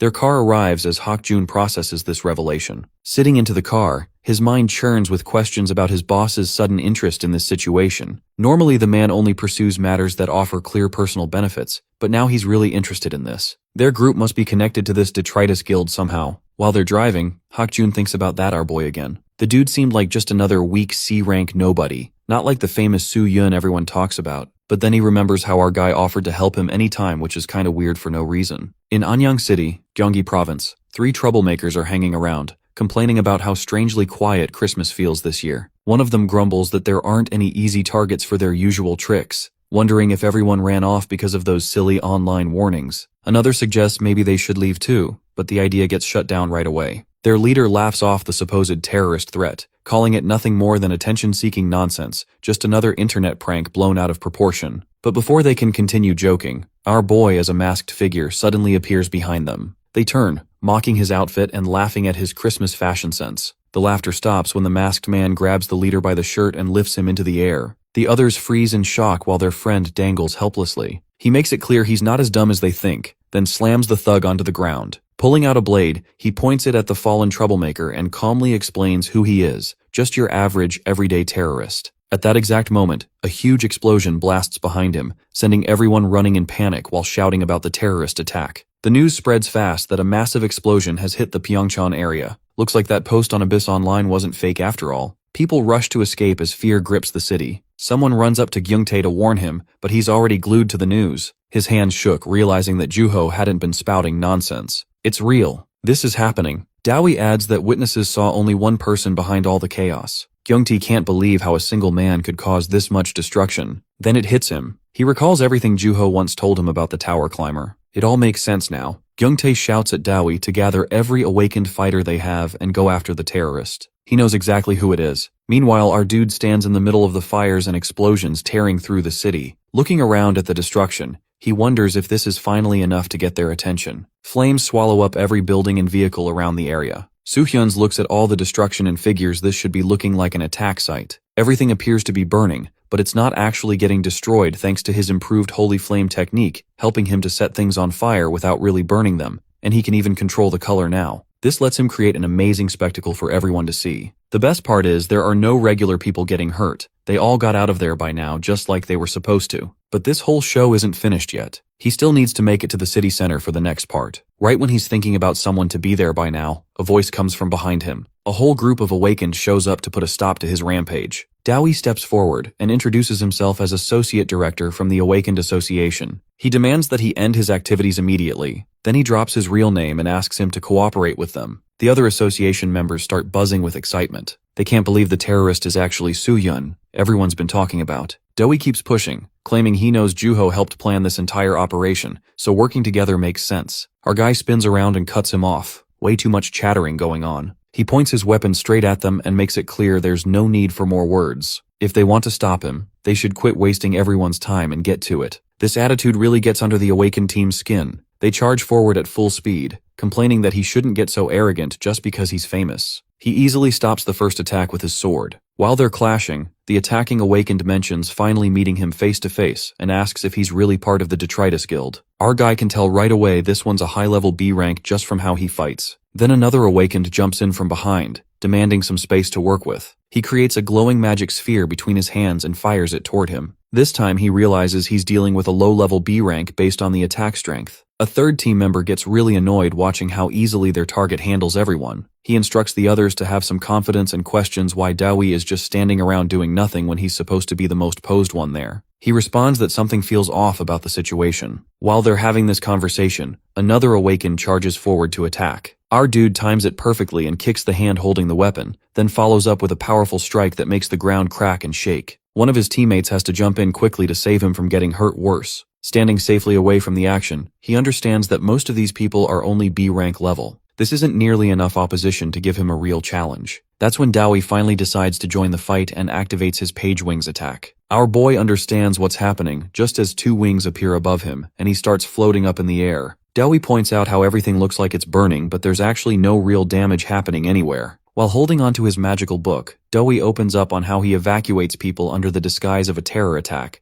but his real intention is to shield them from an approaching outbreak. By creating panic through a false threat, he ensures that the crowd disperses quickly. He realizes this opponent is a mage and assures that he can ask all the questions he wants after he manages to defeat him first. Dowie smiles and agrees, admitting that he has no choice but to fight. He immediately flies up toward our guy who's floating high above the city. Dowie opens his magical book and activates something called Bookmark, which creates 5 massive lightning strikes that light up the entire sky. Both fighters clash high above while a huge explosion of bright light erupts around them. All the buildings below stay on fire while Dowie crashes hard to the ground. He lands smoothly right in front of him. Even after taking all those lightning attacks and not being able to dodge that last one while floating in the air, there isn't even a little injury anywhere on Soo-hyun's body. Dowie notices that every strike he lands connects cleanly, even the one from above that Soo-hyun couldn't dodge, yet there isn't a single mark on him. The thought creeps in that maybe he's outclassed here as well. Meanwhile, Soo-hyun sizes him up, realizing that his strength places him among the higher-end A-rank fighters. Just then, 2 awakened rush past him from behind. One of them shouts about smashing the enemy while the other checks if Dowie is okay. He confirms he's fine but urges them to stall the enemy for some time. He explains that he needs to call for backup from the association. His plan is to ask them to send every single awakened they can possibly gather for this fight. The B-rank fighter rushes forward, but Soo-hyun easily hops over him and plants a solid kick right in his back. The guy gets mad and yells about wanting a proper fight. His teammate points out how much stronger their target is than anyone expected, and apparently it's been less than 2 years since this guy first entered the tower. He agrees while catching his breath, adding that despite being a magic swordsman, he's only using regular sword techniques so far. Our guy now stands facing Dowie and his remaining team members. Dowie's mind races with amazement that he hasn't even shown his real power yet. He wonders why someone this strong decided to come out of hiding now after staying quiet for so long.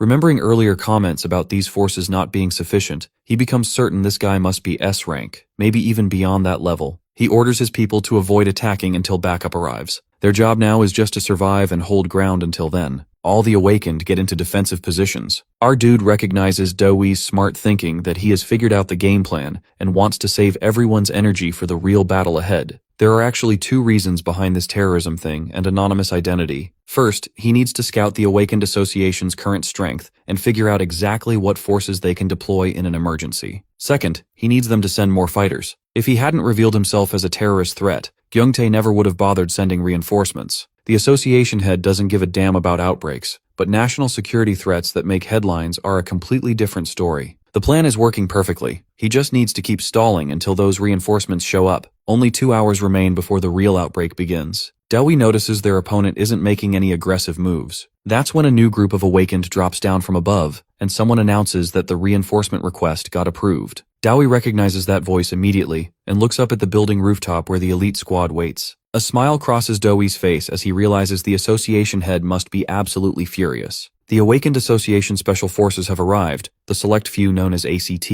Our guy looks up at them and mentions it's been quite a while since their last meeting. The regular Awakened gets excited spotting one particular member and shouts about Yang Yu Park, the current ACT leader and an S-rank fighter. They actually sent an S-rank for this mission. One of them jokingly asks to save a spot in ACT, but his teammate tells him to focus on the current situation. He understands this is one of the most powerful S-rank Awakened around, and remembers his role from the previous life as Sungin. Yang Yu checks with one of his members about the current situation. The team member reports bad news. The man called Soo-hyun is officially listed as C-rank in association records, but he's actually S-rank strength or possibly even stronger than that. Dewi mumbles that this guy might even be stronger than Yang Yu himself. The wise head of ACT, while Sungchul Kang, an A-rank Awakened, gets annoyed and questions whether the associate director lost his nerve after being away from real combat for too long. He reminds everyone that their leader is Yang Yu Park. No matter how anyone looks at it, their opponent is just some young punk. Yang Yu warns against underestimating anyone and explains to Dewi that he doesn't know exactly how strong this opponent is,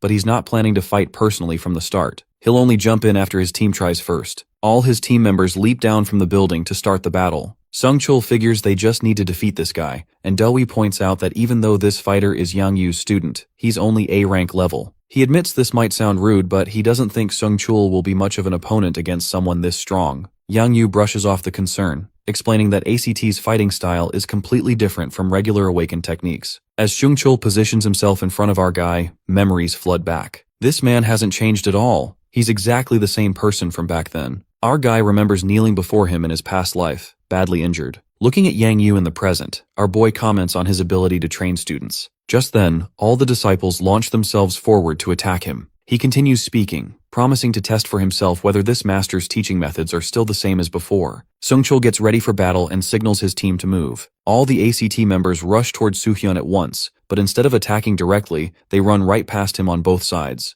The regular Awakened watching this whole thing can't figure out what's happening as it just looks weird and not impressive at all. The ACT squad starts sprinting in a circle around him at top speed. The confused Awakened comment that this doesn't look cool whatsoever. Dewi explains that it might seem like they're just running around, but then all the circling fighters grab their weapons and prepare to strike from every direction at once. The B-rank Awakened gets amazed and calls it an incredible back-to-back combo attack. Dewi breaks down the technique. The speed builds up different attack patterns that merge into one massive combined strike. This amplifies the total damage and makes it almost impossible to block. The strategy blends attack support, suppression, and offense into one powerful combo, specifically to take down bosses or extremely dangerous foes. Yang Yu watches with approval and mentions, this is their signature move. Sungchul grins and taunts their target, suggesting he show off some real skills instead of just standing around like some amateur. He launches forward to attack, but our guy blocks it with his sword, creating cracks in the ground from the impact force. The watching Awakened think he managed to dodge the strike, but Sungchul stays crouched down while gripping his sword. He explains that the moment their opponent lifts his foot, he'll lose his balance completely. Right as our guy raises his foot, Sungchul yells for his team to act now. Chains suddenly wrap around Soo-hyun from every angle, and this is their cooperative technique called spider web entanglement that requires all team members working together. He gets completely tangled up in the binding chains. The B-rank Awakened cheers that they finally got him trapped. Sungchul raises his sword for the finishing blow and unleashes a powerful explosion with his attack. Everyone watching the fight wonders if this finished him off for good. One squad member holding the chains mentions they should have gone easier on him, but another notices something wrong.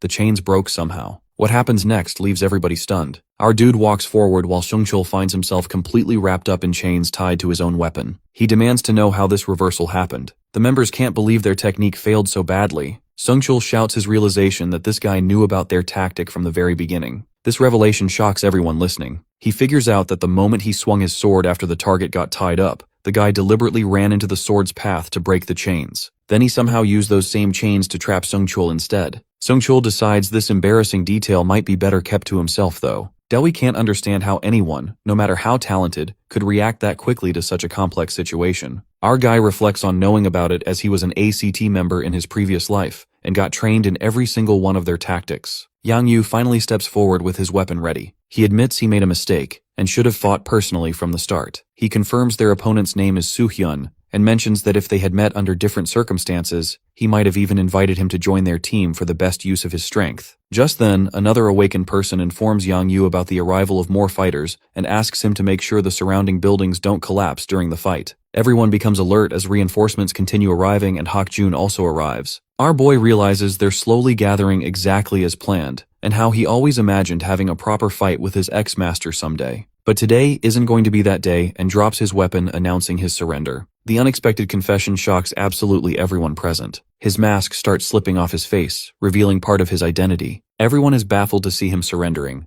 They doubt that he must have some ulterior motive behind his surrender. Yang Yu tells him to repeat his words, and Soo-hyun repeats them while looking at his watch, reminding everyone that they don't have time to waste on useless battles. Then he finally declares that the real battle is about to start. With that, everyone feels the ground shaking beneath their feet, which they assume is an earthquake, but instead it is a dungeon outbreak right in front of them. On top of that, it is a green dungeon. Sungchul notices that it is not just the opening of a dungeon, but also an outbreak. They can't believe that the outbreak is happening at the very moment of the dungeon's opening, something they have never seen before. The answer comes in the form of our boy, who explains that with the passage of time, the opening of a dungeon and its outbreak will become unpredictable. With that, he starts absorbing the fire around him, which Dowie notices and concludes is his own power. Soo-hyun finally reveals his motives, despite knowing that they are confused and angry at him for hiding the truth from the beginning, as he wanted them to fight alongside him. Drawing his sword, he invites all of them to protect Anyang City. Meanwhile, watching Soo-hyun, Hak-jun thinks he was right to guess that our boy is the real Soo-hyun Kim. It is a common fact known by everyone that an outbreak happens whenever a dungeon is not completed in time.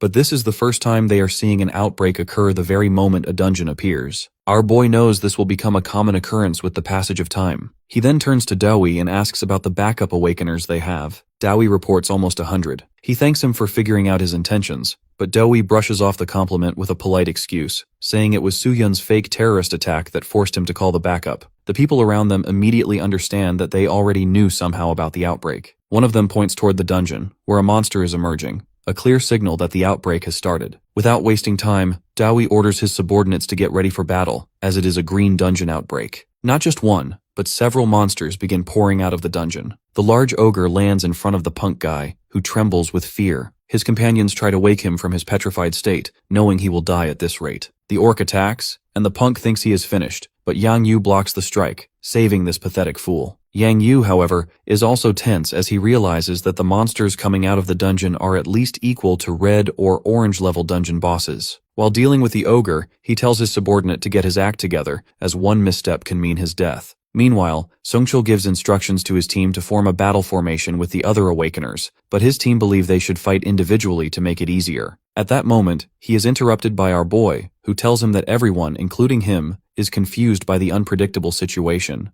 So as a leader, his first priority should be to calm down the other awakeners. With that, he jumps over him, suggesting he handle his own situation by doing his best. When he leaps into the air toward the dungeon, Sungchul grows angry at his audacity, annoyed that he sounds like his master. In the air, Soo-hyun faces numerous monsters. He unleashes his holy flame into his sword, and with a swish of the blade, he cuts down many of them. Landing on a rooftop, he thinks it is only a matter of time before someone like Yang Yu takes care of the green dungeon monsters. As for the issue of evacuation, ACT can handle that as well. In this situation, the smaller monsters can be taken care of. Now he waits for the boss monster, Egolas, the half-dragon, to show himself, which is now soaring in the sky. Looking at the half-dragon, Dowie is tense for the safety of the civilians. He turns to his subordinates and asks for a report regarding the evacuation, which is only half done. Dowie grows more worried because, thanks to their earlier actions, they have kept the casualty rate at 0 so far, but that can't last if the monsters are not stopped immediately. At the rate the monsters are emerging, not only the city but the entire country will be in danger. Instructions are given both to the civilians and the awakeners. The awakeners are ordered to fight the monsters and ensure not a single one lands on the ground or leaves the city. The civilians are ordered to calmly follow the Awakener's directions. Meanwhile, Doi spots our boy fighting against the monsters. He wonders whether he will be enough to defeat not only the monsters but also the half-dragon. But his distraction costs him when a monster emerges behind him. Luckily, Young-yu jumps on the creature and pierces his sword into its head while taunting him for spacing out. Shaking the blood from his hand, Young-yu explains the situation to Doi, that Acti and he will handle monster elimination and civilian evacuation, while Doi should focus on supporting the Awakeners. When our boy jumps behind him, he asks if he can take care of the half-dragon, which he immediately confirms. With that, he is given the task of handling the boss monster. He summons his phoenix and flies into the air to face the monster. The dragon attacks, forcing him to dodge at the last moment. Without giving him a chance to breathe, the dragon launches a laser blast from its mouth. Dodging again, he quickly injures the beast with his sword. Next, he summons his holy flame phoenix to support himself in the air. Now sweating, he feels tense, realizing how hard it is to pierce the dragon's skin. On top of that, he can't call for help now. The dragon devours a building, turning it into ashen flames and hurls them toward him. He hides behind his phoenix, but even then, the holy flame only manages to strike the dragon's eye without inflicting real damage. Landing on the ground, he looks at the dragon, which is proving itself just as tough in this life as well. His thoughts drift back to his past life, when the outbreak ended in a tragic disaster that caused 150,000 deaths, in which half of them happened at the hands of this very dragon. The outbreak had been an unexpected risk that caught the Awakeners off guard. He had been trapped in a dungeon before stumbling into that incident, leaving him in no condition to stop the creature. But now, when the dragon sends its dark flames at him again, he is ready with Graham to cut through them, and he does. This is his chance, as an opening appears every time the dragon unleashes its flames. Leaping into the air with full concentration, he pulls out the Dragon Slayer spear, Nier, from his inventory. This weapon is crafted from the wisdom of the legendary spear Gungnir, which he had purchased from the Story of the Abyss at a fortune. Not to mention, it is a one-shot weapon. Still, his power can make up for its cost. Raising the spear, he is determined not to let anyone die at the dragon's hands in this life. With that resolve, he hurls the spear with all his might. The spear lands on the dragon, and with its power, it pierces the dragon's body, sending the beast crashing to the ground. Looking at the injured dragon, our boy is not sure whether the spear is enough to finish it off. But when he sees the weak spot pierced by the spear, he smiles, knowing the attack was a success. With that, the monster he has been waiting for finally emerges. This monster always appears when the half-dragon suffers severe damage, and seeing the scene before him, he is certain this is it. The monster is none other than other half of Aegolus's soul. A darkened spirit emerges from the dragon's body, groaning and complaining in agony. Then, turning to Soo-hyun, it demands to know who dares get in its way. Soo-hyun steadies his thoughts and asks whether the monster even knows its own identity. At that, the creature pauses because it truly doesn't. This realization brings tears to his eyes. The next moment, the dragon soars into the sky and lets out a thunderous roar. Soo-hyun watches the scene intently. The dark soul remains writhing in pain, unleashing countless blood bullets like needles that rush toward him. The monster shrieks in torment, and the blood needles now pierce Soo-hyun as the dragon roars again. And its attack injures our boy, who is now lying on the ground. At that moment, Juho enters the scene and asks about him. Looking at the dragon, he is horrified to see it getting closer to Soo-hyun's unconscious form, and in the next moment, the beast devours him. He shouts Soo-hyun's name in despair. The next instant, the system notifies him that Soo-hyun's health has dropped below the standard level, activating his hero-level skill, Immortality. The dragon opens its eyes, and our boy grins, thanking the creature for granting him such a valuable skill. Immediately, numerous notifications appear about the restoration of his health. He pries open the dragon's jaws and thanks the damned thing for giving him a power-up. Meanwhile, the other half of the dragon's soul looks at our boy and wonders about its own existence. Gazing at the half-dragon, it sees the reflection of its once living self, and he wonders how someone who is supposed to be Aegolus's enemy could become one with it. Emerging from the dragon's mouth while the collapsing building crushes around it, he feels his restored health lighten his body like a feather, putting him in top condition once again. He understands this is thanks to the hero's immortality skill now activated. He continues injuring the dragon, though its skin is still too tough to pierce easily. Relentlessly, he attacks while searching for an opening. After scanning carefully, he finally finds one. With a swift strike, he severs one of its limbs, drawing a painful shriek from the beast. In that moment, he calls out to the person within the other half of Aegolus's soul, addressing him as Falcon. The name catches the soul off guard, triggering memories of his life, of people relying on him to save them. At that time, he had been assigned the task of defeating Aegolas, carrying their hopes on his shoulders. Falcon reflects on how it feels like ages have passed since he last fought the half-dark dragon, but the result had been the same. With no other choice, he had tried to take control of the monster, only to be consumed as a sacrifice. Now in the present, our boy strikes the dragon with his holy flame. He taunts Falcon, mocking how the very people who once put their hopes on him would see his pathetic state merged with the dragon itself. The words cut into Falcon's conscience, making him remember the people he wanted to protect, but failed to save. Meanwhile, the dragon spews blood and turns toward our boy, who stands ready with his holy flame. As our boy battles the half-dragon, Falcon recalls the time he had once fought this very monster. His eyes widen as he realizes he never truly defeated it. The dragon lands heavily on the ground, and in the next moment, Soo-hyun is startled when it lets out a piercing shriek. Falcon opens up his body, then invites our boy to end the dragon once and for all. Soo-hyun is ready with Nier, but the dragon soars high into the sky. Without hesitation, he hurls the spear toward it. The weapon cuts through Falcon's body bound to the dragon, releasing a surge of dark energy. The next instant, the dragon begins to plummet, a sight noticed by all the awakeners around them, until it finally crashes to the ground. Falcon's body lies limp on the dragon's corpse. With the help of his phoenix, Soo-hyun steps out and asks Falcon whether his memories have returned, which he confirms. Falcon begins to share his mistakes and memories, recalling that he was once a knight of Tesserum. He had been assigned to eliminate Igolas, who was devastating his homeland, but as the battle went on, the situation only worsened. Left with no choice, he used his magic to seal both the dragon and himself in another dimension. However, he ended up fusing with the dragon. Even after they escaped from the dimension, he kept struggling inside to kill the beast, but instead, he caused the deaths of innocent people. Tears stream down his face as he cries with regret. Soo-hyun tells him not to dwell on the mistakes of the past, but to focus on what he has managed to protect until now. After all, it was thanks to him that the Empire was saved. Falcon is taken aback to receive consolation from him. Our boy admits that he doesn't have much talent for such things. Falcon admires his words, adding that even if he had the chance to go back to the past, he would repeat the same actions despite carrying regret now. Listening to this, Soo-hyun grows thoughtful about his own situation, wondering what he would do if he had to face Fafnir. Falcon interrupts his thoughts and thanks him for ending the long battle, then offers him a glowing object, which turns out to be his armor, which is crafted by his people when he went to face the half-dragon. Soo-hyun accepts it with gratitude and places it into his inventory. Before vanishing, Falcon thanks him once again, saying he can finally rest in peace. Soo-hyun remains silent, giving him a moment of tribute. A few moments later, Joo-ho rushes over, panicked and deeply concerned for him. Soo-hyun reassures him that although the battle almost cost him his life, he is fine now. Joo-ho scolds him for his casual attitude, but his panic is cut short by Doe,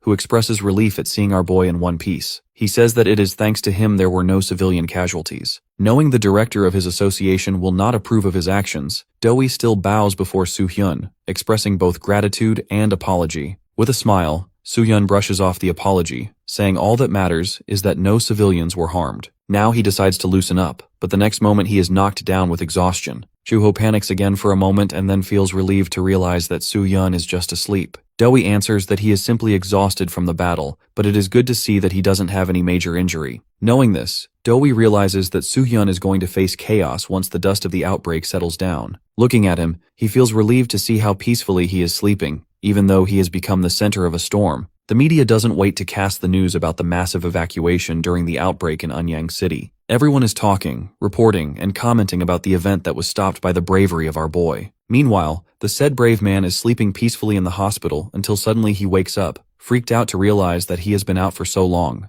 Then he checks his phone and realizes he has been unconscious for 3 days. He then spots a note on his side table in which Joo-ho informs him about the chaos created after the incident and how people are gossiping. Joo-ho visited while Soo-hyun was sleeping and is now handling some matters, including dealing with the annoying people who come with requests and contacts for our boy. Smiling, Soo-hyun understands why his phone was quiet. He continues reading Joo-ho's considerate words, who is taking care of the matter on his behalf, believing Soo-hyun deserves a long rest. He even points out that Soo-hyun should have some fruit after he wakes up. Taking the fruit, Soo-hyun feels thankful for Joo-ho's help. From the Gwangju dungeon to the outbreak in Anyang City, he has been able to save people. However, the fear is small compared to the coming disaster, but it is still something, because the result is not what happened in his past life. His mind is already planning, unable to rest properly, as he is already thinking about his next course of action. His thoughts are interrupted by a knock on his door. The next moment, Hak-jun comes inside his room. Soo-hyun is confused about his purpose for being there and worried about his injury. Before he can inquire properly, Hak-jun interjects and asks him to join his guild, which is a question that leaves Soo-hyun baffled. A little while ago, everyone of Ari's guild is gathered in front of the guildmaster, who informs them about the upcoming advancement test from middle guild to large guild, into which he will enroll them. He emphasizes the importance of such a test for their guild's future, as it will give them plenty of benefits once they are categorized as a large guild. He then lures them with the promise of an increased amount of support funds. At last, he threatens to kill anyone who fails the test, stressing the need for them to prepare themselves. With that, he dismisses everyone. But he doesn't let Hak-jun go, as he wants to have a chat with him. Within closed doors, Hak-jun is beaten up while the guild master expresses that he doesn't care if people are mean, sly, or selfish, but he cannot tolerate betrayal. He asks Hak-jun about his lie. Hak-jun grits out that he doesn't know about Soo-hyun's identity. The guildmaster doesn't buy it, because obviously, Hak-jun meets Soo-hyun in the abyss and takes the exam together, but claims he doesn't know his real identity. With one last burst of beating, he gives Hak-jun a final chance to bring Soo-hyun to him, because his presence can give them a better opportunity to pass the advancement test. Hak-jun, however, feebly points out how someone like him, who only meets Soo-hyun a few times and has no contact with him, can possibly convince or force him to join their guild when Soo-hyun is far too strong for him to handle. Dong-young doesn't care about his excuses. He isn't interested in the method, only the result, which is bringing Soo-hyun to him. Hak-jun's eyes widen when Dong-young threatens him with the name of Yoon-sun.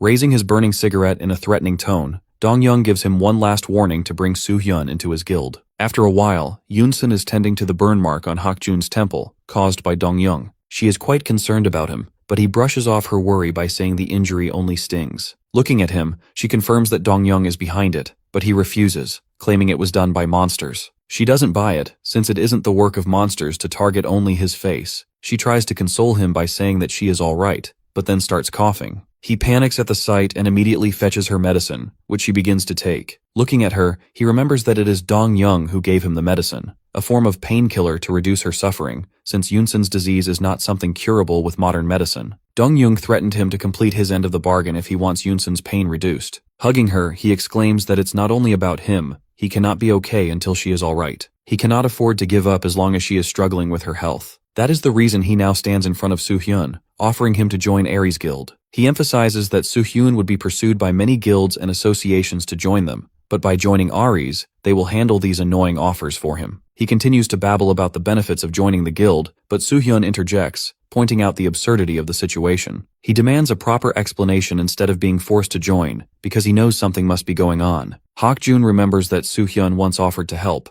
but he still refuses to give in, claiming he has told him all he needs to know. Then he draws his sword, challenging Soo-hyun to a fight. The stakes are clear. If Soo-hyun wins, Hak-jun will tell him everything. Otherwise, Soo-hyun must join Aries Guild. He remembers Hak-jun from his past life, the youngest to awaken as an A rank, as well as a member of Aries Guild, which was a large-size guild at that time. Before his A rank advancement exam, Hak-jun slaughtered everyone in Aries Guild. In that life, Soo-hyun met him several times, during which Hak-jun scoffed at his offer to save the world together. Now he reflects on this current life's Hak-jun, who looks the same but acts differently, a kind person. Maybe he even wanted to say something to him in front of the agency. He tried to act oblivious to Soo-hyun's identity when probed by the guildmaster. He even helped during the outbreak in Anyang City to save people. But now, when he suddenly attacks, Soo-hyun doesn't understand the reason behind him acting like this. Hak-jun declares that he has taken Soo-hyun's silence as his agreement. Soo-hyun is still stuck because Hak-jun is not someone who would fight an injured person. He needs to understand this sudden change. Meanwhile, the hospital staff sense the building shuddering, which they mistake for an earthquake. Then someone informs them that the Awakeners are fighting.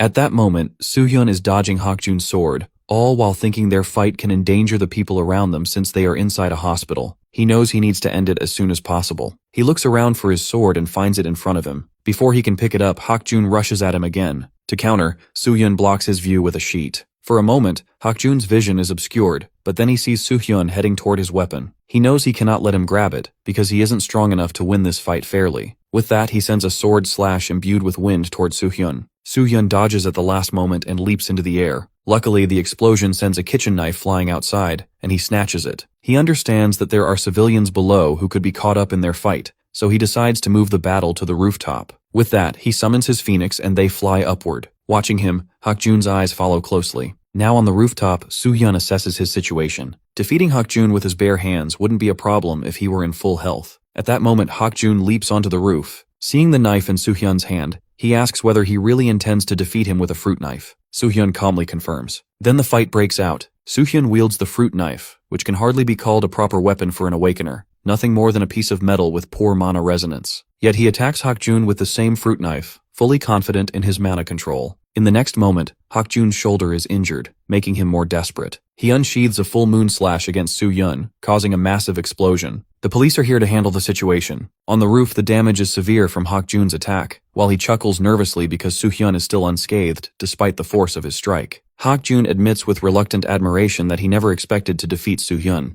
Looking at him seriously, Soo-hyun asks him to reveal his story. Hak-jun finally reveals about Yoon Sun-gwak, his childhood friend who is the only person who has known him his entire life, and the one he always wanted to make happy no matter the cost. She became his girlfriend after high school. At that time, she joined her parents' flower shop and even tried to help him land a job. He was overjoyed when he became an awakener, but his happiness was short-lived. When he went to meet her, he found her coughing blood. It was then that Dong-young appeared, claiming he came to buy flowers for his lover, only to find the sorrowful scene before him. Looking at Hak-jun, he immediately understood that he must be an awakener. The guildmaster is the one who tells Hak-jun that Yoon-sun is infected with a potent poison, while claiming to be an expert in the field. With a dark expression, Dong-young then offers his help. Now understanding his situation, Soo-hyun concludes that Hak-jun is under Dong-young's control because he desperately needs medicine for his girlfriend. Hak-jun admits that Dong-young is the only one who can make the antidote. He recalls how Soo-hyun once offered his help after the ranking test. He wanted to trust those words and wished for Soo-hyun to help him and Yoon-sun, but he knows he cannot stand on his own if he keeps relying on others.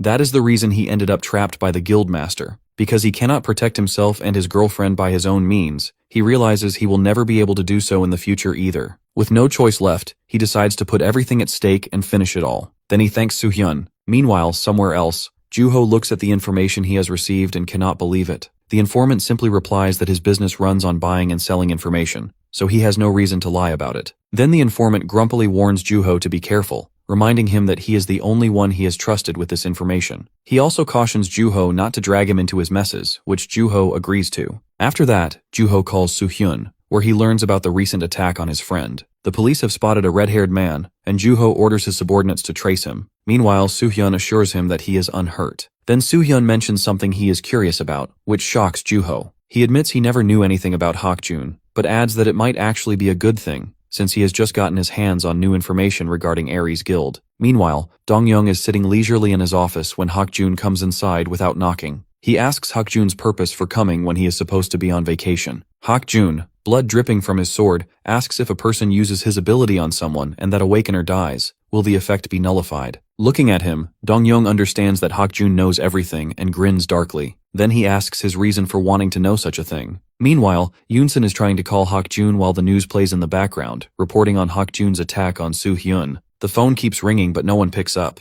When Hak-jun's face appears on the TV as the culprit, that is the moment his phone goes out of reach. Sweating, and on the verge of tears, she doesn't understand what her boyfriend is trying to do. At that moment, someone knocks at her door, making her flinch. The newscaster continues reporting that Soo-hyun was Hak-jun's target. Finally, she opens the door and finds Soo-hyun standing there, introducing himself with a smile. She lets him inside, and they both settle down with tea. He thanks her for having him, but she brushes off his formality, saying she has already heard about him from Hak-jun, who really admires him. That is why she cannot understand why someone like Hak-jun would attack him. Soo-hyun begins, sharing that he has some idea about the situation they are in, how the guildmaster is controlling Hak-jun by blackmailing him with her medicine. He also suspects that whatever Hak-jun is doing must be on the guildmaster's orders, since Hak-jun looked so desperate at that moment. He explains Hak-jun's last words, when instead of asking for help, he declared he would handle everything on his own. Soo-hyun admits he couldn't help him then, because Hak-jun never asked. That is why he has come to her in order to understand the depth of the situation. She remembers Hak-jun's last moments with her, when he assured her he would never give up on her. Tears well in her eyes as she pleads for help, confessing that she has never been able to do anything for him and doesn't want him to shoulder everything alone anymore. Soo-hyun is satisfied with her words. At that moment, a battle is raging between Hak-jun and the guildmaster. Dong-young clearly has the upper hand. He taunts Hak-jun for his poor choice of confronting him, mocking him for thinking he could win when Dong-young is far stronger. He sneers, asking whether Hak-jun can really defeat him. Hak-jun is already spent, feeling as if countless thorns are piercing through his body everywhere. Dong-young again taunts him about the difference in their strength, saying he can finish Hak-jun without even lifting a finger. Hak-jun cuts him off by revealing that he knows the illness of his girlfriend is caused by him, because Dong-young wanted to control him from the very start. Dong-young casually admits it. Hak-jun regrets it, because he knows this all along from the very beginning, but has been too weak to do anything about it. At that moment, his inner conscience urges him to get up. He rises with determination, his blade ready to slay the guildmaster. But Dong-young is stronger than him, and with just a snap of his fingers, his poisonous attack pushes Hak-jun back. Hak-jun coughs blood as the sword falls from his grip. Then Dong-young explains the poisons he can use. One inflicts pain, which was the one he used on Hak-jun's girlfriend. The other is like an explosion, the one he has instilled into Hak-jun's body. That poison has been slowly entering his blood for a very long time, because Dong-young has always known that Hak-jun would one day go against him. The next moment he kicks him hard while declaring that Hak-jun should learn to hide his feelings against him in a better way. Hak-jun's thoughts swirl with the image of his girlfriend and the weight of his failure. He knows that if he falls here, she will be left alone. With that fear crushing him, he collapses, whispering an apology to Yoon-sun. His last thought is almost a relief, because in some way he wishes to embrace death as an escape from his cage. At that very moment, Soo-hyun enters, declaring that since the other guilds has no vacancy right now, he has come to join this one. Much to the guildmaster's surprise, he shows him the application form, prompting a shocked comment from Dong-young, who cannot believe this sudden turn of events. Soo-hyun, after all, has always been openly against joining his guild. The guildmaster slyly presses to know the reason for this change of heart, because our boy knows that he is not a good person. Soo-hyun calmly admits that he is not a good person either. He states that he has never been a hero, despite what others think of him. Instead, he has only been waiting for the right opportunity to shake hands with someone like Dong-young,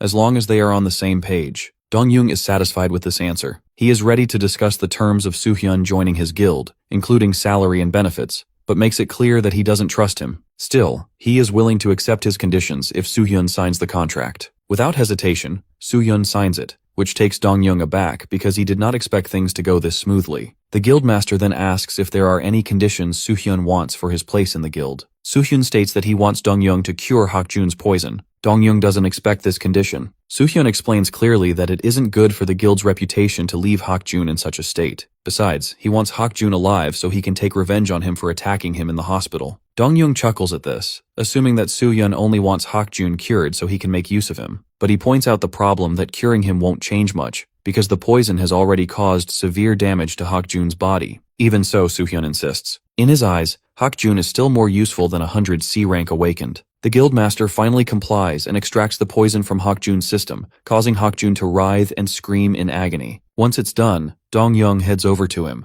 ready to discuss his salary and other conditions. But Soo-hyun leans down first, whispering to Hak-jun about meeting his girlfriend. The guildmaster offers Soo-hyun not only 70% of the profits from dungeon clearances, but also the position of vice guildmaster. Soo-hyun agrees, though he remarks with a smirk that Dong-young isn't a very good businessman to give him such a deal. Not wanting to lose anything further, Dong-young decides to push the negotiation. He asks Soo-hyun if he has any other conditions. Soo-hyun, still haughty, demands not just 100% of the profits, but also the position of guildmaster itself. Dong-young bursts into laughter to question whether Soo-hyun really thinks someone like him would hand over his guild just for the sake of Soo-hyun joining. But Soo-hyun remains calm. He points out that Dong-young built his guild by exploiting the weaknesses of others. He's doing the same thing now, only the roles are reversed. If Dong-young can justify it when he's stronger, why can't Soo-hyun do the same when he holds the upper hand? Dong-young reasons that he isn't exploiting anyone but simply managing resources. He shamelessly compares his strategy to the natural rule of the jungle, where predators must hunt prey because it's natural, and prey serves no purpose other than being food. But he claims he is even better because he turns the weak into useful tools for his machine. This, he insists, is the true mechanism of survival of the fittest. Soo-hyun listens calmly, then points out something the guildmaster has missed, that sometimes even the weakest prey can turn back on their predator and defeat them. At that moment, Hak-jun raises his sword with all his might and strikes, while Soo-hyun tells Dong-young to taste payback from the weak. Dong-young falls with a thud under Hak-jun's attack. Removing his bandages, Hak-jun asks whether it's really over. He wants to know the current situation, because he clearly remembers dying from the poison. Even when Dong-young tried to extract poison from his system, it didn't stop the damage spreading through his body. Yet, he didn't recover from the poison until Soo-hyun touched him. In that moment, he felt his health return, as if being restored. He realizes Soo-hyun has done something to his body to make him recover, but he can't understand the reason why Soo-hyun would help him. Soo-hyun, however, calmly points out that this isn't the time to discuss such things, because it's not over yet. At that moment, the guildmaster awakens with a laugh. He compliments Hak-jun's audacity to ambush him, claiming it proves he was a good teacher to him. Then he heals himself with a hemostasis skill, recovering quickly. Soo-hyun is surprised. He never expected someone who manipulates medicine and poison to also be able to heal himself. Hak-jun tells him to surrender, reminding him he can't win against a 2-on-1 fight, especially with Soo-hyun involved. That way he can live and simply go to jail. But the cruel man laughs again,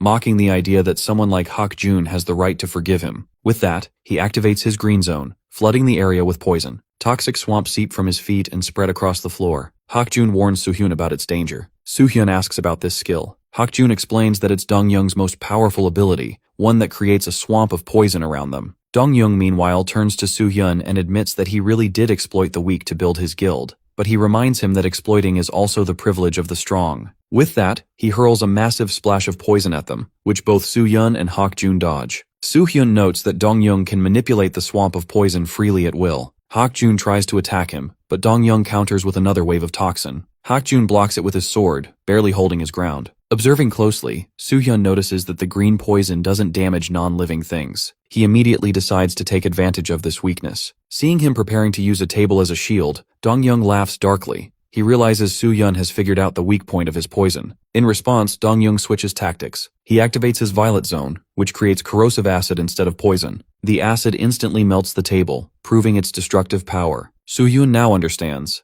Dongyung plans to defeat them with poison while shielding himself with acid, creating a balance of skills that keeps him nearly untouchable. Dongyung taunts them that everyone calls him a hero and the strongest awakened, but questions whether someone like him can really be taken down with such abilities. Soo-hyun admits that he isn't thinking straight, but the answer to his problem is right in front of him. With that, he creates blood on his palms, mimicking the falcon's blood spear's attack as it must be copied using his transmutation skill. In the next moment, he unleashes hundreds of bloody spears toward Dongyung, challenging him to try dodging them. Dongyung immediately dodges the attack and retaliates with poison, but Hakjun blocks it with his sword. Then Dongyung turns to Soo-hyun, only for Soo-hyun to tap his shoulder and prepare another wave of bloody spears. The barrage forces Dongyung's focus, leaving him distracted as Hakjun ambushes him from behind. Startled, Dongyung splashes poison to protect himself from attacks on both sides. He grows smug, knowing his skill is nearly perfect for both offense and defense. Soo-hyun even acknowledges this. But with no other choice, Soo-hyun summons his holy flames, determined to incinerate it all. He pushes the flames toward Dongyung, who cries out in pain as the fire engulfs him. The next moment, he is knocked against the wall, coughing blood.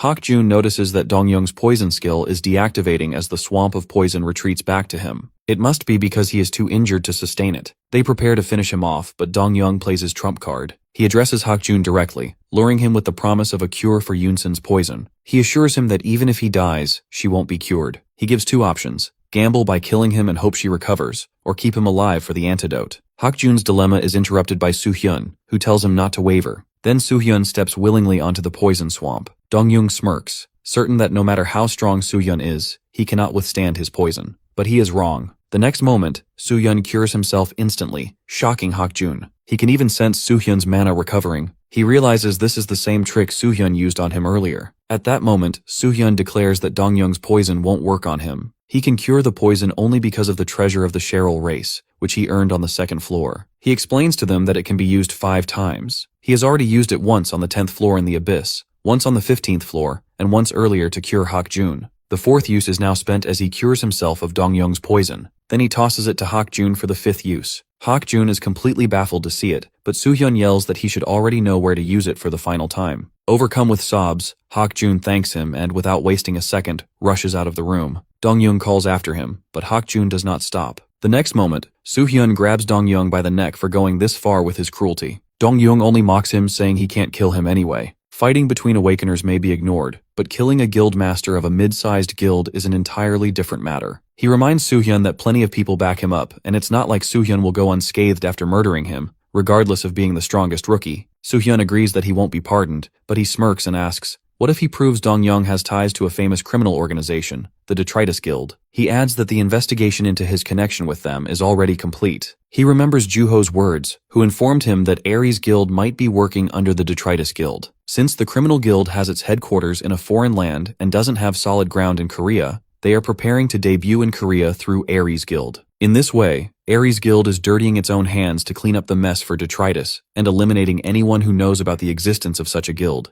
Their next target is Soo-hyun. Now Soo-hyun uses the same claim against Dongyung, justifying his murder by declaring him someone who forces his guild members to do dirty work while secretly working under a criminal organization to kill innocent people. He knows that the higher-ups are already watching him, and he takes advantage of the situation by dragging his enemy into the light. For this purpose, he is going to use Dongyung as bait as he tightens his grip on his throat. To defend himself, Dongyung immediately sends poison at Soo-hyun, but in the next moment, the poison disappears, leaving him wondering whether his attack didn't work at all. Soo-hyun explains that he was only being dramatic. That's why he didn't bother telling him earlier that Dongyung's poison won't ever penetrate his magic resistance. Then he darkly asks the guildmaster if he wants to taste his own poison. Dong-young doesn't believe what Soo-hyun is saying, but he proves him wrong when he copies his toxic skill through transmutation skill and forces the poison into his system. The guildmaster collapses, writhing and claiming to be in pain. He scrambles for the antidote, but Soo-hyun is faster and strikes before Dong-young can use it. Soo-hyun tells him this is just a taste of his own medicine, the agony his victims have suffered. Dong-young screams in torment, begging for it to end, his voice raw as though he is ready to be killed. The pain becomes unbearable, and in desperation he hurls himself through the window, crashing down below. Watching from above, Soo-hyun can't believe that someone like Dong-young, who inflicted so much suffering on others,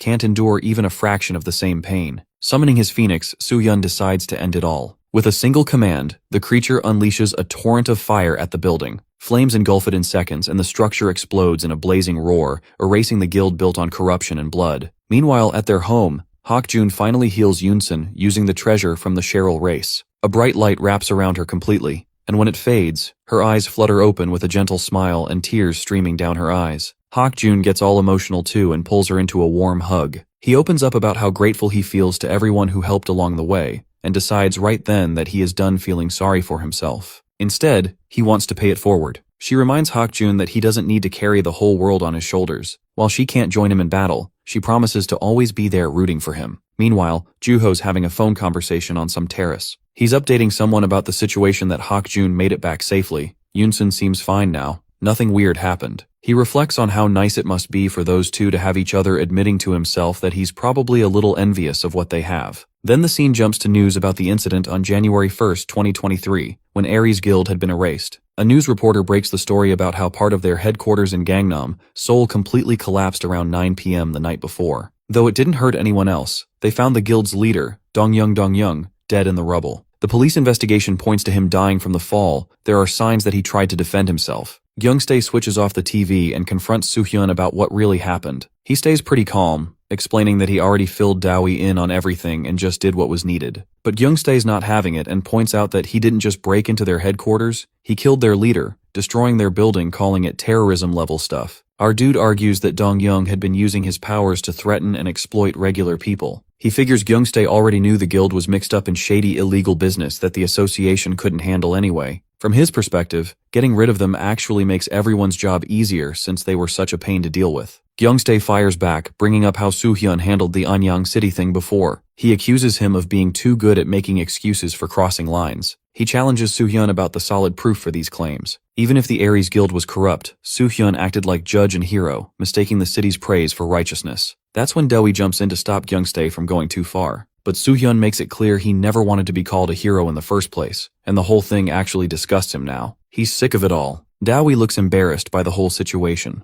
However, our boy goes on, making clear what most people miss about him. The heroic image, saving lives, protecting the world, was never his reason. His true drive is simpler. He acts because no one else can, and that has guided him all along. Then he gets threatening, moving closer to the director and warning both of them to be careful with their words and hints that if he really wanted to, he could cause some serious problems for people. This makes the director sweat nervously. The director tries to laugh it off, claiming he was just joking around. He suggests that being called a hero is actually pretty cool. But then he gets to the real point. While this incident with the Ares Guild is hard to ignore, the association might be willing to help him out. There's just one condition he'd need to accept if he wants them to make this whole mess disappear. Soo-hyun catches on instantly, recognizing their push to recruit him into the association. The director's taken aback at how fast he puts it together, but he isn't impressed. He sees it as nothing more than an attempt to control him, and he has no interest in being ordered around. He warns that this isn't a game of pride or rebellion but a matter of serious crime. Power alone won't carry Soo-hyun forever. If he wants to achieve anything lasting, he'll need the support of the nation and others awakened at his side. But our boy casually pulls out his phone and plays a recording that makes Gyeongstae's face go white. It comes from an earlier exchange between Soo-hyun and Juho about the Anyang City incident. In the recording, Juho voices his concern for the 600,000 civilians, and Gyeongstae admits there's no way they can manage something that sudden. The recording gets worse when it captures Gyeongstae basically shrugging off potential casualties, saying even if a few people died, he wouldn't get blamed for it. Hearing his own words played back makes Gyeongstae furious. The director presses his argument, comparing what damages the association's image more,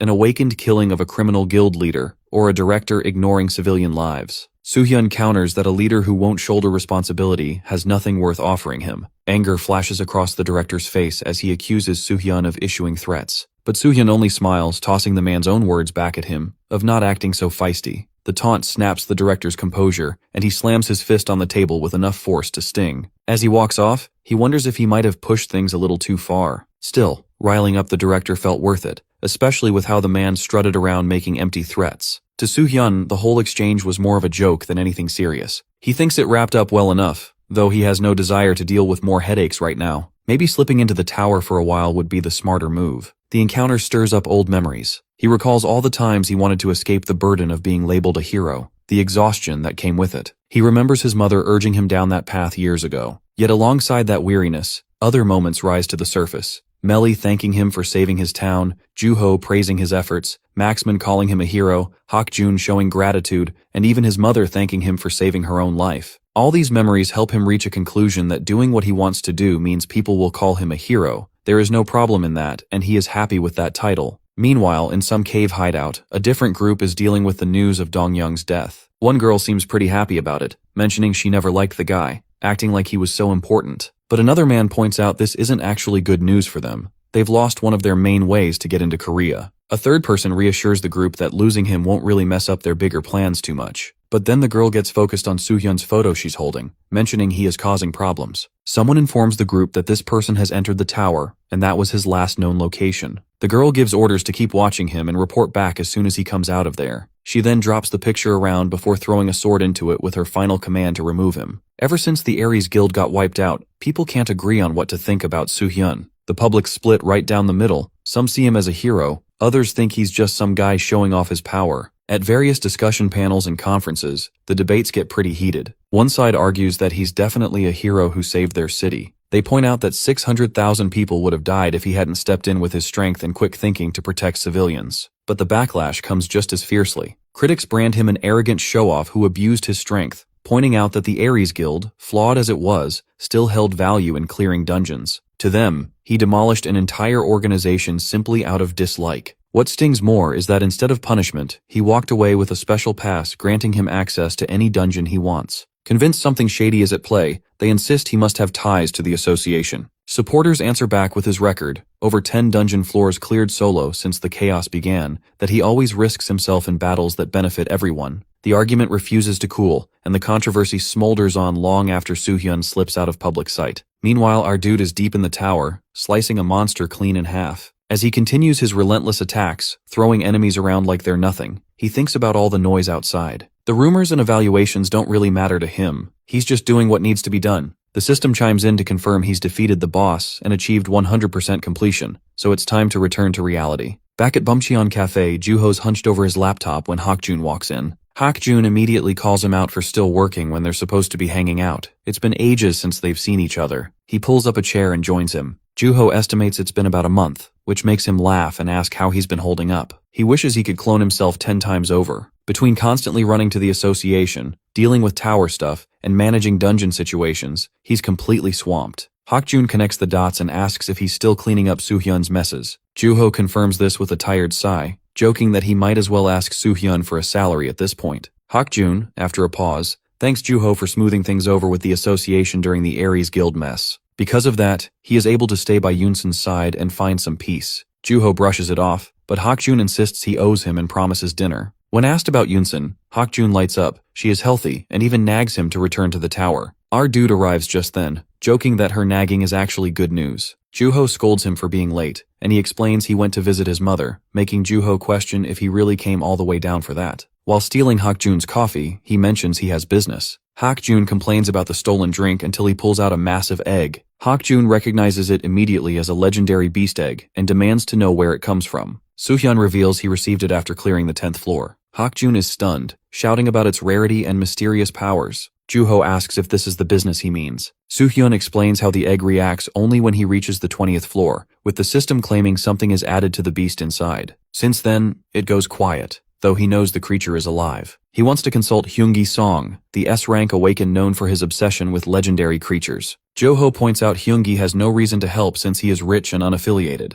Hak-jun adds that he rarely works with others at all. Soo-hyun isn't worried as he knows Hyungi's weakness. He already posts on the Abyss community, announcing he has a legendary egg and asking Hyungi to reach out. All they need to do now is wait for him to take the bait. Elsewhere, Hyungi studies the post, his dragon resting beside him when a knock interrupts. A subordinate enters to report on the investigation. He explains Soo-hyun is a C rank who wields both magic and swords, yet strangely claims to have a legendary beast. Hyungi doubts how someone that low could possess something so rare, but the subordinate reveals more. Soo-hyun ranks first on every floor up to the 29th and plays a crucial role in stopping the city outbreak. His true strength by all accounts is closer to S rank. Hyungi remains skeptical, believing such stories often mask exaggeration. Yet the subordinate suggests he might actually be preparing for the association's S-rank exam. That possibility shakes Hyungi. The thought of Soo-hyun truly aiming for S-rank exam changes everything. The moment the trio emerges from the cafe, a massive crowd blocks their path. Joo-ho notices the situation and realizes word has leaked about Soo-hyun's S-rank retest. Despite his attempts at secrecy, the news has spread like wildfire.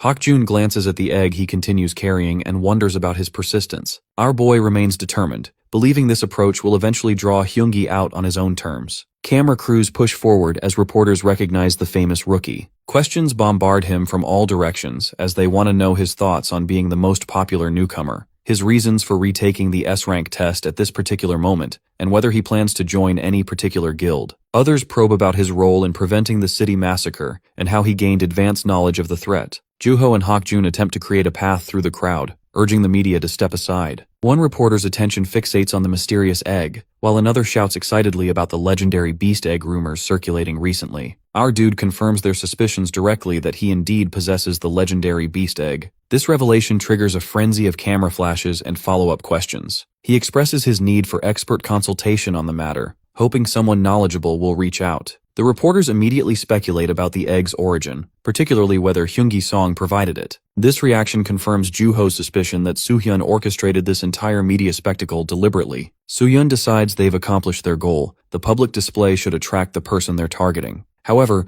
the atmosphere shifts when a reporter from the back raises a more serious accusation. They bring up the Aries Guild terror incident and directly question whether Soo-hyun himself was the terrorist responsible for the guild's destruction. The crowd falls silent as he pauses, considering his response. He turns toward the accusers with a calm but intimidating presence, questioning their courage in making such allegations, while wondering aloud what they would do if he actually were a terrorist. This response sends visible chills through the gathered reporters. Hak-jun admires the cool display of psychological pressure, though Joo-ho warns that such tactics might worsen his already problematic reputation. Our boy dismisses these concerns, explaining that constant worry about public perception would paralyze his actions entirely. When Joo-ho confirms whether their objective was achieved, he confirms the bait has been set successfully, and now they simply wait for their target to take it. Upon arriving at the testing facility, staff members welcome them professionally. The exam proctor explains that observers can be restricted if desired, prompting him to limit viewing access to only Hak-jun and Joo-ho while sending others away. This decision puzzles a distant observer who notes his reluctance to court guild attention. The man contacts his superior, reporting the restricted observation policy while maintaining his surveillance. This man is Seokjin Kim, Vice Guild Master of the Reaper Guild.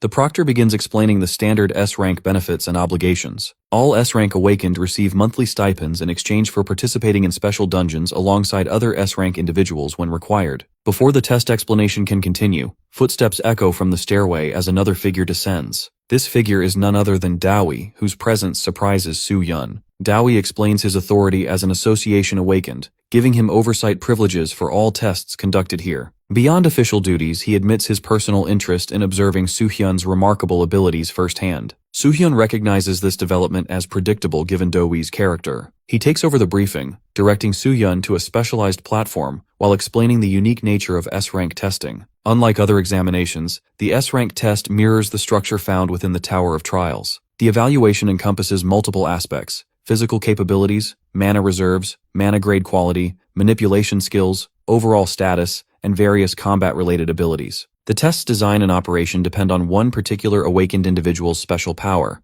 the ability to create artificial fields. He references the awakened responsible, mentioning their fame in America for assisting with dungeon-type skills, specifically Johnny Brad's contributions to the field. Standing before the massive container-like device, our boy prepares for the examination. Dowie instructs him not to resist the device's mana influence as he steps inside the apparatus. The test commences officially as Soo-hyun closes his eyes and surrenders to the process. Suddenly, he finds himself transported to an entirely different environment with solid ground beneath his feet and an open sky with drifting clouds above. The familiar sensation brings a moment of nostalgia, and he acknowledges the impressive nature of this artificial reality. Before he rises to his feet and begins assessing his surroundings, the peaceful moment shatters abruptly. An enormous monster launches a devastating attack without warning, sending him crashing to the ground with such force that cracks spider across the surface. The impact demonstrates the test's immediate intensity, and no period for preparation. Additional creatures appear surrounding him completely. He draws his weapon and accepts the challenge with anticipation,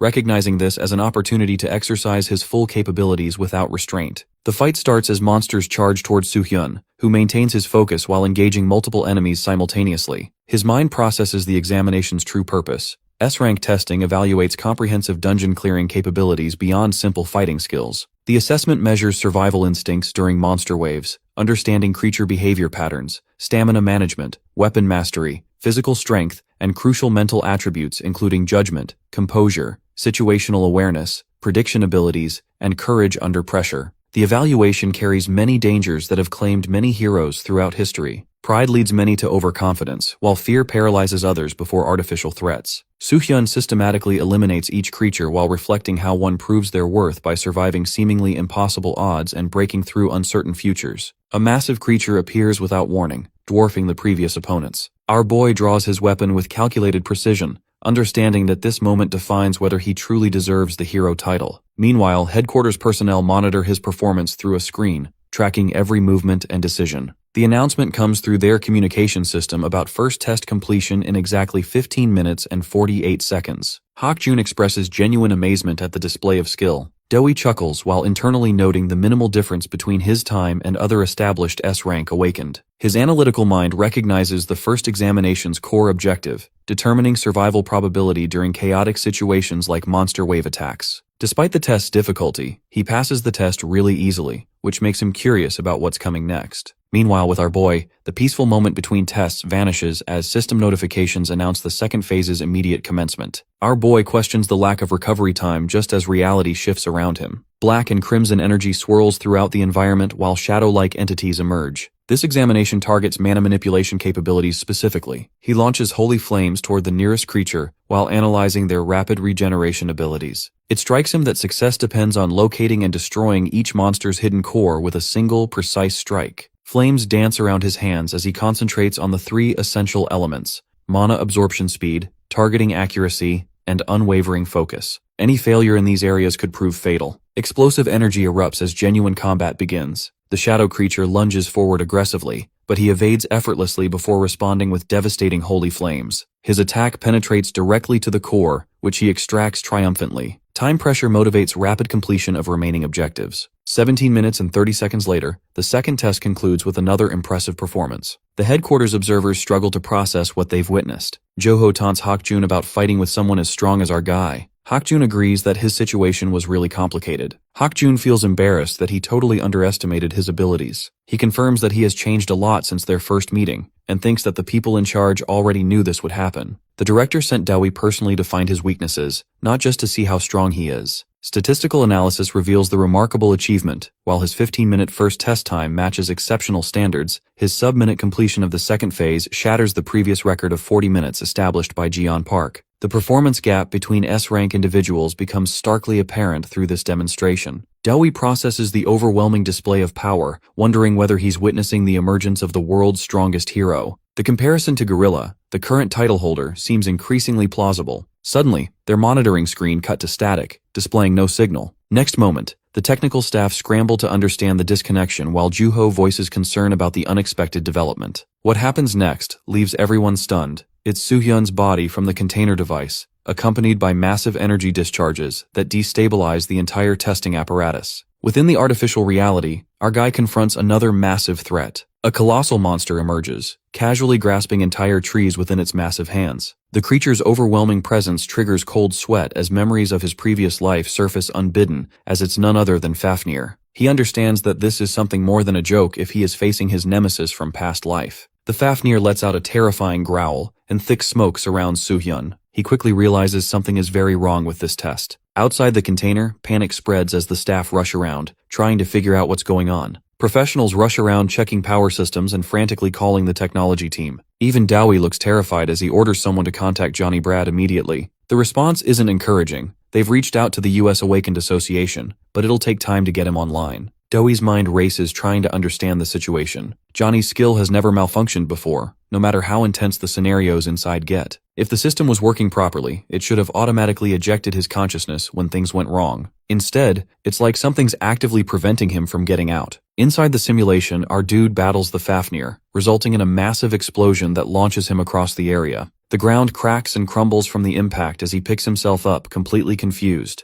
He thought the second part was supposed to be the final part of the S-rank exam. This feels like some kind of system malfunction. He has no idea how Fafnir even appear here. The beast attacks again with devastating force. He barely manages to dodge the blow, but he's had enough of being on the defensive. He taunts the creature, telling it that it picked the wrong opponent, then charges forward with his sword raised high. As he closes the distance, our boy unleashes a tremendously powerful slash that cuts clean through the monster's arm, sending it crashing to the ground. But his victory moment gets cut short when the severed arm suddenly springs to life, grabbing him in its massive grip and pulling him close. Soo-hyun decides to use the item that can absorb mana from the environment and push power beyond normal limits, which is a mana amplifier. Without hesitation, Soo-hyun ignites all his mana at once, surrounding himself in brilliant holy flames. At the exact same moment, Fafnir releases a concentrated energy blast from its mouth. The two forces collide in a spectacular display, and the holy flames prove stronger. The energy clash causes the fist holding him to disintegrate completely, dropping him back to the ground. He looks up, wondering if the nightmare is finally over. He closes his eyes for a moment, and when he opens them again, he's back inside the container.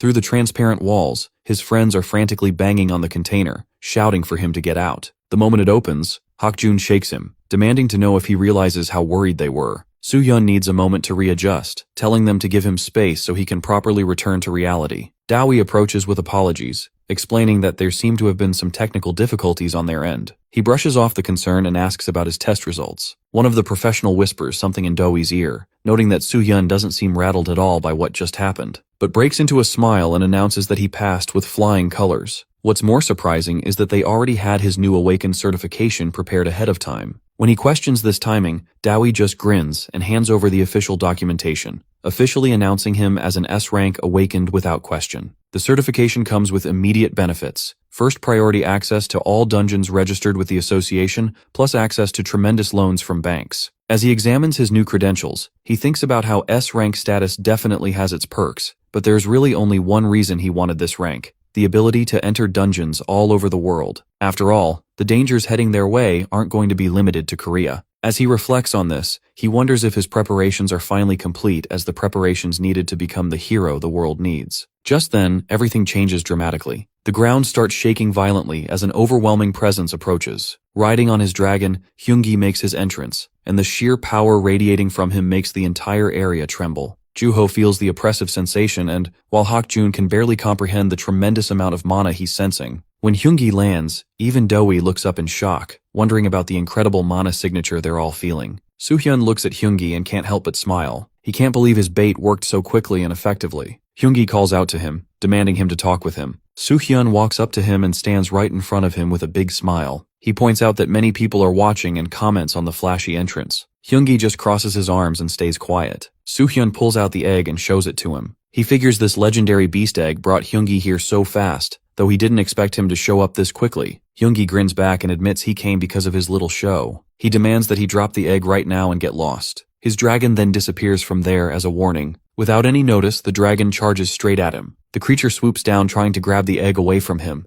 Our dude grits his teeth, annoyed at the sudden attack. He realizes this puts him in a tough spot since he used up most of his energy during the test earlier. Now he has to play defense while protecting the egg. He holds onto it tight, knowing he'll lose everything if the dragon takes it. Just when Hyungi reaches out his hand expecting Soo-hyun to hand it over, something unexpected happens. Small cracks start appearing on the egg's surface. Both men freeze in shock as the cracks spread and the shell breaks apart completely. A tiny paw pokes out first, then the rest of a baby dragon crawls out. Even though it's really small, he knows exactly what it is. He remembers that dragons are the strongest type of legendary beasts, so getting one makes him super lucky. The little guy opens its eyes and immediately stares at his face with a happy look. This whole thing leaves Hyungi completely amazed while Soo-hyun tries to deal with the bad timing. The weirdest part happens when Hyungi's dragon Yong suddenly bows down to the newborn. Hyungi rushes over to check on his dragon, worried and confused about why Yong is acting this way. Soo-hyun thinks maybe Yong is just being polite and saying hello. The fighting mood disappears as Hyungi suggests they go somewhere else to talk. Soon they're sitting across from each other with their dragons nearby. Hyungi starts by asking if Soohyun got the egg after beating the 10th trial with a perfect score. He waves a small toy at the baby dragon to get its attention while explaining something important. Yang told him that Soohyun's dragon is way more superior than regular dragons. This surprises him because he never knew dragons had different levels of strength. The baby dragon then grabs Hyungi's hand with its mouth. He asks if Hyungi still wants to take the dragon away. Hyungi shakes his head and says he changed his mind. He explains how dragons grow up in just 3 years, even without much food, then live for 1,000 more years after that. Legendary beasts are pure and innocent, unlike humans. They give trust, absolutely loyalty without wanting anything back. They also pick their master while still inside the egg. The dragon's personality depends on what kind of person owns it. If the master is good, the dragon stays good. If the master is evil, the dragon becomes a demon instead. Hyungi reveals why he's been collecting legendary beast eggs, to keep them away from bad people and make sure they stay safe and happy. Soohyun smiles, satisfied with this answer. He asks about Yang's age, and Hyungi tells him Yang is about 5 years old now. Even though Yang looks grown up, he's still just a kid. Hyungi gets a bit sad thinking about how he'll only live for maybe 100 years while Yang will live for 900 more after that. He hopes Yang will be able to forget about him during those long years. This makes Soohyun realize that Hyungi isn't just some rich kid collecting eggs as a hobby. He actually has a much bigger and more caring plan than expected. The little dragon puts its paws on the table and jumps into Soohyun's lap. Hyungi explains that this means the dragon has chosen him as its master. Legendary creatures only hatch when they find someone they really like, or when there's the right kind of magical energy around. He decides to watch how things go for now, but warns that he'll take the dragon away if he sees him treating it badly, calling him lucky. He then asks if he's picked a name yet. With a smile, he decides to call the little dragon Mir. Night settles over the city as Soohyun walks home, thinking about his encounter with Hyungi. The man turned out way better than expected, completely different from the selfish person he remembered from his past life. Hyungi promised to visit Mir regularly and told Soohyun to keep his door open when he comes by. He glances down at the sleeping baby dragon in his arms, wondering if Hyungi will actually talk to him while he's napping like this. Unknown to him, someone crouches on a nearby rooftop, watching his every move. The hidden figure speaks quietly into a communication device, reporting that Soohyun is heading home with his legendary creature. The voice asks if they should keep following. Another person responds through the device, ordering complete surveillance of every moment. They mention that there's still much work to do before their plan gets finished. The spy confirms understanding and prepares to continue tracking. Just then, a masked figure wearing a distinctive necklace appears behind the spy and grabs their throat. A brief struggle ends with a muffled sound before silence returns. Our boy spins around, sensing something wrong behind him. He planned to figure out what those people wanted,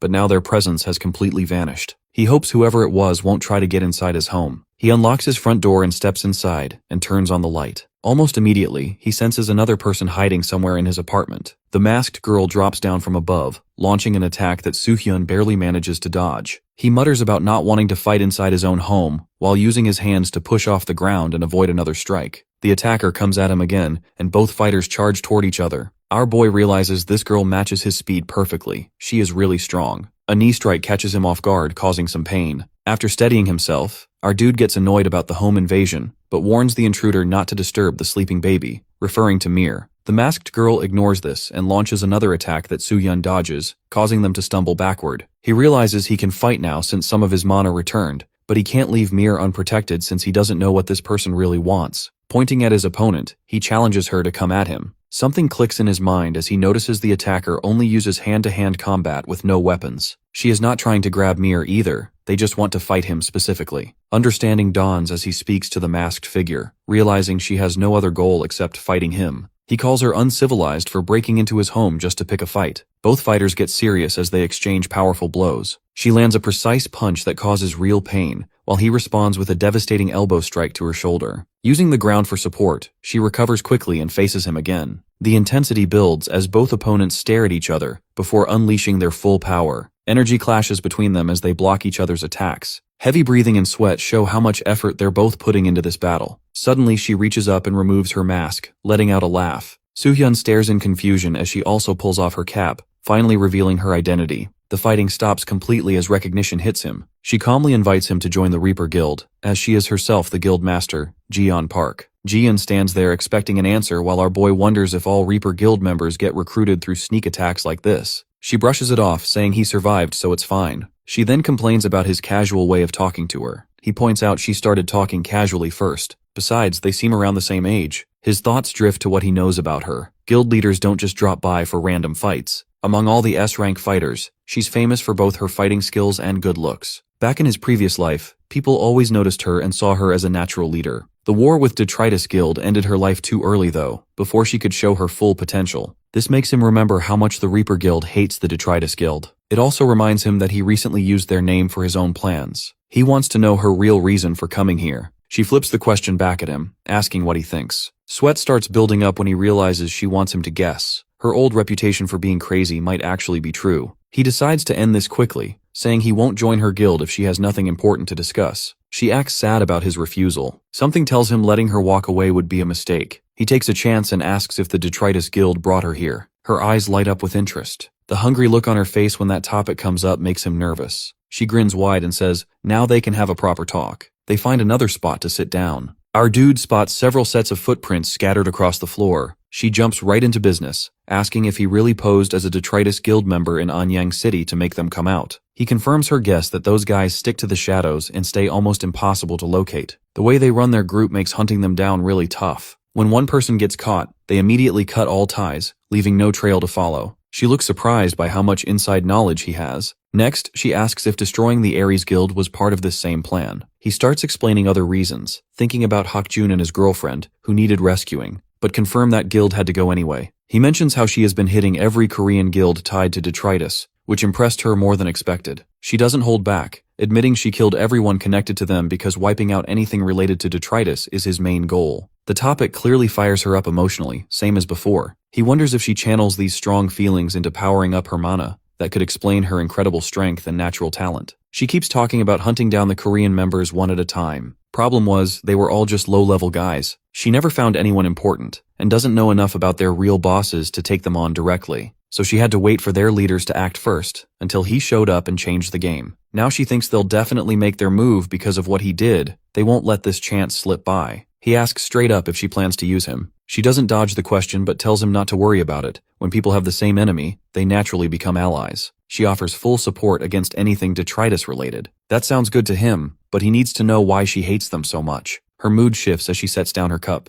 A terrible memory hits her, someone dying in her arms, covered in blood, begging her to escape. She waves it off as nothing important, just a small grudge. Then she smiles coldly while promising that the guild leader's life belongs to her. She gets up to leave, saying they'll meet again soon. As she starts fading away like smoke, she mentions looking forward to their partnership. Once she's completely gone, Soo-hyun thinks about whatever happened to make her so angry. This probably explains why the Reaper Guild went after Detritus so hard in his past life. People with simple, clear goals tend to be the most dangerous. His phone buzzes suddenly. Looking at the screen, he finds a text message containing her phone number. He sighs that she really does everything exactly how she wants to. Hakjun and Yoonsun show up at Soo-hyun's place. Hakjun looks around with excitement, appreciating the house and telling how happy he is to finally visit. Soo-hyun explains he's been super busy with tower climbing and that long S-rank test, then asks what brought them over. Hakjun points to Yoonsun, explaining she wanted to thank him properly. She steps forward with a flower basket, telling Soo-hyun that he helped them before but they never got the chance to show their gratitude. She calls him a hero for saving both their lives and asks him to accept this small gift.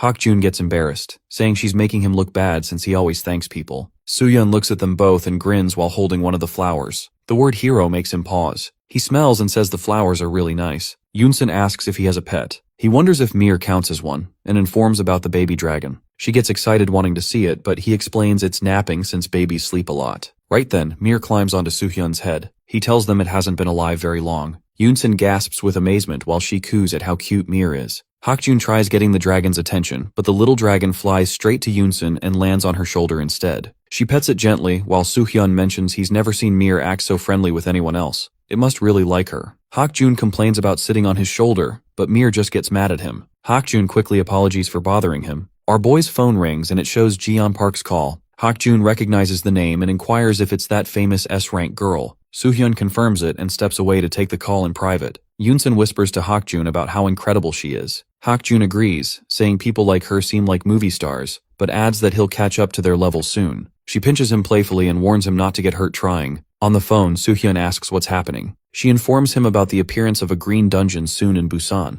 These dungeons never show up this close together, which makes it hard for the agency to guess how dangerous this one will be. His mind races that even in his past life, green dungeons never appeared back to back like this. Maybe his S-rank test somehow changed the future timeline from what he remembered. He asks who's leading the raid team, and she informs them they offered it to Hyungi first, but he turned it down. Now she has the right to pick someone else and wants to know if Soo-hyun is interested. Soo-hyun needs to figure out what's going on, so he agrees to take the job, but he knows she wants something in return. She confirms this. Foreign guild members are coming to Korea on the date he mentioned before. From now on, she wants him to direct every Detritus guild member entering Korea straight to her. This makes perfect sense to Soo-hyun. In his past life, the Detritus Guild attacked 5 countries at once: America, China, Korea, England, and France. They revealed themselves when the first blue dungeon appeared in America. During those dungeon raids, they killed S-rank fighters, which caused massive outbreaks and countless deaths. He agrees to send the Korean ones to her while he investigates other areas. She accepts this deal but warns him to be careful since recklessness gets people killed. He brushes off her concern, saying if he was going to die, it would have happened already. She promises to text him the details and hangs up. After ending the call, blood drips from her face as she surveys the dead bodies scattered around her. She mutters that nagging isn't necessary. Meanwhile, our dude looks at information about the guilds joining this raid, wondering if they'll actually follow his orders. Elsewhere, Kang-hee Lee, the A-rank master of Papillon Guild, learns that Soo-hyun will lead the raid. He gets angry, asking if the agency really thinks someone who just passed their test should command experienced fighters, and if it cares nothing about their raiders' lives. Sung-chul reminds him that S-rank is still S-rank. There shouldn't be any regulation problems. Kang-hee refuses, saying he won't accept anyone unless they're at Hyungi or Ji-yeon's level, and demands they bring a different S-rank awakened instead. Sung-chul takes this as Papillon Guild refusing to participate. Kang-hee explodes, asking if he's joking around. Sung-chul starts laughing sadly. Kang-hee shouts about why he's laughing when their lives are at stake. Sung-chul stops laughing and explains that everyone gives the same response. He points out that experience as a top tower climber doesn't mean much in real combat. Soo-hyun has a long way to go and needs to work harder. He mentions that he only became raid leader because Ji-yeon recommended him. An A-rank guildmaster wouldn't do anything about it. Kang-hee yells at him and Sung-chul suggests they just wait and see as Kang-hee might change his opinion after watching Soo-hyun in action. Now, at Gwangali Beach in Busan, Juho complains about how far they had to travel. Soo-hyun reminds him that he didn't need to tag along since this isn't some fun trip. Juho explains his reasoning. Since it's his first time leading a raid, he wanted to help out. Soo-hyun appreciates the thought but admits he doesn't really know how to give commands to people. This surprises Juho, who points out that he knows how to be a leader. He then gets serious, saying he can't fall behind Soo-hyun and Hak-jun anymore. As the older one, he needs to get stronger too. Mir yawns on our boy's shoulder as he grins at Juho's determination. He tells Juho he's cheering for him. Juho asks if he's being made fun of, but Soo-hyun insists he's being genuine. Looking around, Juho notices the crowd size. Maybe 50 or 60 people showed up, which is pretty good for a first raid. However, everyone starts staring at them with unfriendly looks. He points out how obvious their unhappiness is just by looking at their faces. Our dude shrugs it off, explaining that to them, he's just some newbie with 0 dungeon experience. Kang-hee walks up and introduces himself as the leader of Papillon Guild. During their handshake, he makes a snide comment about Soo-hyun's inexperience making him nervous, then notices Juho and asks if he brought a babysitter along. Juho speaks up, calling the comment rude. Kang-hee claims he was just joking and offers to help since he's a dungeon pro. The handshake leaves Soo-hyun's hand bruised, and he thanks Kang-hee while asking him to just follow orders properly. This clearly annoys Kang-hee. Another voice interrupts from behind. Taekyun Kim, head of Red Evil Guild, approaches and says he's looking forward to the raid. He informs Soo-hyun that introductions with the Papillon leader are done, and asks him to be patient since raid teams get territorial sometimes. A girl with short hair joins them. Mo-young introduces herself as the head of Gambler Guild and shakes Soo-hyun's hand. He thinks this situation is getting tough. One person has a friendly smile but dangerous mana, while another is good at hiding their energy. Even if he wanted to ignore it, they can hide their mana, but not the smell of blood on them. Mo-young asks if something's wrong with her face. He says it's nothing but makes a mental note to watch these people carefully. Taekyun asks if they're ready to move out. Once he and Juho confirm they're good to go, the team heads into the dungeon. Inside, they start fighting monsters. Taekyun shoots fire from his hands to kill one, calling it too simple. Kang-hee agrees, saying it's very easy for such a famous green dungeon. Taekyun watches everyone fight and comments that they're handling things quietly. He notices one guildmaster attacking a monster way too many times and tells him that's enough since it's already dead. The guildmaster smiles and stops, leaving Taekyun confused about what just happened. Our dude studies the ground carefully and announces something's wrong. Juho asks if it's a trap. He confirms it but thinks there's more to it than that. Juho warns everyone to stay alert. Kang Hee agrees, but then turns to Juho, asking if he became awakened recently. When he says yes, Kang Hee makes a sarcastic comment about how nice it must be having an S rank watching his back. Soo-hyun interrupts by grabbing Kang Hee's shirt. Kang Hee starts sweating and claims he was just joking, but before he can finish talking, Soo-hyun throws him aside to save him from a massive energy beam crashing down from above. Soo-hyun yells for everyone to scatter as multiple energy beams attack them. A huge spiral of energy surrounds the entire area, scaring everyone. The space around them suddenly transforms into a pirate city, shocking all the raiders. The raiders find themselves in what looks like an underwater city. The place resembles Atlantis with its beautiful design, making them wonder what kind of dungeon this could be. Juho notices something strange, that he can breathe normally and doesn't feel like he's actually underwater, even though they're completely surrounded by water. Soo-hyun confirms this is definitely a dungeon environment. Taekyun points out how quiet everything is. Instead of a magnificent Atlantis, the place feels more like a ghost town. The silence makes everyone uncomfortable. Moyoung suddenly alerts everyone to look ahead. They all focus their attention on a large shape floating through the water toward them. Even Mir becomes alert, watching the approaching threat carefully. Kang Hee starts trembling and mentions feeling some kind of chill. Taekyun confirms he senses the same disturbing feeling that's been bothering him since they entered. What they see next sends chills through the entire group. Kang Hee immediately orders everyone to prepare for battle as the threat moves closer. The floating ship reveals itself to be filled with numerous lich creatures. One of the lich steps forward and begins laughing horribly. It welcomes them, calling it hunting time. The creatures start approaching while others laugh and declare it's party time. Several lich jump from their ship to attack. Soo-hyun instantly draws his sword and releases a powerful strike using holy flames, cutting down the attackers. He realizes that while he expected only holy flames to work against ghost types, regular mana seems effective too. This means the other raiders should be able to fight without problems. Kang Hee boosts everyone's confidence, reminding them that their mana is strong enough to handle these enemies. He warns that anyone who retreats will face his wrath, since the lich might be numerous but individually weak. Our boy observes how well everyone handles the surprise attack. While he can't expect the same level of teamwork as his ACT squad, he decides to trust in each guild's coordination under their respective leaders. The situation looks manageable enough for him to focus elsewhere. He calls out to Juho, telling him he's leaving the ground battle in his hands. Soo-hyun then summons his phoenix and grabs onto its claws to fly toward the enemy ship. Juho comments that he knew Soo-hyun would do something like that. Mid-flight, our guy gets shocked when the lich leader points a gun at his phoenix. The attack sends him crashing to the ground. The lich leader then aims the weapon directly at Soo-hyun, who realizes this must be their commander. Multiple shots fire toward him, but Soo-hyun dodges them all before charging forward. He delivers a devastating blow that sends the leader's head flying off. The subordinate lich cries out for their captain. However, when the head hits the ground, it starts absorbing all the fallen lich around the area. Soo-hyun watches in horror as the leader's head regenerates, making him even more powerful than before. The creature declares its intention to devour all souls. Now much larger with multiple faces covering his body, the leader presents a terrifying sight. Soo-hyun realizes this ability to absorb souls for recovery and power means trouble. With hundreds of souls scattered around the battlefield, this could turn into a very long fight. Disturbing voices suddenly echo from the monster. Cries for help, pleas to escape, desperate wishes to live, expressions of exhaustion and suffering. The tortured souls trapped within the creature beg for relief from their eternal torment. Soo-hyun stares at the abomination and declares that its very existence bothers him deeply. The lich pulls out its sword and swings at our boy, who dodges multiple strikes by jumping around. He moves in closer to attack and delivers a precise slash that cuts the creature's arm clean off. However, the limb regenerates immediately in an explosion that sends him flying backward. The lich launches another powerful attack at a massive pillar. He dodges, but his sword gets stuck in the stone. He hangs from the blade's support while thinking about his options. The monster's strength isn't anything special, but its ability to recover makes things difficult. A long drawn-out fight won't work, and neither will a quick lightning attack. They're heading toward real danger at this rate. The lich recognizes the threat too. This troublesome fighter swings around holy flame power without fear, and regular attacks don't seem to affect him at all. But his mana will run out eventually. Laughing wickedly, the lich declares that Soo-hyun's end is coming soon. It releases flames toward the fighters on the ground below, affecting them with its power. Getting bored with the battle, the lich demands complete surrender. Energy surrounds it while numerous eyes appear all over its body. The lich boasts about having plenty of souls to draw from. Soo-hyun launches an attack, but it has no effect. He mocks him, noting that his power isn't so impressive anymore. It fires a beam attack that Soo-hyun barely avoids. Everything gets charred as smoke rises from the destruction. Down below, Juho watches the ship where the fight is happening, completely covered in holy flames. He worries about whether Soo-hyun is okay while witnessing the unmatched energy being released above. Our boy continues defending himself against the overwhelming attacks.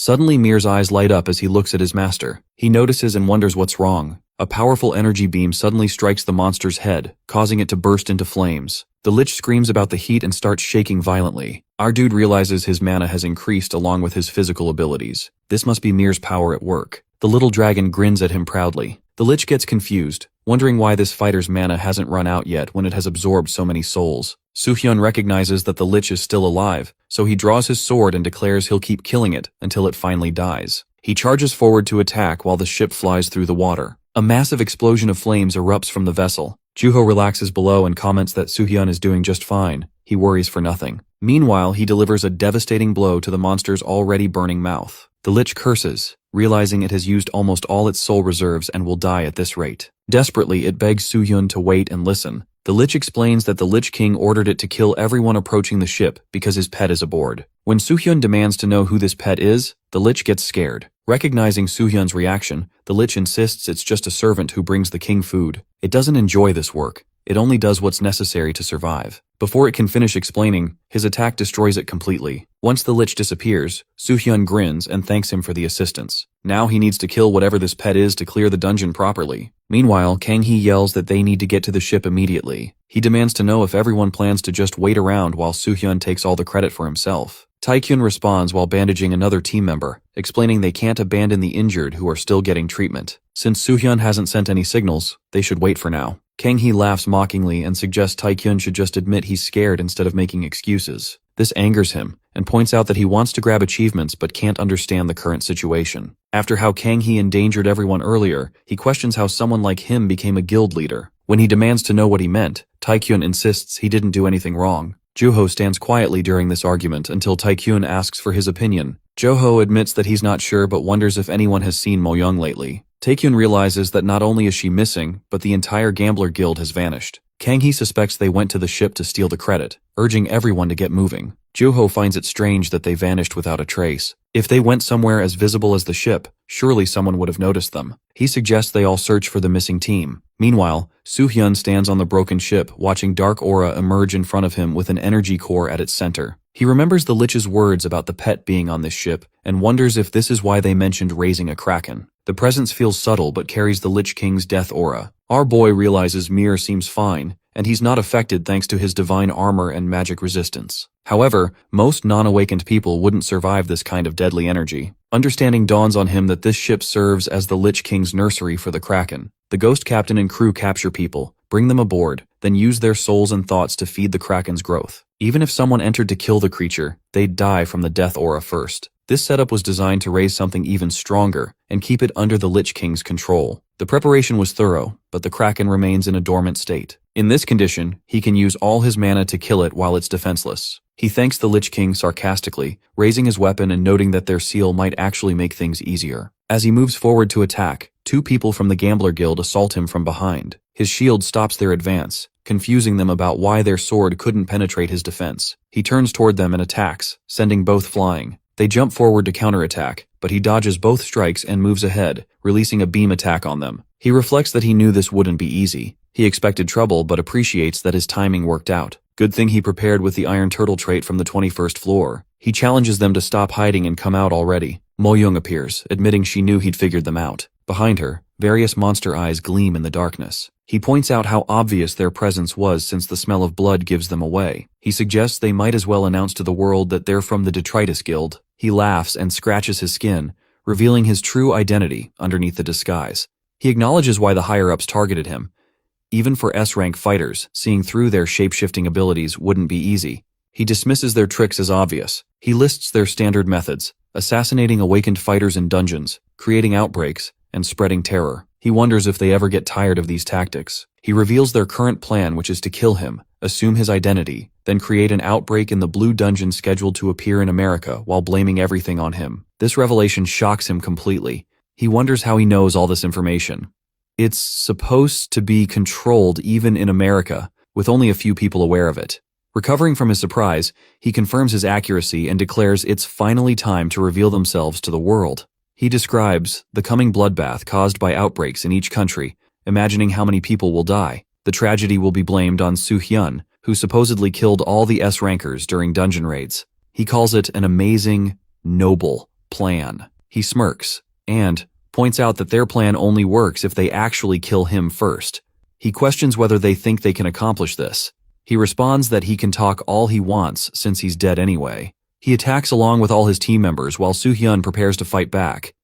He reflects that these guys are probably the only ones who came to Korea. Higher-ranking members might have arrived too. He decides to trust Mir to watch his back as both sides move to attack each other. Meanwhile, elsewhere, a bald man on a phone call informs someone that he just arrived and the team has already entered the dungeon. Even if Soo-hyun survives, he can finish the job without any problem. The other person confirms she'll leave it to him since they're not ready yet on their end. The bald man glances at something and promises to call back later. In front of him sits Ji-yeon Park, surrounded by the dead bodies she killed. She acknowledges that he looks different from these weaklings. He actually appears strong. She smirks and mocks him, asking who else would dare to do it if not her, calling him bald. The man snaps back, calling them dirty beings who couldn't even handle one girl. Stripping off his jacket, he declares what a shame they are. She informs him that every challenger before him said the same proud words, only to learn the hard truth later. He groans about finding more irritating pests in Korea, as if Soo-hyun wasn't enough already. Removing his glasses, he announces that this bug will be the first one he crushes. With that, she launches herself at him, ready to strike. Meanwhile, our dude is locked in battle with members of the Gambler Guild. Blades clash until his overwhelming energy cuts through his opponent. Two more rush him from behind, one of them being Mo-young, but his rear shield blocks their blows. Spinning quickly, he eliminates one of the attackers. Mo-young shouts to her team, ordering them to avoid fighting him head-on. She commands them to fade into the shadows and strike from hiding. The others acknowledge her orders and vanish, preparing to ambush. Our dude watches them disappear and thinks carefully. Ambushes are more dangerous than open combat, though he's confident in sensing threats. With Mir's aid, he has ways to manage hidden enemies, but the Lich King's death aura cloaks even their presence, leaving him dependent on Mir entirely. He asks his dragon companion if he can track their scent. Mir signals positively, and Soo-hyun feels reassured. He asks Mir to alert him whenever danger closes in.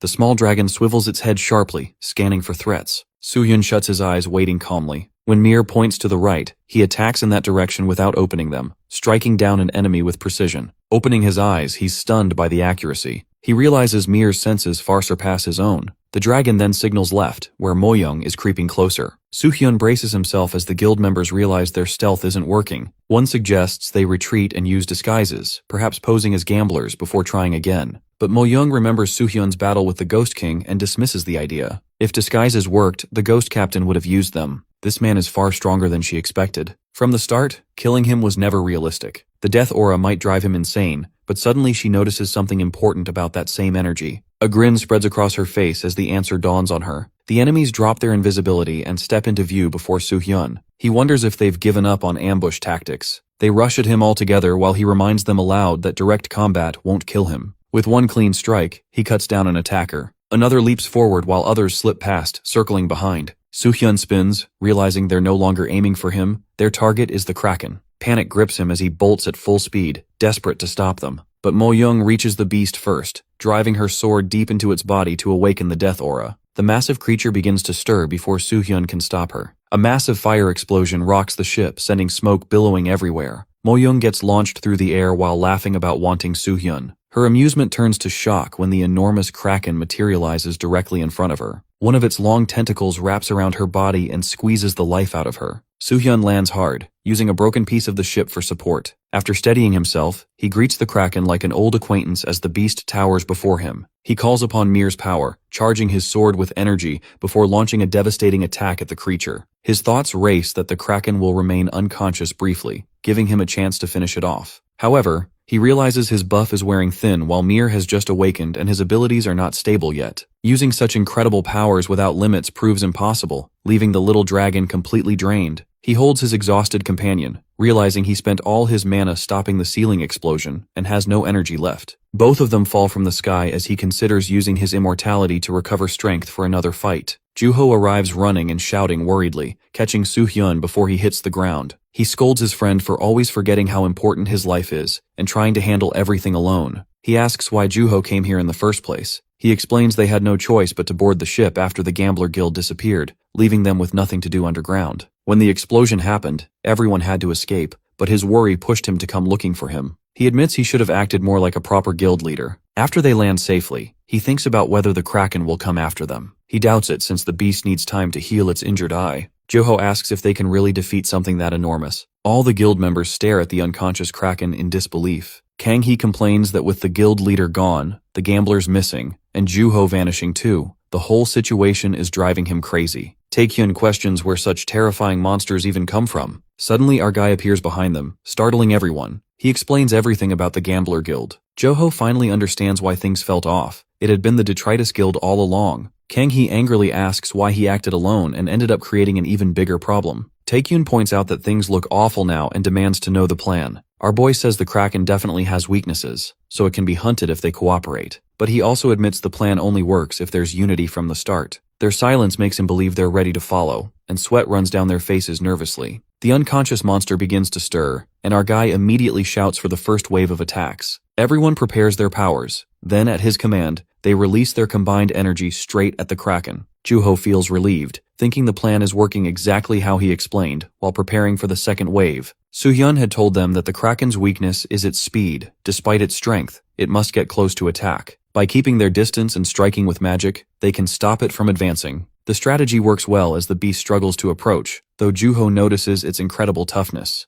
They can't defeat it on their own, but that's fine because their job is only to stall until Soo-hyun recovers. While he rests with the help of some guild members, the others continue bombarding the Kraken with waves of magic. Juho motivates them to stay strong since the plan is clearly working. They just need to endure until their leader returns. Then, someone suddenly shouts about movement near the Kraken. Juho turns, expecting to see Soo-hyun back on his feet. But instead, his eyes widen in shock as Kang Hee and his entire guild charge recklessly at the monster for a direct attack. Taekyun nervously questions if this is really okay. Kang Hee confirms it is, but he reminds him that Soo-hyun definitely warned them not to approach the Kraken. Kang Hee grabs his shirt angrily, demanding if he would jump off a cliff just because someone ordered him to. Taekyun protests that the warning came because of the creature's toughness and healing abilities. They can't kill it alone. Kang Hee calls him an idiot, insisting he can't recognize obvious lies. He claims the Kraken is nearly dead and Soo-hyun just wants all the credit for himself. He threatens Taekyun's job if he doesn't shut up and follow orders, and Papillon Guild will be the one to capture this beast. They launch their assault as Kang Hee commands his team to attack without giving it time to fight back. One member worries about fire if they keep using their skills while others are so close. The guildmaster orders them to hold fire and watch for now. Kang Hee slashes at the monster with his sword, boasting that he thinks he's so special with his little power, and declares himself as the one who will kill the Kraken while continuing his attacks. Horror freezes him as he watches the monster regenerate from every slash he's made. He was certain his sword cut him, but suddenly the creature turns toward him and opens its massive mouth filled with razor-sharp teeth. A deafening roar erupts from its throat. The terrible sound makes him feel sick instantly. He covers his ears while gasping for breath, realizing the cry is destabilizing his mana. He shouts for everyone to retreat immediately. The monster prepares to attack him, but our boy's strike completely distracts it. Kang Hee watches in embarrassment as he arrives, questioning his quick recovery. He explodes in anger, asking Kang Hee if he has a wish before he dies. Kang Hee, visibly scared, quickly insists this isn't the time to fight, but our boy punches him straight in the face, sending him flying backward. Taekyun, embarrassed, asks what they should do now. He orders everyone to return to the raiding party's position, warning that he won't be responsible if they get dragged into his battle. Holy flames flare around him as he summons his phoenix, commanding it to keep the Kraken busy. The fiery bird grows massive, wrapping the monster in burning light while attacking with powerful blasts. With the beast distracted, Soo-hyun charges in and swings for its eye, but misses. He realizes the creature must have dodged by instinct. That strike clearly enraged it. The Kraken thrashes with its tentacles, forcing our dude to admit that sneak attacks won't work while it's in this state. Facing its giant form, he decides his only option is to cut its legs off one at a time. Taekyun watches in disbelief, pointing out how their strongest attacks only managed scratches, yet Soo-hyun slices through limbs with ease. Nearby, Juho checks on him, noticing that many people are still dizzy from the monster's earlier roar. He suggests they leave the fight to Soo-hyun and focus on helping the injured instead. When Taekyun asks if that's really okay, Juho explains it's obvious there's nothing more they can do. Soo-hyun will handle the Kraken and finish the raid on his own. As he observes Soo-hyun's relentless battle, Juho admits that before meeting him, he felt confident in his skills. He even believed he'd reach S rank within 2 years, maybe sooner. But now, watching Soo-hyun, those thoughts feel foolish. Taekyun warns him to think about what that really means. Right now, Juho might not feel the weight of it, but Soo-hyun has the presence of someone who could become the greatest awakened in the world. If Juho keeps chasing after him, there may come a day when the pressure breaks him. He explains that light that shines too brightly burns away everything nearby. If Juho isn't sure he can handle that, he should think about joining their guild, where he'd easily stand out among criminals like them. Joho takes the words calmly, admitting he already understands that much. Meanwhile, Soo-hyun keeps cutting the Kraken's legs one by one. As the severed limbs crash down, he declares the fight is finally over. The monster opens its mouth wide and he leaps forward for the finishing blow. He dives inside just as the jaws snap shut, releasing a beam of holy energy that tears the Kraken in two. Flames explode across its body as it splits apart. He then comes out from the wreck, frowning at how bad the blood smells. Standing on the dead monster, he proudly shows his victory. Everyone stares in shock at the dead Kraken. The raiders burst into celebration, cheering about their victory. However, Juho remains silent, muttering something about damage from hearing certain things. Our boy approaches from behind and questions what he means. Juho jumps, startled by the sudden appearance, and complains about being scared like that. When he presses for details about what he heard, Juho brushes it off as a joke. They walk forward together toward where Taekyun stands. Our dude notices something different about Juho's behavior, but can't pinpoint what it is. Since the raid is finished, Juho casually suggests they head back and compliments Soo-hyun's performance. This casual tone puzzles Soo-hyun, who wonders where Kang-hee went. Juho explains that after getting punched, Kang-hee passes out and is lying unconscious nearby. Soo-hyun mutters about finishing what he started while cracking his knuckles and heading toward the unconscious man. Kang-hee partially opens his eyes, confused about passing out. He recognizes him standing over him and wonders what happened to the Kraken. When everyone stares at him with serious expressions, he realizes embarrassingly that he must have defeated it. He immediately launches into discussing reward distribution, claiming Papillon Guild suffered more losses than Red Devil's Guild. Soo-hyun interrupts, questioning if that's really all he has to contribute. Kang-hee insists it's natural to allocate rewards now that the raid is over. Soo-hyun's expression darkens as he repeats his question about whether Kang-hee has anything else to share with the group. Terror overtakes him and draws his sword and points it at Soo-hyun. One strike from our boy's blade shatters the weapon completely. He knocks Kang-hee backward while explaining that his selfishness could have gotten someone killed. Kang-hee grits his teeth but falls down anyway. He grabs his hand, offering him one last chance to make things right. When Kang-hee responds predictably, he tightens his grip. Kang-hee screams for release, threatening to report this assault on the raid leader to the association once they escape. Soo-hyun calmly invites him to try while correcting his misunderstanding about leadership roles. He explains that raid leaders don't just make plans and direct battles. They carry additional authority due to their responsibility for everyone's lives. When someone like him puts his own benefits before the team's safety, the leader has full power to pass immediate judgment. He raises his weapon and declares his intention to execute this authority, shocking everyone present. However, Juho quickly draws his sword and places it on Kang-hee's shoulder. He questions him disappointedly about whether this is really how he handles frustration, calling him dangerous. He responds that if Kang-hee repeats this behavior when no one's around to stop him, innocent people will suffer. Therefore, he needs to instill proper fear. He notes that Kang-hee has lost the trust of all the guilds anyway, making future work prospects unlikely. Clapping his hands, he declares it's time to finish cleaning up and leave. His thoughts turn to what the raid accomplished, discovering Mir's abilities and learning about the Lich King's movements. He should verify there aren't any other threats he doesn't know about and investigate Jeon Park's situation. Each Detritus Guild officer represents a powerhouse in their own right. Meanwhile, several hours before Soo-hyun's successful dungeon completion, a fierce battle raged between Jeon and the bald man. He launches an attack that spreads smoke everywhere before throwing a punch at her. She immediately activates her darkness assimilation ability, which allows her to merge with shadows for a brief period. This nullifies all attacks while enabling movement as pure darkness. She escapes his strike and materializes behind him. Declaring the fight over, she prepares to attack from his blind spot. She lands on the ground, shocked that he blocked her attack so quickly using only his hands. Behind his head, he admits with honesty that she surprised him, since he never expected her to have such a skill. On top of that, she even managed to hurt him. Things are starting to feel exciting. She answers that his bragging only makes her want to beat him badly. Using her assimilation power, she jumps straight at him. He shouts in amazement about an assassin charging face to face and lifts his fists covered in metal to strike while wrapping herself with green energy. Inside, he feels sure of herself that what a fool she is.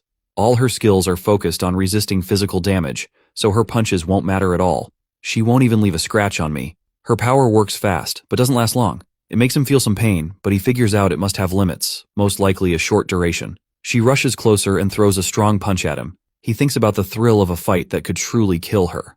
At the same time, he unleashes a deadly attack that she dodges. She notes how his ridiculously high resistance makes more attacks useless. Watching his punch, she realizes she has no choice but to use her special weapon. She pulls it out and swings at him, but he avoids it with ease. He asks if this is her hidden weapon, showing interest in what she can do next. His face lights up with excitement as a huge blast goes off in front of him, leaving him amazed. It's been a long time since he felt a kick like this. His eyes open wide with joy, This girl is insanely fun, and he wants her to keep entertaining him. She demands to know what he is trying to achieve here since the fight is already over. What else is left except wasting strength? He refuses to quit, saying the winner hasn't been chosen yet. He pushes her to keep fighting while she only shrugs at him. Filled with anger, he curses him for ignoring his words and charges to attack. If she has lost her will to fight, then he will force it back into him. He gets ready to hit, but as he throws his punch at her face, his body suddenly freezes. He is completely shocked as he realizes he cannot move at all. He begins gasping for breath, demanding to know what is happening. Then he falls backward, dropping to his knees before her. She steps forward and reminds him that she already told him it was over. While he struggles to breathe, she strikes him again, sending him crashing hard onto the ground. His resistance skills are gone. Forget about mana. He cannot even bring together his basic strength anymore. She notices the curiosity in his eyes about why his body won't move. She explains that this is her so-called secret weapon he talked about earlier.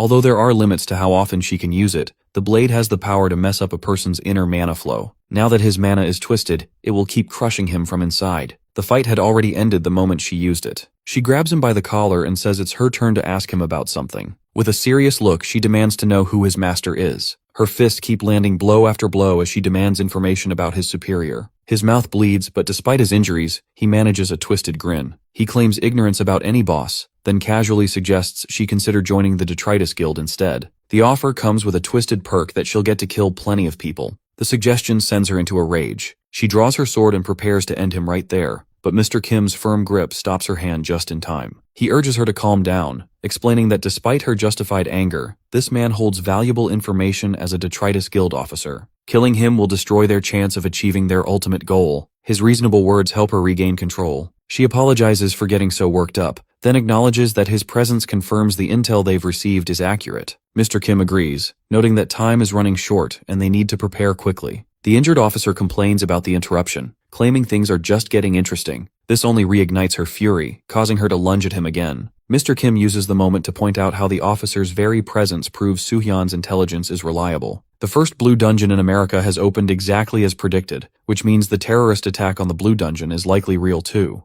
The officer's shock at their knowledge is obvious. He wonders desperately how they've discovered the plan. Meanwhile, she questions how our boy has obtained such detailed information. The officer's mind races with growing panic. If they have joined forces with him, the situation is far worse than he thought. His inability to move means he can't warn the guild, and at this rate, his boss's entire scheme will crumble. He needs to buy time somehow and find a way to turn the tables. Suddenly, the officer starts laughing maniacally. She wonders if her beating has damaged his brain, but he assures her his mind is perfectly clear. He finds it hilarious that they are joining forces with the Detritus Guild to take it down. Mr. Kim demands an explanation for his amusement. The officer's response is calculated and sly. He suggests they think things through more carefully. Only a select few guild members know about the terrorist plan, questioning our boy being aware of it. His reasoning strikes a nerve. These two aren't the real threat, they are just flies buzzing around. Soo-hyun is the real threat, and they are all dancing to his tune, so he needs to make them suspicious of Soo-hyun while creating an opportunity to contact his guild. He proposes a deal with cunning confidence. They are all just players in Soo-hyun's game at this point. If they eliminate Soo-hyun first, he promises to reveal everything about the Detritus Guild. Mr. Kim's patience snaps. He draws his sword and points it directly at the officer, calling him a murderer whose words mean nothing. The officer finds this response amusing, pointing out that Soo-hyun has already betrayed the Detritus Guild once, and they have no guarantee that he won't betray them too. Once he does, they will not be even able to track down the guild hidden in the shadows. Mr. Kim suggests that they ignore the officer's obvious attempt to manipulate them against each other, but Ji-yeon takes a moment to consider the situation. She instructs Mr. Kim to summon Soo-hyun and their guild members. Despite what the officer is trying to do, they need to understand where Soo-hyun's information is really coming from. The officer's laughter grows more confident as he praises her sharp thinking. He promises to reveal whatever they want to know if they'll just eliminate Soo-hyun. Her response chills him to the bone. She makes it crystal clear that she'd rather die than work with a murderer like him. If Soo-hyun turns out to be part of the Detritus Guild, she'll kill him too and start over. Her singular goal remains wiping out the entire Detritus Guild, and as her powerful aura fills the room, she promises to chase them into hell itself. Later that evening, our dude arrives by car. Mr. Kim welcomes him. He questions why he's been summoned at such a late hour.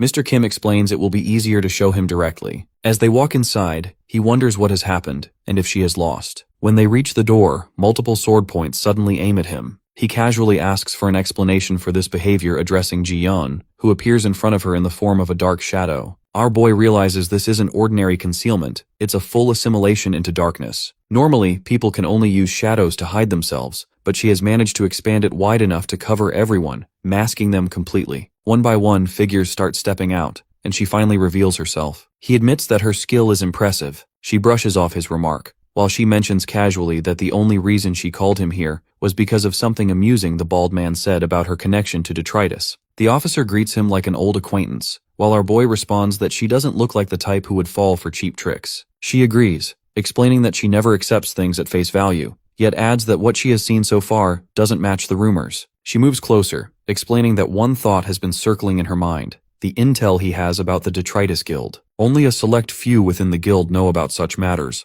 and him knowing as an outsider makes no sense. She demands proof that he isn't tied to the guild, and presses him to reveal his source. Our boy recognizes the bald man as Ethan, acting captain of Detritus and known for stirring conflict. He understands that Ethan's true goal is to pit them against each other. A simple answer could resolve this, but the truth, that his knowledge comes from a past life, would never be accepted. The odds of lying convincingly are low, and even if he pulls it off now, it will only trap him in Ethan's manipulations later, ruining his plans. When she demands an answer again, he thinks quickly and decides to regain control. He insists he can prove he has never been a guild member but refuses to reveal his source. He argues that trust between them should be enough, and that she only cares about whether or not he belongs to the guild. He offers to take her to his home to show her proof, but on the condition that she comes alone. Before she can answer, a blade grazes his throat. Mr. Kim warns that the offer sounds ridiculous, but our boy calmly points out that the decision should be up to the guildmaster. Other members argue against it, calling it a trap and too dangerous. Despite their protests, she glances at him and agrees, stating firmly that if he lies, she will stake everything on killing him. They arrive at his home, where his mother greets him with joy, scolding him affectionately for staying away so long. She notices Jiyeon and immediately assumes she is his girlfriend, fussing over her with excitement. Embarrassed, Jiyeon insists otherwise, but his mother cheerfully holds her hand and praises her beauty, only making the moment more awkward. Dinner is prepared in no time, and his mother urges them to eat heartily. Jiyeon tries to politely brush off the fuss, but his mother puts more food onto her plate until she can only thank her in silence. Watching mother and son chat so warmly, Jiyeon finds herself strangely at peace, eyes softening as she takes in the scene. Later, in his room, he asks her opinion of the food. She admits it was delicious, and he is glad. She then mentions his close bond with his mother, to which he agrees. He asks if she still thinks he looks like a member of Detritus. She responds carefully, saying that having loved ones doesn't prove innocence. He challenges that thought, asking if it isn't proof enough. Without hesitation, he pulls off his shirt, catching her off guard. She accuses him of showing his true colors out of desperation, but he explains calmly that Detritus members always brand themselves with the guild mark. By showing his bare skin, he proves he carries no such mark. He even jokes about removing his pants if she still doubts him, which only flusters her more. Annoyed, she tells him to drop it, admitting that she'll trust him. She reasons that anyone truly tied to Detritus would never keep family close, as those people are incapable of caring for anyone. She admits she made things too complicated. He then asks cautiously about her past with Detritus. She avoids giving details, reminding him that their bond is based on mutual trust and that she doesn't owe him every answer. He lets it go, mentioning instead that he hoped getting closer might lead to full trust one day. She laughs softly but falls quiet. Suddenly she starts telling her story of 2 years ago, when she herself hadn't been part of any guild. She begins sharing her past. From childhood, people constantly praised her beauty and wisdom, creating an image that drew others with all sorts of expectations about who she should be. However, once they discovered her odd personality, they grew disappointed and walked away. Even her parents abandoned her for simply being herself. This pattern taught her a harsh lesson. She would never truly belong anywhere. Time moved forward, and she eventually became an awakened. That's when a man approached her one day, introducing himself as Ki-hyun Kim and explaining he'd been observing her for some time. Her immediate rejection came swift and firm. He quickly grew embarrassed, clarifying that he wasn't trying to hit on her. Instead, he wanted to form a party since the agency had just opened this dungeon. She wouldn't need to worry about registration fees anymore. Many awakened had gathered, but without leadership, it remained every person for themselves. Teaming up is much better than going alone. She declined his offer outright, leaving him feeling awkward. His friend called him from behind, giving him an excuse to leave. Later, they all entered the dungeon together despite her refusal to join officially. During the monster battles, he struggled more than expected with his opponent, but when he glanced over at her, she had already defeated all her monsters. Other party members took notice, with someone commenting on her incredible kill count. A girl nudged Ki-hyun, recognizing her as the one who'd rejected his party invitation earlier. He confirmed this, noting that with such skill, she could probably handle everything alone. The girl admitted she'd much rather hang out with someone that pretty than the sad bunch they currently had, gesturing toward their male teammates. One of the boys protested at this. Ki-hyun seemed lost in thought, prompting his friend Woo-shik to check on him. Ki-hyun admitted she just looked so incredibly alone to him. As more monsters appeared, Ki-hyun found himself in one-on-one combat with a creature that had just launched an attack. He barely managed to block it, but his weapon slipped from his grip during the struggle. She noticed his predicament and shouted a warning about the monster attacking from behind, but Woo-shik arrived just in time to save him from the sword strike. Woo-shik checked if he was okay, and Ki-hyun confirmed he was fine while apologizing for his lack of concentration, admitting his distraction. Before he could finish explaining, Woo-shik smacked him, teasing that it was obvious he still had that girl on his mind. He urged him to chase after her now before he ended up regretting it later. Flustered, Ki-hyun blushed but smiled quietly, encouraged by his friend's words. Meanwhile, deeper in the dungeon, she fought with surgical precision. Reflecting on those times, she admitted she hadn't wanted to die, but she hadn't particularly cared to live either. In the middle of battle, a monster came at her with everything it had. She tried to counter, but her strength faltered. She fell hard to the ground, realizing she was never able to put her full heart into her attacks. The massive creature loomed over her, weapon ready to strike. She closed her eyes, repeating to herself that it was fine, that she had no regrets, and prepared for the end. The monster swung, but in the same moment its body exploded apart. She opened her eyes in shock, and Ki-hyun stood there, weapon still trembling in his hands. He reminded her that going alone was always dangerous. That moment stayed burned into her memory. As she tells it, she admits this was the first time she met the person who made her want to live. Ki-hyun, smiling, asked her to join his party again. Though stunned, she returned the smile and walked past him, leaving him to chase after her with laughter, taking her silence as a yes. From the shadows of a cave, unseen eyes watched them both. After they clear the raid that day, she runs into Ki-hyun again in another dungeon. He acts surprised to find her there and keeps pressing her to join his guild, though she turns him down each time, realizing now he's changed from party to guild. He follows her everywhere, showing up at every dungeon she enters until asking to join becomes the rhythm of her days. His persistence wears down the edges of her resistance,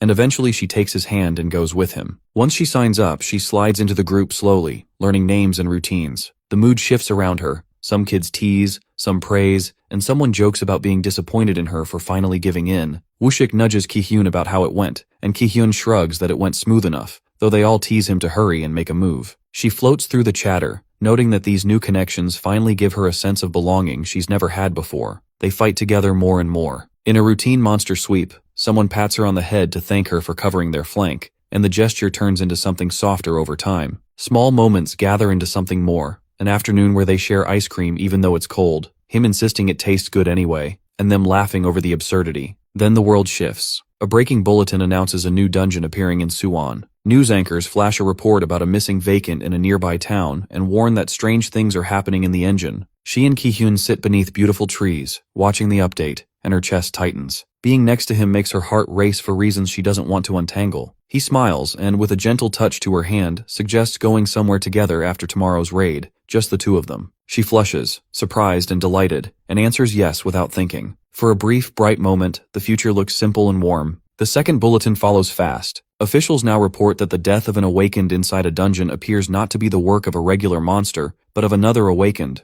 a killer. The warning to be careful lands like a cold stone, and none of them realizes in time that this is the last slice of normalcy she will get for a long while. They finish the raid and breathe relief as the last monster falls. Ki-hyun, upbeat, declares the job done and imagines their little date. She feels anxious but hopeful, trying to steady herself for their date. Before they can leave, a man in a government jacket steps forward, says he's leading the murder investigation, and asks for their cooperation. Ki-hyun steps up, ready to help while the group leans in. One of the government agents draws a blade wrapped in flame and attacks, and she reacts instinctively, blocking strikes that would have cut through most fighters. Others murmur surprise at how quickly she intercepts and absorbs the blows. She feels outpaced though. On the surface everyone seems equal, but this new threat operates a level above. Ki-hyun senses it too. The fight presses harder, and panic leaks into her movements as she worries she won't keep up. Now the assassin shifts his stance, suddenly decisive. The stutter of his earlier indecision snaps into something else, and in the middle of combat he tells her, without hesitation, that his mind has changed, and now he wants her to join the guild he's forming.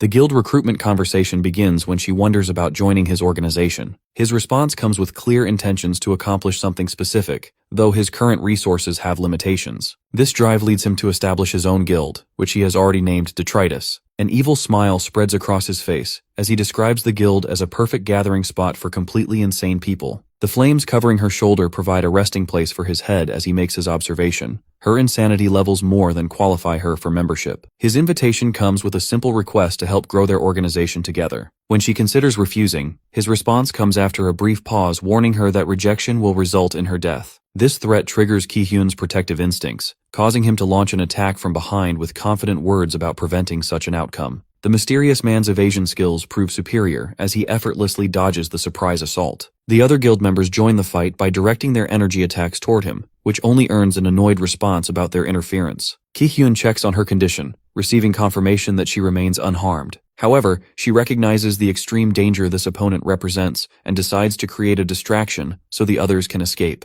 Ki-hyun refuses to abandon her, emphasizing their bond as comrades who fight together. His battle strategy involves coordinating with Hyunjun and Yeonjun to use everything they possess against their enemy. Realizing their combined strength might not suffice, Ki-hyun chooses to draw the attacker's attention by engaging him directly while shouting instructions. The confrontation about his intention of killing Awakened receives a casual response. The man sees no need to explain his reasons before delivering a devastating punch. Blood flows from Ki-hyun's mouth as he manages to grab hold of his opponent's hand, creating an opening for the others to strike while ordering Jiyeon to maintain her distance. Their coordinated attack using a special technique leaves them shocked when they discover their blade hasn't cut deep enough into his neck. The minimal blood flow reveals the attack's failure, which reminds Jiyeon of Ki-hyun's earlier contingency plan involving Wushik. Wushik materializes behind their enemy and unleashes a powerful fire attack that creates a massive explosion. The resulting smoke cloud gives them hope until the man emerges from the blast zone, protected by a metal weapon that sends chills through Wushik. His nasty smile accompanies his declaration that their amateur tricks have reached their limit. Sometime later, consciousness returns to Jiyeon as confusion fills her thoughts. Her last memory involves fighting that dangerous man before everything goes black, likely from a blow to her neck. Concern for her teammates' safety dominates her thoughts until she notices Ki-hyun's half-dead form in her arms. His relief at seeing her conscious brings some comfort, but his severely injured state alarms her. Her pleas for help from the others receive no response, leading to a horrifying discovery. Every member of their group lies dead around her. The shocking scene leaves her speechless until the enemy's voice breaks. His comment about their friendship bringing tears to his eyes reveals his twisted satisfaction with the massacre. Her grief transforms into rage as she blames him for the slaughter and vows revenge despite her pain. Ki-hyun's intervention prevents her reckless charge as he grabs her hand and urges her to flee. The bracelet he presses into her palm represents her only chance for solo escape. Despite his weakened condition, he prepares to make a final stand by retrieving his weapon and positioning himself between her and their enemy. Her protests fall on deaf ears as he shouts for her departure before rushing forward in his last attack. This sacrifice allows her to become the sole survivor of that terrible day, though her escape comes with the heavy burden of being the only witness to her friends' deaths. The present moment finds her sharing this tragic backstory, explaining how she spends every day since then hunting for traces of their killer without success. Her desperation shows as she clutches the necklace, demanding the truth about the detritus leader's identity. Our boy agrees to reveal the identity after seeing her emotional state. Drawing from his past life memories, he discloses that the Detritus Guild's boss holds the distinction of being a first-generation awakened individual. Meanwhile, where a young celebrity draws crowds of enthusiastic fans, their requests for autographs meet with polite refusal due to his tight schedule, though he happily accommodates photo opportunities. A reporter's inquiry about his movie salary donations receives confirmation that he plans to donate anything. This man is China's A-list actor, Jianfeng Huang, the brain behind the Detritus Guild revealed by our boy. Her silent listening ends with a sudden realization about his enemy's identity. Tears begin flowing as memories of her dead friends flood back, and she understands that this leader has murdered everyone close to her. The crying stops abruptly as her expression turns deadly serious that finally, she has found the path to vengeance. His immediate concern about her rushing in without proper planning shows his worry. Her response comes with reassurance that she won't act recklessly. She figures there must be valid reasons that him, despite knowing the identity, haven't acted yet. Her desire for revenge doesn't cloud her judgment or ruin everything through spiteful actions. Despite her calm words, Soohyun notices her trembling hands and realizes how hardly is she keeping herself together. His explanation reveals that Jianfeng Huang conceals his awakened status from the public. The man even employs transformation skills to hide himself during guild activities, showing extreme caution in all his operations. Meanwhile, at the photo session, Jianfeng thanks everyone and hopes they enjoy the film while wishing them safe travels home. The crowd's enthusiasm brings a smile to his face, but his eyes suddenly sharpen with annoyance about them being bothersome. Back in their planning session, our boy outlines their strategy. Since they already know the target's identity, avoiding actions that might push him too hard is crucial. Worst thing that can happen involves him fleeing to the Tower of Trials, making carefully planning essential. Their ultimate goal requires the complete destruction of the guild while he prevents detritus terrorist activities within the Blue Dungeon. She and the Reaper Guild will ambush their headquarters. Elsewhere, Jianfeng inquires about Ethan's whereabouts from his subordinate. The man reports that Ethan hasn't arrived yet and remains unreachable, suggesting he has been defeated. The girl considers this outcome for the best. Her companion corrects her as the real issue isn't Ethan's attitude, but the possibility that he has leaked information about their organization. While looking at photos on her phone, she wonders what Soo-hyun could accomplish with such intelligence, dismissing him as small time. The man insists they can't let their guard down since Ethan's defeat proves Soo-hyun's strength. His warning about maintaining vigilance comes with a crucial observation that if Ethan has been defeated, it means Soo-hyun possesses significant strength. Her confidence remains unshaken as she doubts she could lose. This conversation reveals her identity as Chloe Lafferty, leader of Star Guild and executive of the Detritus Guild, while her companion is Mac River, another Detritus executive. Jianfeng adjusts his hair and agrees with Chloe's assessment. Though disappointed that Soo-hyun isn't dead, he views it as a minor setback. Their approach will continue unchanged, removing everyone in their path. Without even glancing up, he asks them about their excitement regarding the moment when Bright City will be destroyed. While going to US in plane, Hak-jun sits quietly as Soo-hyun's request has brought him here. Our boy and Ji-yeon occupy seats in front of him while Mr. Kim sits beside him. The intimidating appearance of his seatmate and Ji-yeon's unapproachable demeanor discourage Hak-jun from attempting conversation. At that time, our boy's phone shows dungeon documents from the association, and his analysis reveals only one significant change from his past knowledge: that's Busan's Green Dungeon. Relief fills him knowing the future hasn't completely altered, though vigilance remains necessary. Hak-jun's curiosity about their destination prompts him to ask why they are traveling to the United States. He realizes he has forgotten to explain the Blue Dungeon situation, leaving Hak-jun shocked about this crucial detail. Upon arrival at the airport, Hak-jun's excitement contrasts with his earlier anxiety. Soo-hyun notes this excitement, and he tells him that overseas travel and flying are completely new experiences for Hak-jun. When asked about previous visits to America, Soo-hyun almost mentions his past life before catching himself and denying any prior trips. Hak-jun's question about this being the world's first Blue Dungeon and why he hasn't heard the news prompts an explanation about information control. The US government wants their own attack squads to handle the situation, leading them to conceal details from the public. Concerns about potential outbreaks meet with complex reasoning about America's awakened population. Despite having the world's largest number of awakened individuals, most rank B or lower, creating perceptions of weakness among other nations. This Blue Dungeon represents an opportunity to demonstrate both quantity and quality in their awakened forces. Hak-jun's persistent worry about innocent people getting hurt due to pride receives agreement by our boy as he explains that prioritizing ego over safety is incredibly foolish. Behind them, Ji-yeon contacts Mr. Robert, who expresses surprise about her visit to the United States. She promises brevity due to the complexity of the situation, focusing specifically on the Blue Dungeon matter that requires discussion. Their meeting with Mr. Robert begins with warm welcomes and expressions of gratitude. The medical guild leader Robert Williams greets him with particular enthusiasm, confessing his admiration and honor. Meanwhile, in our boy's mind, past memories surface in his mind about his notorious reputation for greedily pursuing dungeon-clearing rewards,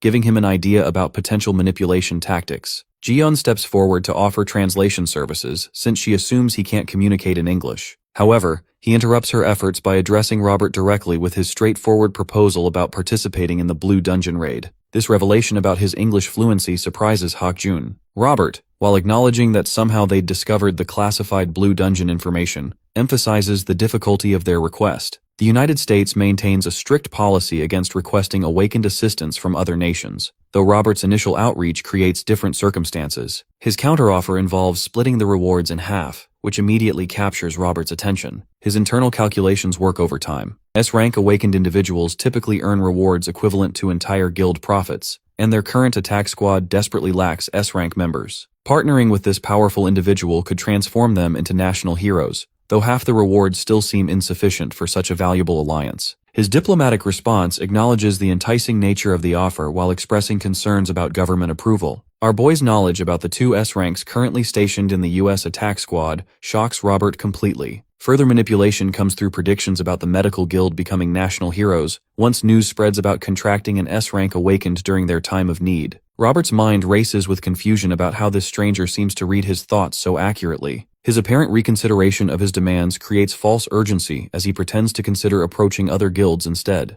This psychological pressure works perfectly as Robert grabs his hand and agrees. Our dude makes the final deal that if any American S-rank returns from the tower, he will participate under the medical guild without fee. However, if none return, he will receive all rewards and authority from the raid. Robert's confidence in his S-rank members' return makes this seem like an advantageous deal, causing him to accept enthusiastically. The contract preparation goes smoothly as Robert gathers the paperwork and names Ji-yeon as their middle person. He can barely hide his amusement since he already secured victory with his clever betting plan. His knowledge of the future gives him an unfair edge, making success in these talks certain. Robert feels satisfied once the contract is signed, convinced that at least one S-rank will return. This would make the deal a huge win for the medical guild. But his confidence is misplaced. Days pass after the signing, and only 3 days remain before the blue dungeon opens. Robert keeps checking his phone, growing restless as none of his S-rank members return. Just as his past life memories warned, not a single one comes back. Only 2 days are left until the raid.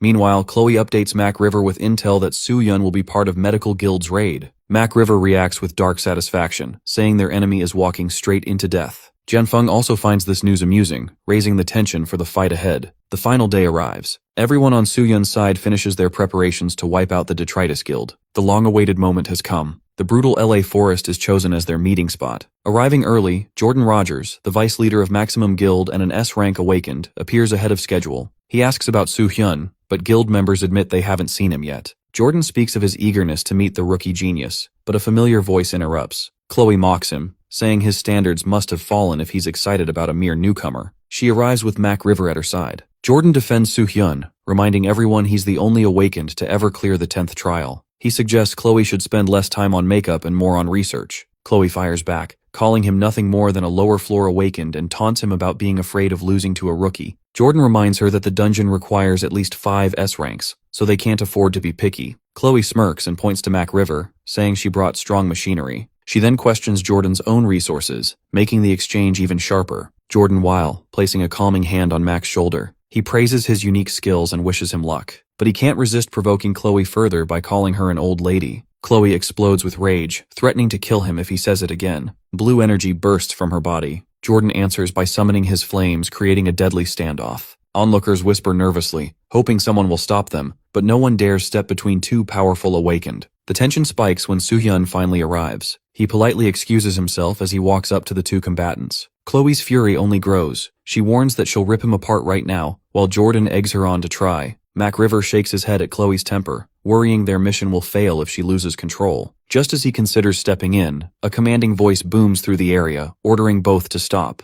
It's none other than our hero releasing an overwhelming aura. He reminds everyone about their true purpose, that's clearing the dungeon rather than engaging in petty conflicts. His powerful mana presence overwhelms Jordan. Then he introduces himself calmly, while making it clear he'll join any continued fighting if necessary. It causes Jordan to back down immediately, expressing his unwillingness to battle. His suggestion that Chloe should also cease her aggressive behavior meets with Mac River's support as he approaches from behind and urges her to calm down. Still, Chloe's fury remains evident as both Detritus members depart, though Mac River can't resist glancing back at our dude. Soo-hyun's recognition of the assembled awakened matches his past life experiences. All the elite fighters have gathered as expected. However, uncertainty clouds his thoughts regarding Jianfeng's potential actions. Two possible strategies exist for the Detritus leader: participating in the Blue Dungeon as he'd done previously, or remaining with Star Guild at the Detritus headquarters. His internal hopes favor the first option, apologizing silently to Ji-yeon. Mac River's conversation with Chloe reveals their shared experience of Soo-hyun's overwhelming power. Her confirmation about feeling controlled by his mana leads to Mac River's understanding of Ethan's defeat. This realization forces them to postpone Jordan's elimination to focus on removing him first. Jordan walks up to our dude with an apology after the earlier clash. They shake hands and introduce themselves properly, with Jordan sounding hopeful about clearing the dungeon without losing too many people. His positive outlook feels far too light compared to his more grounded view. Soo-hyun warns him not to underestimate a blue dungeon, but Jordan doesn't take it seriously. Soo-hyun explains that clearing a blue dungeon always comes with heavy losses, and survival should matter more than pride. Jordan listens, but still shows confidence in his elite squad. He talks proudly about their strength before stepping into the glowing portal, leaving Soo-hyun thinking that Jordan doesn't realize how dangerous things really are.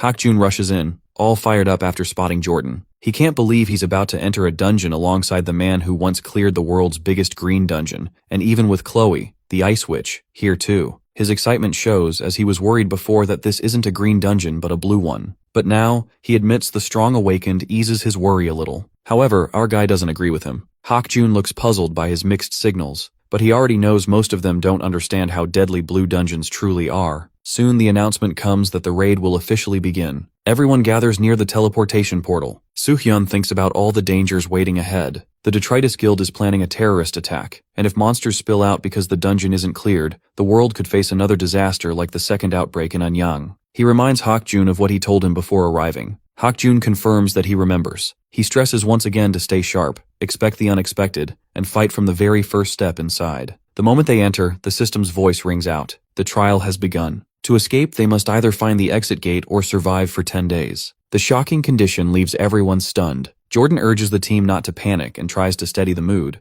but he also asks Chloe about the companion she brought along. She answers in frustration that she doesn't know where Mac River went, adding more unease to the group. Hak-jun stares around wide-eyed, overwhelmed by his first time inside a blue dungeon. Jordan notices another problem. Both Soo-hyun and Mac have vanished. Their disappearance right at the start raises alarms even for Jordan, who rarely loses composure. Chloe looks shaken too, though whether it's from Soo-hyun's absence or her companions, no one can tell. Before anyone can think more, a swarm of crow monsters bursts into the sky, forcing all awakened to brace for battle. Meanwhile, Mac River darts through the air, moving incredibly fast. At first, he wonders if Chloe or Jordan could have caught up, but the truth comes clear when he lands and sees Soo-hyun already behind him. Our boy compliments his speed, admitting he almost slipped away. Mac River demands to know why Soo-hyun is here. The answer shocks him. Soo-hyun mentions investigating the dungeon, but switches the word to assassination. That slip reveals he knows too much about their secret plans. When Soo-hyun casually points out that Mac River ranks just below Jianfeng and even hints at the guild's strategy,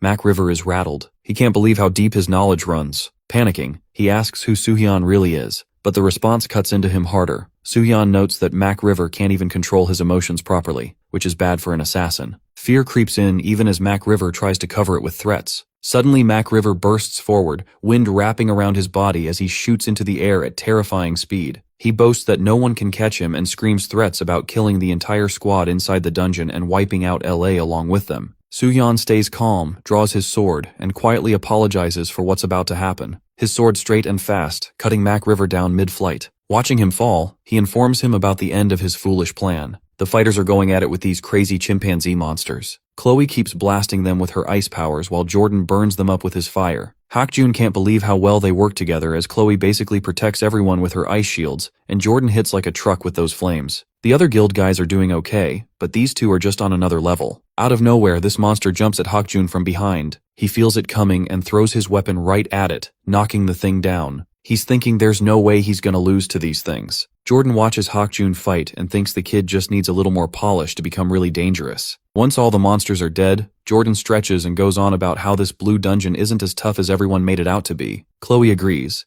and Jordan gets all excited, claiming their squad is probably the strongest ever. Chloe nods and mentions that a team like theirs could handle pretty much any dungeon, but then she remembers something she forgot to mention. Jordan's wondering what weird thing she's gonna come out with when this voice booms through the place, announcing that the raid is gonna fail. Jordan spins around, totally shocked as this huge explosion goes off. Smoke gets everywhere and people start screaming about getting hurt. One guy's holding his arm, another one's freaking out about the random explosion. Hak-jun barely dodges this weapon falling on him and wonders if some new monster showed up. Someone explains that Chloe and Jordan's crazy strong powers crashed into each other and blew up. While everyone's watching those two fight, somebody yells for Star Guild members to help with the injured guy in his arms. He starts screaming at them to quit sitting around and actually do something. They come over, but instead of helping, they kill the guy in a moment and start attacking everyone. People are getting confused, wondering why their own allies are trying to kill them. Hak-jun's totally lost about what's happening. Someone tries to jump Hak-jun from behind, but he dodges and takes the guy out. More of them come at him, talking about how tough he is while they team up against him. Hak-jun realizes Star Guild just turned on them and remembers they never got along with Maximum Guild anyway,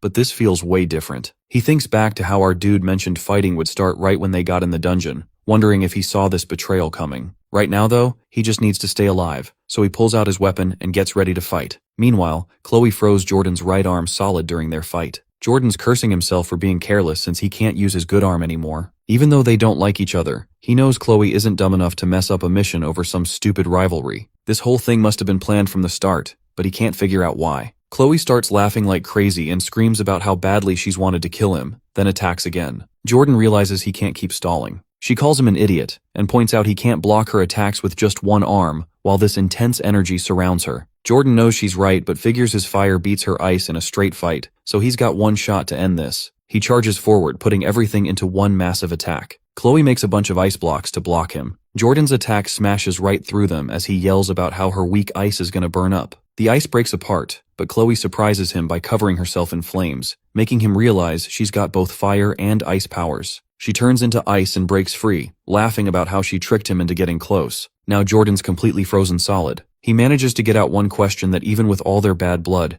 does she really think Star Guild can handle a blue dungeon by themselves? Chloe can't believe how slow he is and calls him an idiot for not being able to understand it. She reveals that they want the whole raid to fail, which leaves Jordan completely stunned. Jordan gets really mad because he can't believe what she just said. He warns her this place is the blue dungeon, which means big trouble for everyone if they mess up. The problem gets worse because no strong fighters are left in America right now, so help from other countries would take too long. This means Los Angeles gets destroyed first, then the whole country falls apart. He offers her anything she wants, hoping she'll change her mind. As an answer, she claps her hands while sounding excited. His words actually make her happy because she can picture all those people dying. She pulls her shirt down to show a tattoo on her chest, which explains why she's so twisted. Her scary laugh fills the air, making Jordan see she's completely evil. The way she stares at his face makes him feel cold inside. She admits that scared faces make her really happy, especially when she causes fear. This sick idea hits Jordan hard because normal people don't enjoy watching others suffer. Her promise about watching America burn while his face shows terror makes him shake with fear and anger. Something inside him knows he has to stop this crazy woman somehow. Up above them, her guild members are killing everyone else. She watches the fighting with a smile because they're winning easily. She wonders where their secret leader is hiding since nobody has seen him during the whole fight. She calls out to him, saying the battle is almost done, and he should come out. His hiding starts to bug her because it creates problems. The mess makes her think about what happens next.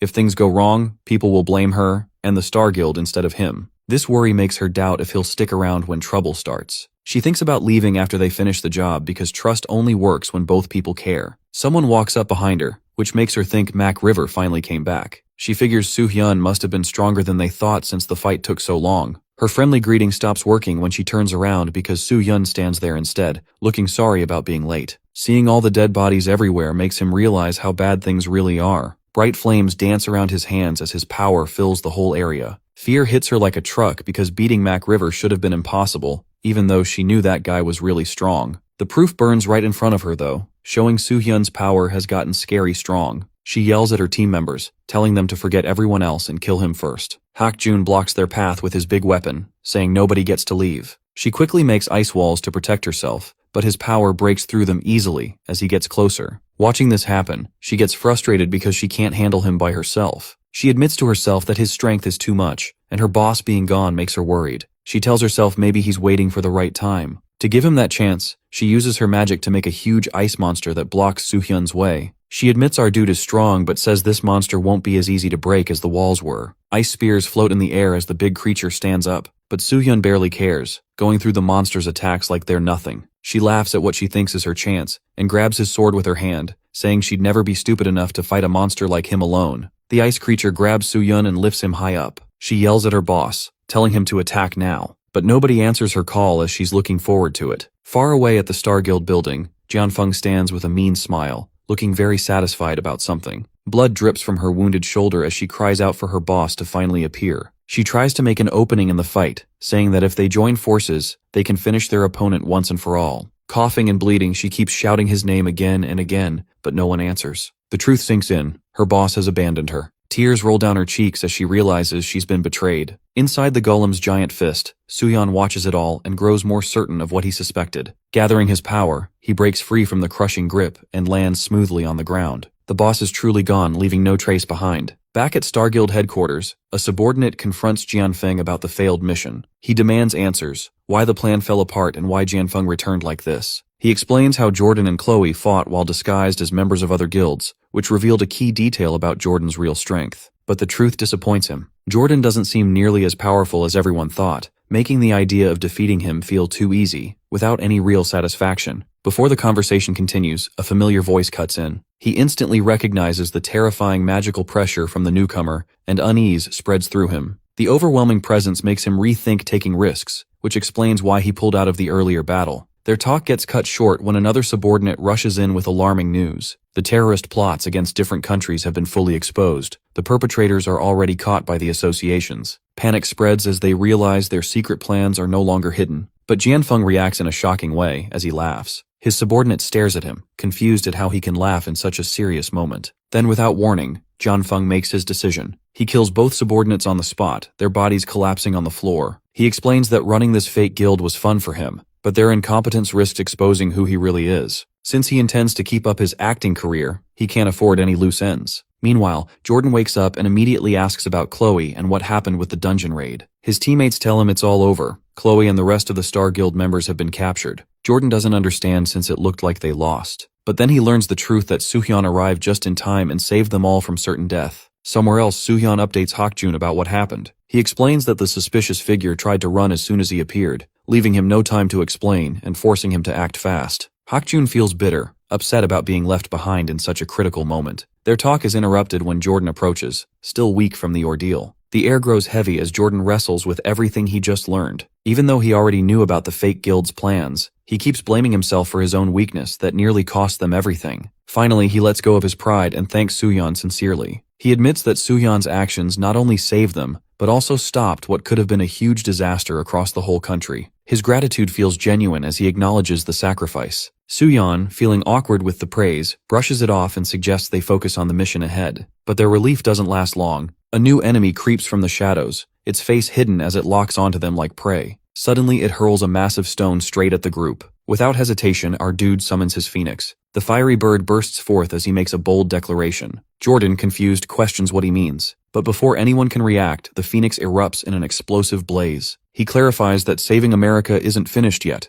The real battle is only beginning. The explosion lights up their faces as they brace themselves for what's to come. The blast starts everything. The shock spreads through the area, and Jordan reacts in confusion, while Soohyun explains that his warning about survival was not meant for the others, but for the blue dungeon itself. High in the trees, another beast keeps watch, and soon more of them rush out from every direction. Different animal forms appear, charging together to attack. Jordan unleashes his flame energy, but no matter how much damage he causes, the monsters keep coming. Our boy explains that forest dungeon beasts usually rely on sheer numbers. Jordan dashes forward, realizing that burning them all together is the only way. Both of them prepare their powers. Holy flames rise from his hand, and Jordan's fire energy burns alongside it. Their powers merge, colliding with the enemies in one huge strike. Hakjun stares in awe, calling everyone to stay in formation and press forward. Their teamwork builds momentum, and the group begins overpowering the wave of monsters. But the disguised boss monster that appeared earlier starts giving orders from the shadows, pointing out weak spots and directing the creatures. Jordan clears a path with his fire again, but this time the monsters slip past him. His eyes widen as he sees them aiming not for him but for the injured.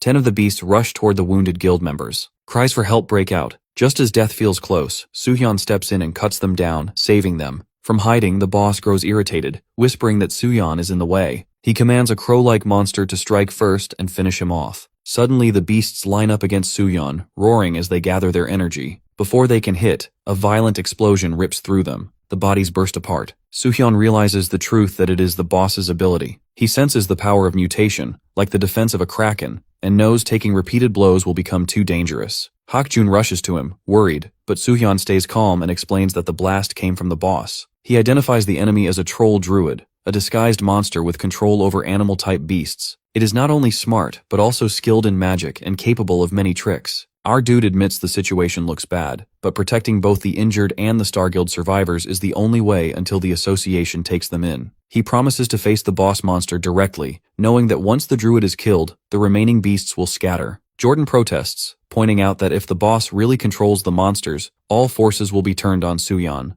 and no matter how strong he is, carrying that weight won't be easy. Soohyun responds firmly. Jordan once called him a hero, and although he always hated the word, feeling it only carried a burden, this time it felt different. Hearing it from them made him happy. With that thought, he smiles and decides to try being a true hero, no matter the cost. Jordan lowers his head, embarrassed, realizing he is not the hero of America. The real one stands right in front of him. The countless beasts gather, forming a wall of threats, but our boy charges forward. Pulling out Mir, he whispers that it is now their turn. The system responds instantly, granting him blessings of the divine dragon. His speed rises, his strength grows, and his resistance against magic increases. Holding his sword with blazing energy, he cuts down monster after monster with unstoppable strikes. The boss monster watches silently, his cold eyes narrowing. He declares that the hunt begins now. Dark energy spreads across the entire dungeon, as his voice commands the beast to keep pressuring the humans. All remaining forces are sent to chase Soo-hyun down, while the endless fight continues. After killing another monster, Soo-hyun perches on a tree branch.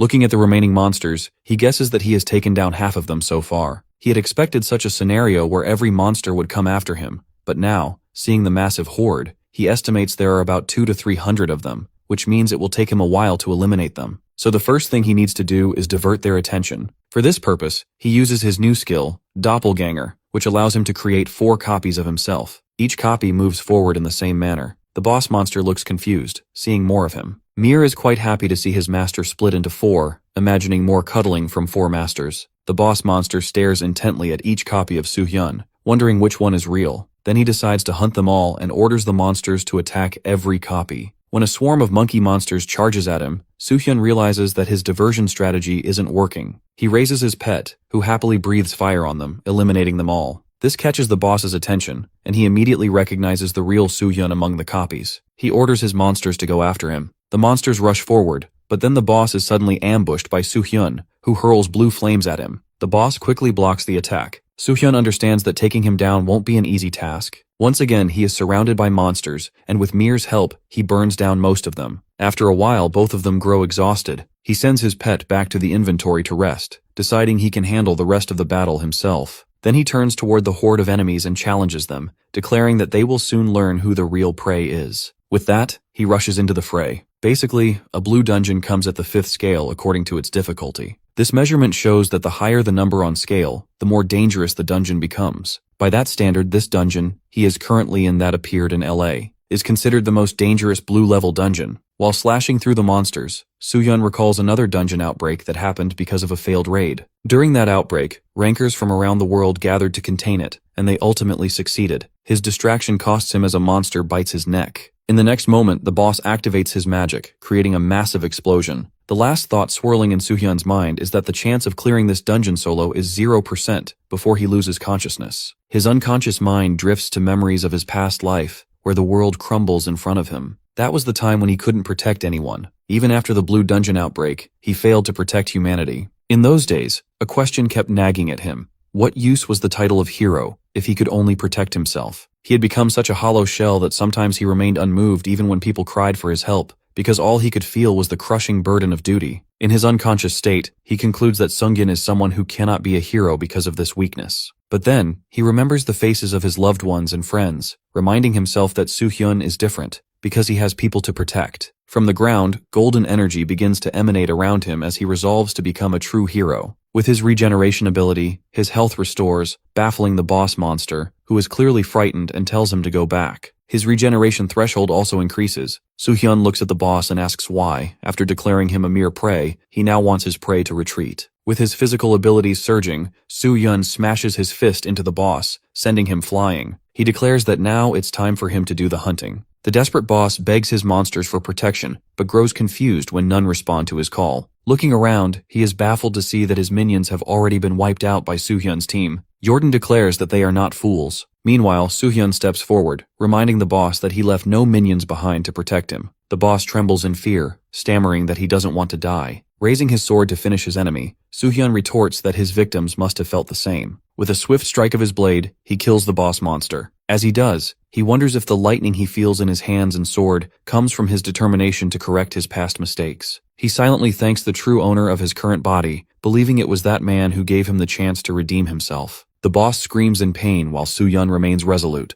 vowing to remember the second chance he has been given because of the real Soo-hyun. Meanwhile, Ji-yeon stands with her team in front of the Detritus Guild headquarters. Her guild members protest, questioning why they are waiting instead of attacking, but she remains silent. Her thoughts drift back to her conversation with Soo-hyun when he made a request of her. When she asked what it was, he explained that she already knew. He wanted to take down both the dungeon and the Star Guild. His request was for them to wait until he came out of the dungeon, so that together they could destroy Star Guild, because there was a chance one of them might encounter Jianfeng Huang. The request angers her, as he is still asking something like that from her even after knowing her story. She darkly deadpans that only she will stain her hands with Jianfeng's blood, and she won't tolerate even his interference. Soo-hyun admits that Ji-yeon is truly strong, but reminds her that she can't take down Jianfeng alone. Jianfeng is a first-generation awakened, which has given him a long-accumulated strength equal to hers. There is a real chance she could lose her guild members if they face the Star Guild and Jianfeng on their own. That isn't what Su-hyun wants for her, not even for the sake of revenge. Now, in the present, Ji-yeon knows that even if she doesn't care about her own life, she can't risk her guild members' lives like that. At that moment, her guild members grow restless, and one of them turns to Seok-jin, who reassures them that she must have her reasons. At that moment, a sudden explosion shakes the building, shocking everyone in the Reaper Guild. Ji-yeon wonders whether someone else has discovered Star Guild's true identity as the Detritus Guild and launched an ambush against them. Meanwhile, inside the Star Guild building, a member is pleading for his life before Jianfeng, assuring him that he will not reveal his true identity. Ji-yeon's eyes catch the scene, and she immediately recognizes Jianfeng. Jianfeng politely declines the man's request, saying it wouldn't be fair to the dead to spare only his life. Then he kills him as well. Standing over the corpses, he declares that his guild is finished today and asks his fallen members whether they have any complaints, but no one is alive to answer. In the next moment, Ji-yeon attacks, but Jianfeng blocks her blade with his bare hand. He is taken back by her attack and flings her away with force. Ji-yeon, however, feels almost crazed after waiting so long for this moment. Jianfeng studies her with curiosity as she darkly declares that, no matter the cost, she will kill him. Even under her threat, he remains unfazed, casually asking about her identity. Meanwhile, our boy pulls a massive gem from the boss monster's body. He is happy to find it, already planning to sell it to a merchant who would surely like it. But his plan goes to waste when Mir suddenly eats the gem, despite his master's protests. At that moment, the sound of his comrades' footsteps echoes across the ground. They are shocked to see that he has defeated so many monsters, including the boss. However, Soo-hyun is more concerned about the gem his pet just swallowed. Hak-jun reminds him that they are done here and casually compliments both of them on their good work. Jordan adds his own compliment, still surprised that Soo-hyun managed to kill the boss monster. Soo-hyun replies that he has to, if he wants to live up to his title as America's hero. Still, he points out that they need to find the exit. Hak-jun answers that they already have. Jordan explains that they were able to discover it while chasing the escaping monsters. That's the reason they arrived late. Then Soo-hyun tells them to hurry up, while reminding them that they also need to hand over the members of the Detritus Guild to the government. Jordan adds that these members deserve death, but they are keeping them alive while protecting them from monsters because of handing them over. Soo-hyun then playfully asks Jordan to send the medical guild's prophet to him, already imagining the furious face of Robert at such a demand. He never really wanted the prophet in the first place, but only wished to teach the guildmaster a lesson for trying to fool him. Jordan agrees to share his own prophet with him anyway, since Soo-hyun was practically the one who cleared the dungeon on his own. After that, Soo-hyun asks Jordan for one more favor, because the fight is not yet over. Thinking about Ji-yeon, he points out that she also needs help. At that moment, Jianfeng is trying to figure out Ji-yeon's identity as she attacks him relentlessly, her rage seeping out with every strike. That alone makes him realize that she cannot be an assassin, as assassins are trained to control their emotions, yet she is charging at him head-on. Activating his power to strike back, he concludes that she must know him. He kicks at her, but she swiftly dodges, irritating him with her evasive skills that allow her to move like a shadow in the darkness. He also notices that she can amplify her strength astronomically. Even so, he decides to take advantage of her overwhelming emotions. So he makes his next move by messing with her head. Dodging her attacks, he tries to lure her into revealing the reason behind her grudge against him. He provokes her by shifting his face into different people, watching her reactions to uncover the truth. But none of the faces gives him any clue, and she keeps striking him without hesitation. He tries several times, yet she doesn't falter, until he finally changes his face to resemble the assassin she knows. Her movement halts instantly. Smug, he realizes which face he was wearing when he killed her beloved. On the other hand, she is livid, vowing to kill him. He casually comments that he has done many bad things with this face, then points out that her rage-driven will to kill him is keeping her going. But in her oblivion, she fails to notice that her relentless attacks are draining her strength. Taking advantage of her weakening state, he throws a punch at her, but she blocks it, grabbing his hand firmly. Looking closely at her, he finally recognizes her, and then suddenly he bursts into laughter. At that moment, he finally takes on the face of her beloved, and Ji-yeon's knees weaken as she collapses to the ground. He realizes he must be right that she has come here to avenge Ki-hyun. He comments on how annoying Ki-hyun was, then recalls her remaining party members. One by one, he calls their names while morphing his face into each of her fallen comrades. The cruel display brings tears to Ji-yeon's eyes as she declares that her friends were good people, whose memories should never be tainted by someone like him. With that, she grips her blade tightly. But Jianfeng is not done with his twisted act. He shifts into Ki-hyun once again, this time mimicking his last moments, pleading for Ji-yeon's life and offering to die in her place. Then, with a wicked smile, Jianfeng remarks that it was such a shame she had to witness this. Ji-yeon's face turns ashen as she watches him mockingly reenact everything. He bursts into laughter, delighting in the broken look on her face. That expression excites him,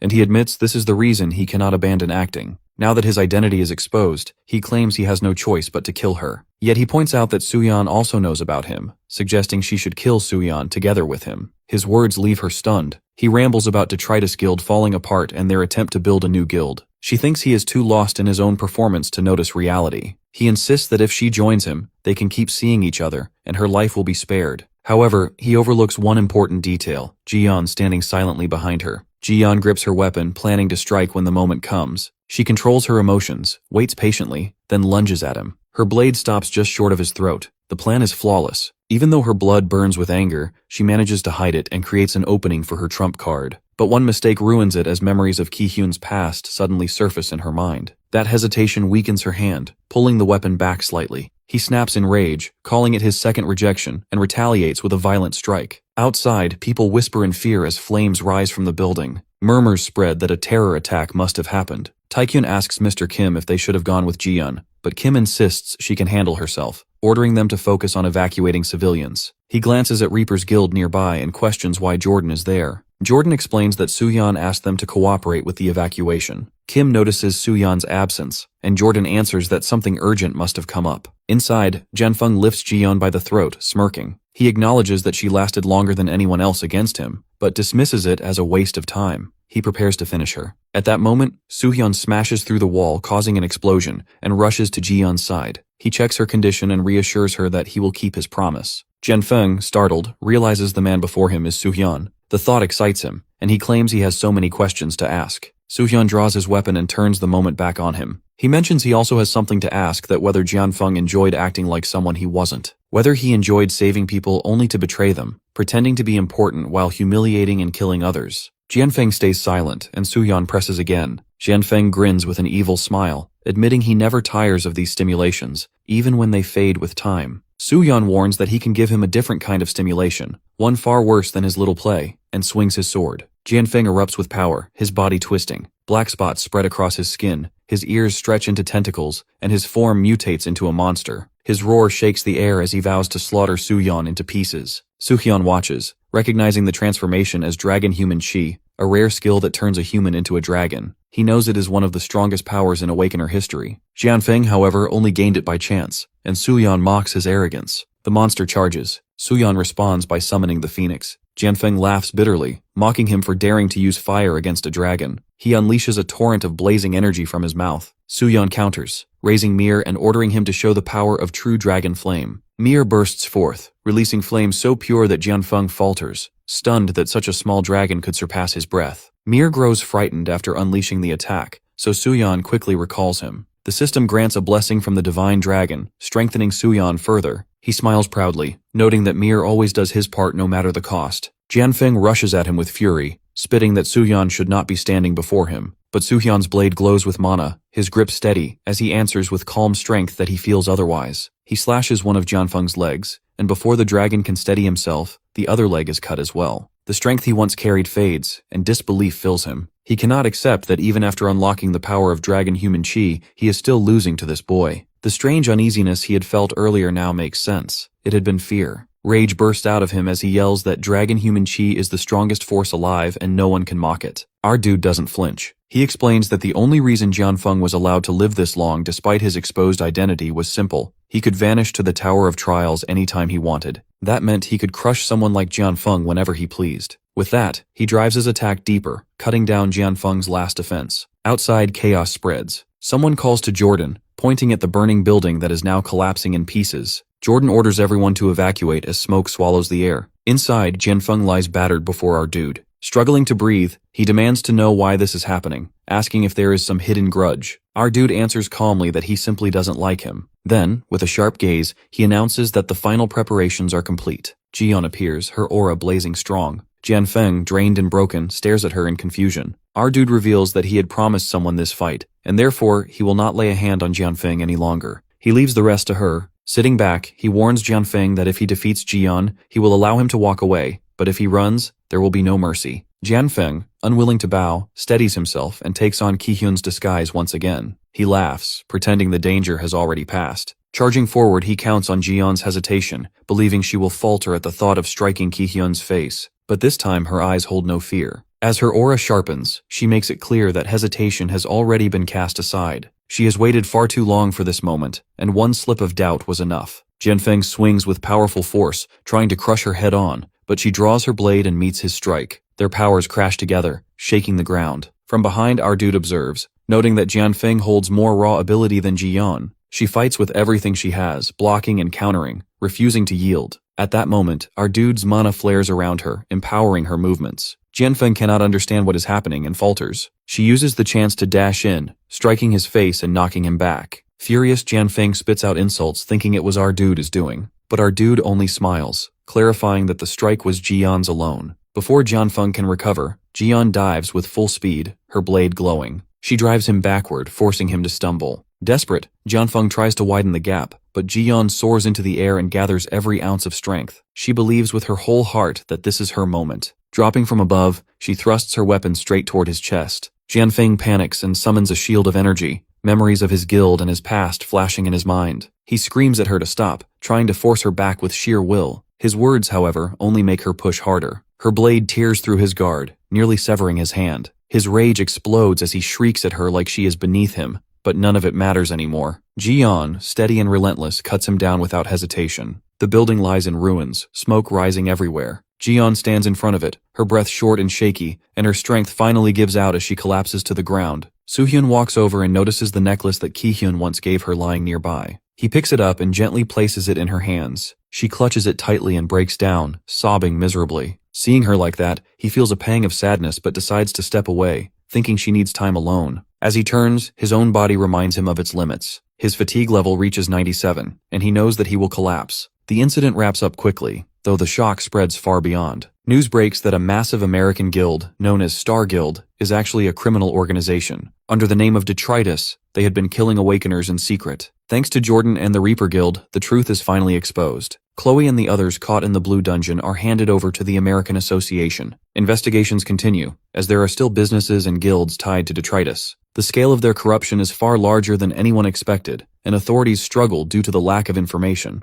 Soon after, another revelation makes headlines that Jianfeng, the Chinese Hollywood star, is unmasked as the guild master of detritus. Chloe, who also held the title of Star Guild's master, admits his crimes, revealing how Jianfeng had used disguise skills to join dungeon raids and slaughter countless Awakeners, only to donate part of his fortune afterward to bereaved families. Meanwhile, Suhyun rests in a hospital bed. His mother Juho and Hakjun sit nearby, watching the news. Juho mutters that Jianfeng is inhuman, while his mother shakes her head, horrified at how a person could commit such acts. Hakjun adds that he must have already known much of this inside the dungeon. Juho agrees, saying Suhyun never tells them anything, even though he carries it all on his shoulders. The weight of the moment grows heavy, and Hakjun decides to break it. Grinning, he grabs a pen and starts scribbling on Suhyun's face. His mother scolds him, demanding to know what he's doing, but he jokes that it's frustrating how secretive Suhyun is. Joho joins in, laughing as he draws alongside Hakjun. Both of them enjoy their prank, teasing that even a hero who ended all this mess can't defend himself from a little doodling. His mother snaps and smacks them both in anger. Still, they leave scribbles across his face with words like idiot, hero, demon king of overdoing it, and more. Not long after, Jiyeon arrives. She recognizes him immediately as the one her subordinate had mentioned,